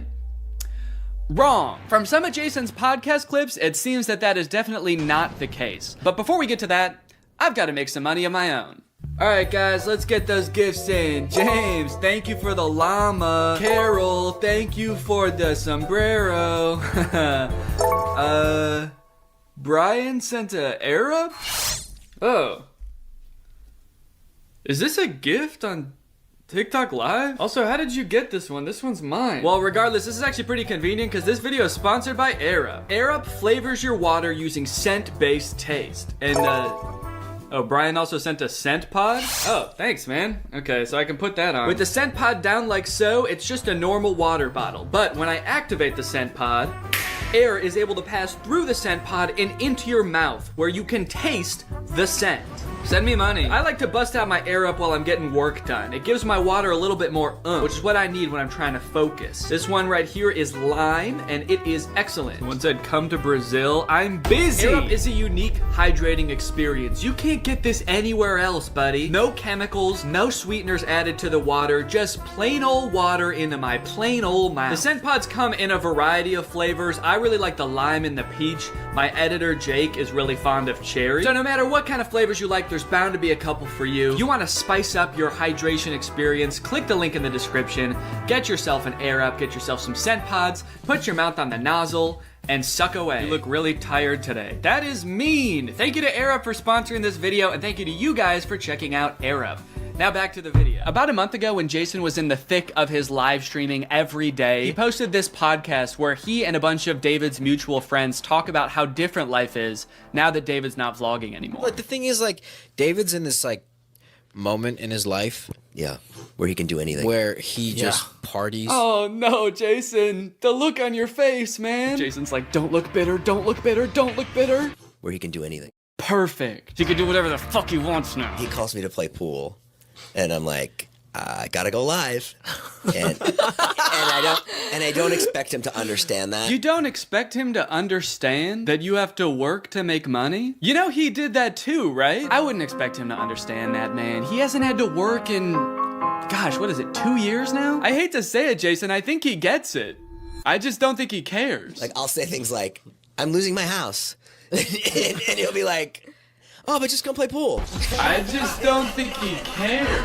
Dude, Jason, haven't you learned anything from being friends with a popular YouTuber? You just told him you might lose your house, and he invites you over. You think he really wants to play pool? Dude, he's probably gonna Mr. Beast you. He's probably inviting you over so he can, like, surprise you with a new house. He might make you do Squid Games for it, but you have a chance to win a new house. Maybe he'll give you a new car. Or, you know, surprise you with his new car like he did that one time. My surprise to you is that I'm buying myself a car. I know, right? That was cool. I will say it is interesting that David seemingly stopped doing the extravagant giveaways once he stopped doing the vlogs. I wonder what the correlation there is. That's kind of weird. There was a great TikTok that he sent, which was like some guy, it's just the guy that has like a lot of money and can do anything all day. He's like, oh, Diplo's having a party tonight? And like, and it's literally like things that David has said. David sent Jason a TikTok of a rich, out-of-touch guy being like, oh my god, dude, this is so me. Dude, look at this TikTok. This is so me. That moment when you're rich and you're partying with Diplo and you're talking about how much you hate Jason Nash and how poor Jason Nash is. Guys, comment below if you found this relatable. But if you think about it though, from 18 to like what, 23, 24. Oh, he was hitting it he never drank. I don't think he ever drank. Even when we would visit him, we'd be up till like midnight just like watching the edits, just like, wow, he worked hard for 5 years? Let the man party, dude. Please do not burden David's poor gentle soul with your financial woes. Just let the man play pool and play with him, for God's sake. I mean, look, I don't doubt that he worked hard. The dude posted 3 vlogs a week. I'm sure it was a lot of hard work, but you know who also worked hard? Everybody in his vlogs. I mean, that dude just said it himself. They all stayed up with him until midnight watching the edits to make sure they were good. This was a group endeavor. And I know what people say. They say like, well, David gave them the opportunities, you know? He didn't have to make them famous.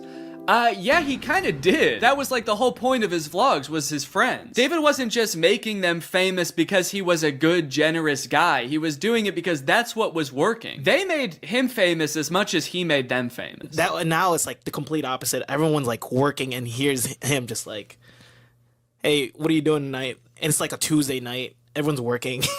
Yeah, man, that is kind of a crazy switch. Whereas before, David was working and everyone was helping him. Now everyone else is working, so naturally David is partying with Diplo. Naturally, a lot of the conversation around Jason's live streams has revolved around the confusion as to why he wouldn't just get like a normal job if he was strapped for cash, or if like the social media thing wasn't working out. Can someone make Jason Nash a fucking DoorDash account? People are wondering, why is he pursuing this career that is like universally seen as embarrassing or cringe, rather than just getting a 9-to-5? And I totally get that criticism, because I do love being a creator. I love getting to be my own boss. I love being creative on a daily basis, working with people that I'm really inspired by, entertaining people. But if this exact version of being a creator stopped being feasible, would I start doing gift streams on TikTok?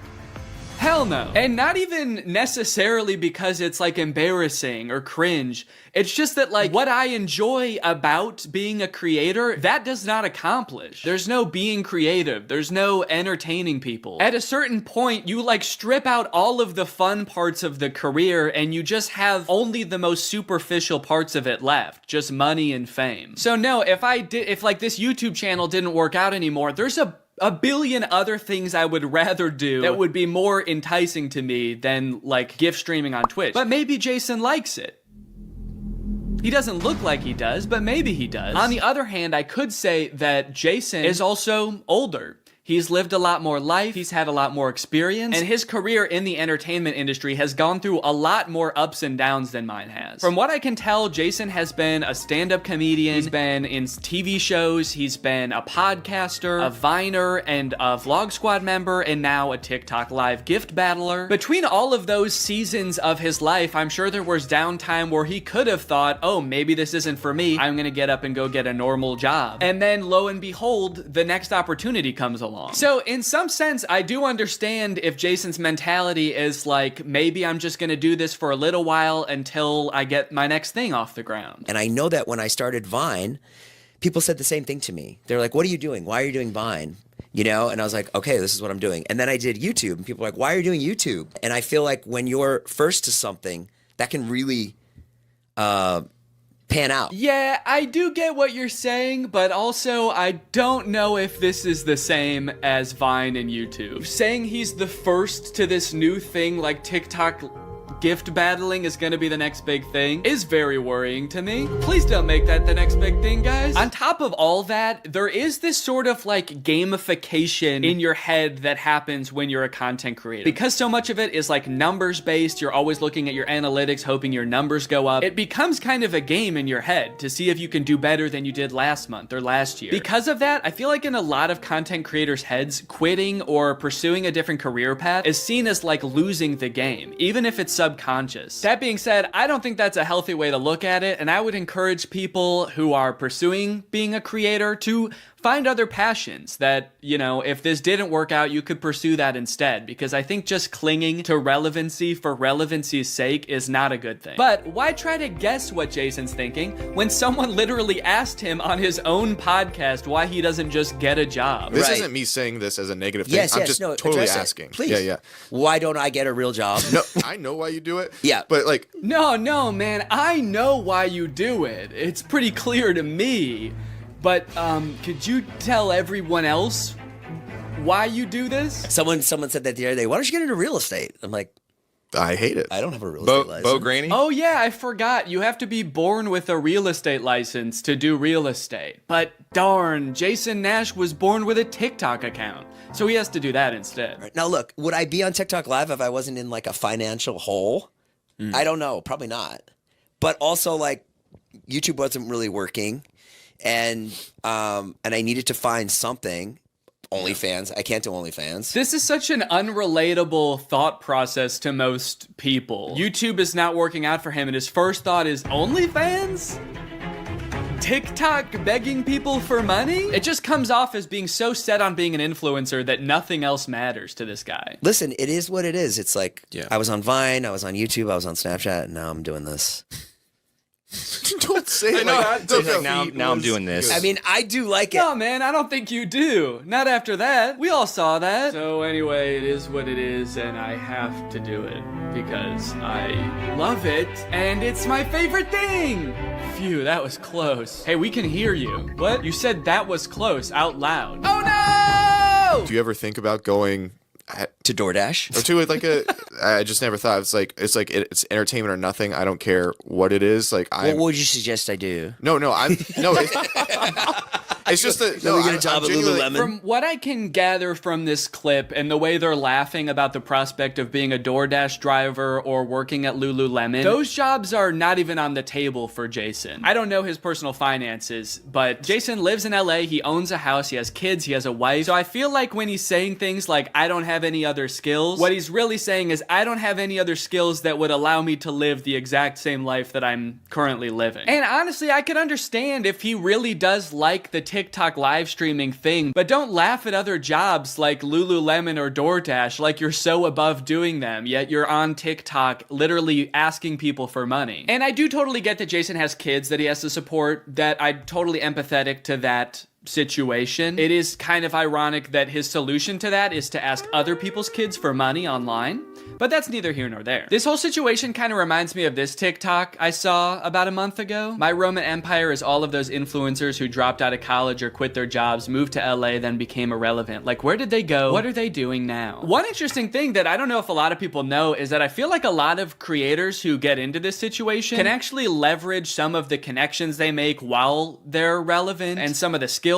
that they've learned to get jobs at like marketing agencies, talent agencies, social media companies, or working for other creators behind the scenes. There's actually a lot of opportunities out there, which I would know because my first job out of college was working for a YouTube MCN. While I was still on Vine, I graduated college and I was worried that that wasn't going to be a stable career, so I actually got a job working at an MCN. And then I also worked at the YouTube channel Corridor for a while before my YouTube channel took off. So just throwing that out there, there are other career opportunities where you get to be involved in the creator space, even writing or acting, stuff like that. But it doesn't have to be your operation. You can just get a stable job. All right, it's time to talk about David again. While everyone was making fun of Jason for doing the TikTok live streaming thing, David paid him a visit on Snapchat. Dude, you're kind of becoming a legend on TikTok now. I know.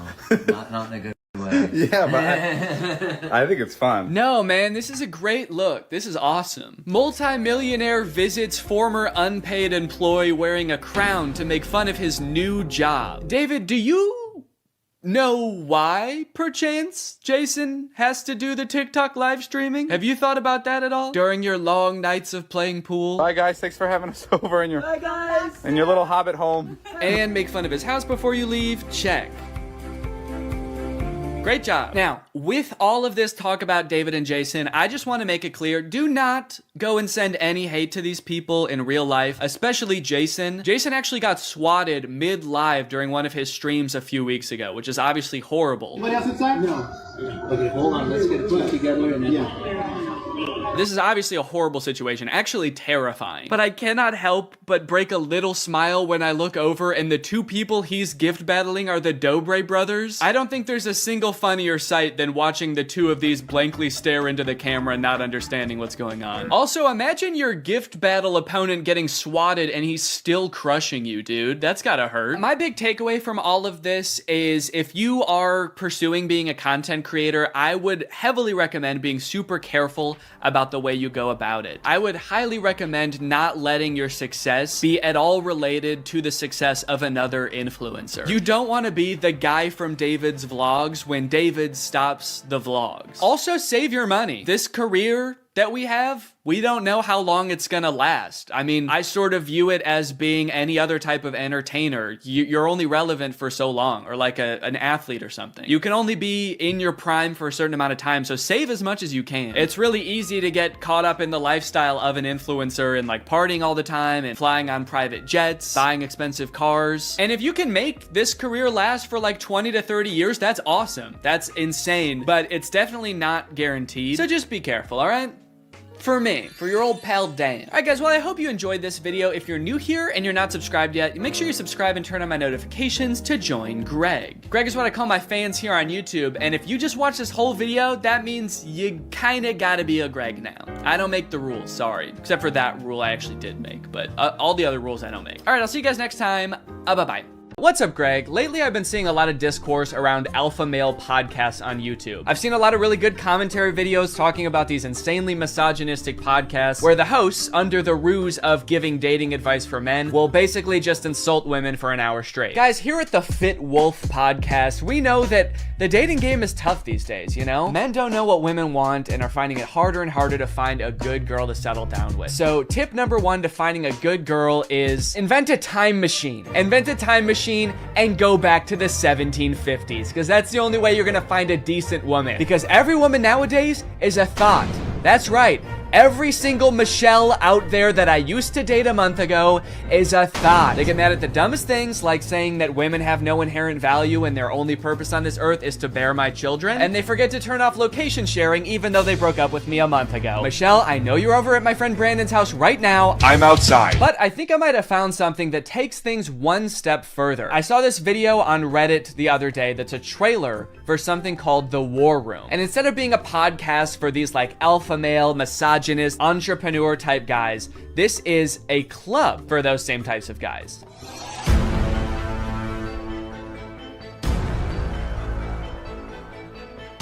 After I joined the War Room, that was the year I made $100,000. On the surface, this kind of just seems like a trailer for a club where you get to hang out with a bunch of bald guys and smoke cigars and talk about business and making money. 1 year ago, I did not even have a business. I didn't make money.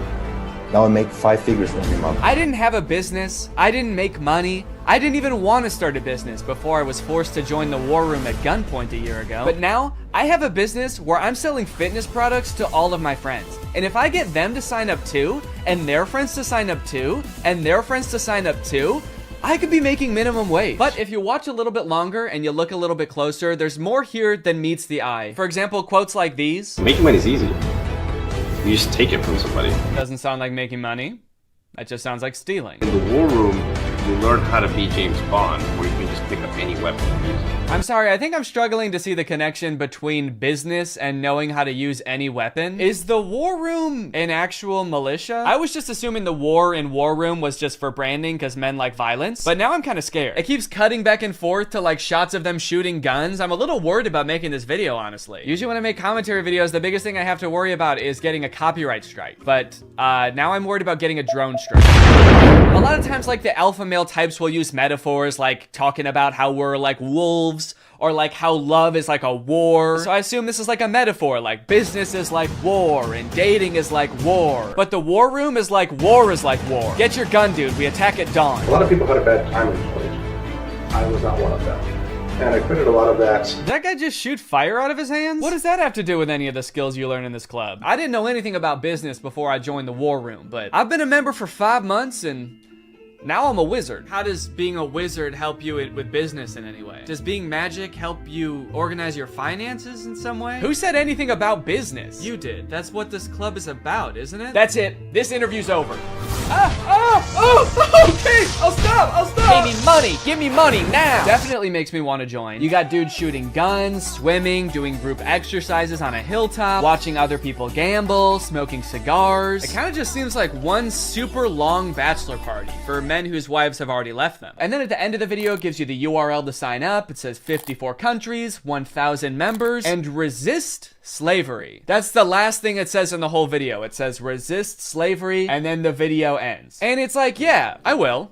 I am. So I keep saying this club is about business because that's kind of what the trailer was implying. It's about like networking with all of these rich, influential people, making money, stealing it from people, using your magical powers to steal money from innocent civilians. But if you go to their website, there's not really any reference to business, which is confusing. And the description on their website says this: the War Room is a global network in which exemplars of individualism work to free the modern man from socially induced incarceration. Okay, but like, what do you guys do? Like, if I join, what do I get to do? I get you're gonna free me from socially induced incarceration, but what does freedom look like to you guys? Is it like, am I quitting my job to go to a cigar pool party? This package costs £4,000 and they have packages on their website that go up to £7,997. Do any of these guys not see the irony and being like, individualism rules, dude. Society is like jail. If you conform to society, that's like being in prison, basically. You're basically a slave at that point, while also being like, yeah, I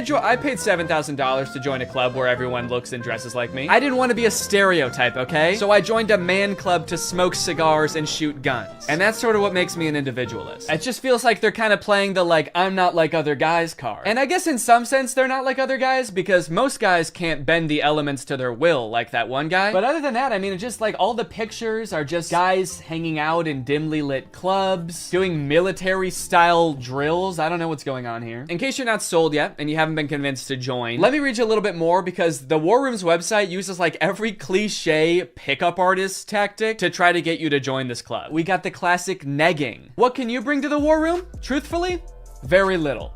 Probably nothing at all. You are not ready for the War Room. You will not revolutionize what we built. If you had the capabilities we required, you would already be inside. What? They think I can't bring anything to the War Room? They think I'm some kind of sucker who doesn't have my life in order and can't manage my money. I'll show them. I'm gonna take out a 4th mortgage on my home and I'm gonna join this club. We'll see how stupid they think I am then. They also use like the get it while you still can technique that's in like every as seen on TV commercial. This chance won't last forever. We will not hold this open for everyone. Soon, membership will close. The War Room members and their sons will remain the closed wielders of global influence into eternity. Holy shit, dude. They're closing submission soon? I'll be right back, guys. I gotta go. I'm not doing this for me, okay? I'm doing this for my son. I guess my son gets to be in the club too if I join. I gotta go. Now, I don't have any way to look and see how long it said this on the website, but if I had to guess, I would guess that it's been on there as long as this website has existed. Why would they close submission? How does that make any sense? Do they want to stop making money? The founder of this club is like, whoa, I'm too rich, all right? That's one thing we teach in the War Room is you can't have too much money. I mean, if this is like a militia, do they have enough soldiers? Is that why they're closing? Soon, 1,000 bald men wearing tightly fitting t-shirts will be storming the beaches. We can't wait around for you forever. So you might be wondering who the head of this club is, right? It must be someone like very rich and influential if he's expecting to get people to join just based on like the connections that you can get from the club, right? Well, this is where things get a lot more creepy.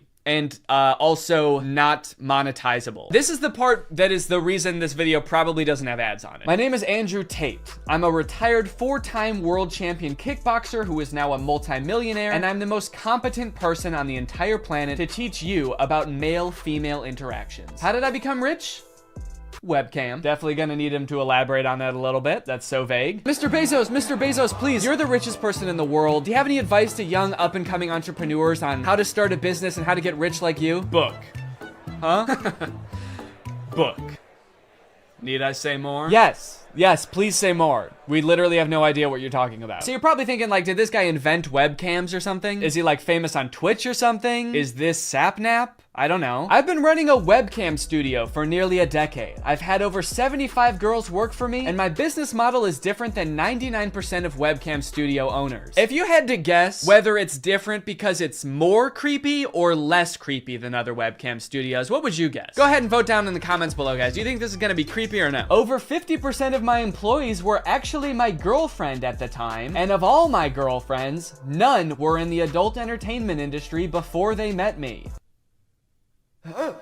My job was to get women to fall in love with me. Literally, that was my job. My job was to meet a girl, go on a few dates, sleep with her, test if she's quality, get her to fall in love with me to where she'd do anything I say. Holy shit, this is insane. And then he gets them to join his webcam empire where he gets them to do, you know, he gets them to get nasty on camera. I'm not a lawyer, but does this not... Does this not feel illegal? At the very least, this seems like insanely creepy. This feels abusive. It feels like he's just confessing to crimes. That's why I want you to join the War Room, all right? You're gonna learn about making money, picking up women. You're gonna form a militia to protect me from an international tribunal for my many crimes that break international law. For legal